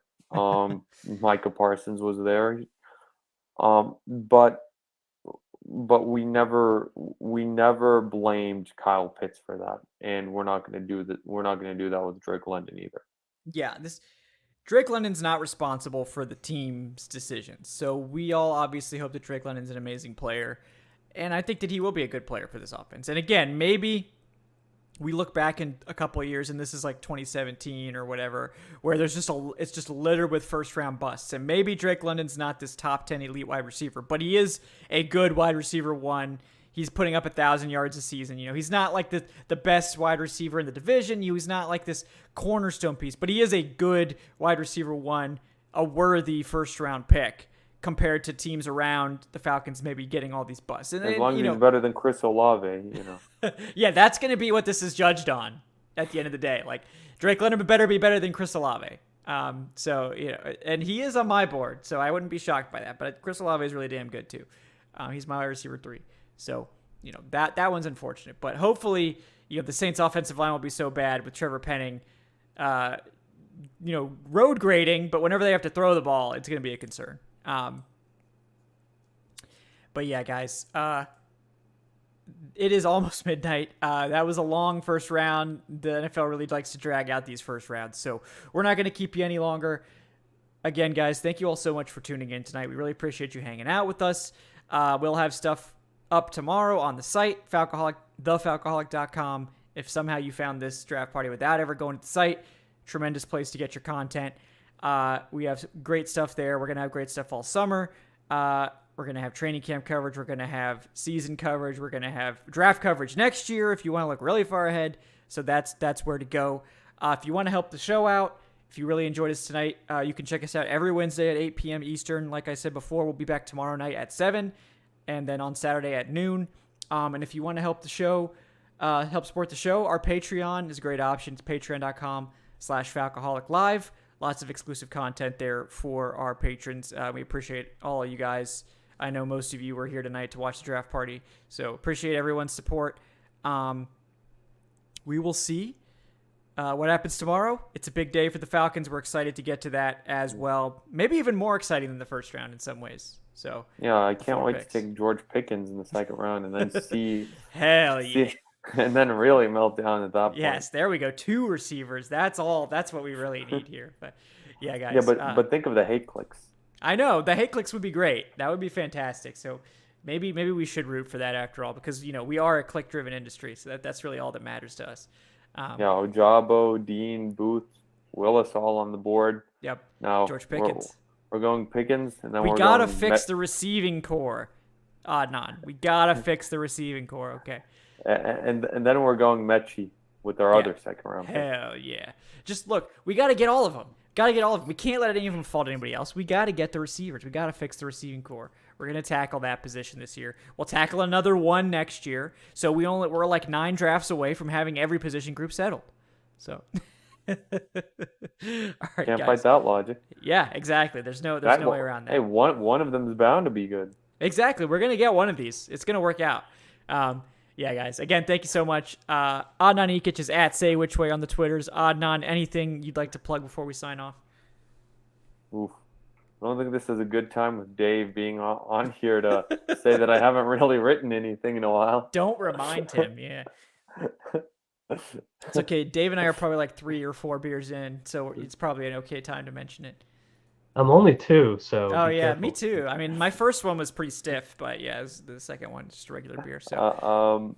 Yeah, no, I will be because I haven't written anything in a while. I will be here on Saturday writing up all of the day 3 picks. So yes, stay tuned excellent. for that. We're doing a show on Saturday, right? Oh yeah. Yeah. We'll I'll be there for that as well. Every day, all day, every day. It's written in blood. Dave is really good about getting those contracts signed that way. So it's ironclad. It's smart. I've learned a lot. It's true. I mean, yeah, it's worked for me over the years. So yeah, he's just so charming and convincing. Whenever it's like just prick your finger right here and just sign here. It's just a little blood, man. Like, what's a little blood between friends? Yeah, exactly. Do you guys read that story? Machine Gun Kelly and Megan Fox. They drink each other's blood. It's fine. It's cool, right? That's trendy these days. We're not quite that weird though. I'm not taking it. All right, I'm not gonna hold Dave to that one. But Dave. Speaking of guys, he's Dave Choate at the Falcoholic, at Words and Beer for non-Falcons takes. Dave, anything you'd like to plug before we sign off tonight? No, just we'll be here tomorrow. We'll kick off some Drake London thoughts in the morning. Got a roundtable coming. We'll do the instant grades with the caveat, as always, that you should take those grades with a grain of salt. I'm rounding some up right now, and there's a lot of B's and C's in there. But yeah, stay tuned for all our great draft coverage. And if I could plug anything, it would be a good night's sleep, because it's going to be another late night tomorrow. So yeah, it's gonna be another long one. I think it'll be a good one. I think it'll be a fun one. I'm really excited for 4 picks. Knowing now that I say that, they're probably gonna immediately trade like 2 of them away to go get the guy at 33 or something. But I think it's gonna be mad at it. I wouldn't be mad either. Just get a blue. Look, if Andrew Booth's still there, that's like a top. I mean, he's 11 on my board. So go get Andrew Booth. I don't care. Trade away a 4th round pick. See what I care. I dare you, Falcons. But yeah, guys, I'm Kevin Knight at Falcoholic Kevin. I will have stuff on Drake London. I know we already have a scouting report on Drake London. We'll have some instant reactions. We'll have that stuff coming. I'll be tweeting and stuff as well. I'll probably do some sort of roundup of best available players and stuff like that. Obviously, if you haven't seen it already, my top Falcons targets are all over the site. Dave put together a great draft guide, so definitely check that out too if you need some stuff to get you through. Notably, Falcons draft targets, number 1 on the wide receiver page, Drake London. So there you go. At least they listened to my advice on which wide receiver it was. That's all that I really wanted to hear. But yeah, guys, thank you so much for tuning in. If you haven't already, like and subscribe, leave a comment after the show wraps. That helps us out. We'll be back tomorrow night at 7 p.m. Eastern Time for day 2 of the 2022 NFL Draft. Until then, guys, try to get some sleep, relax, have a good night. We will see you again tomorrow night. Until then, have a great night, folks. We'll see you then.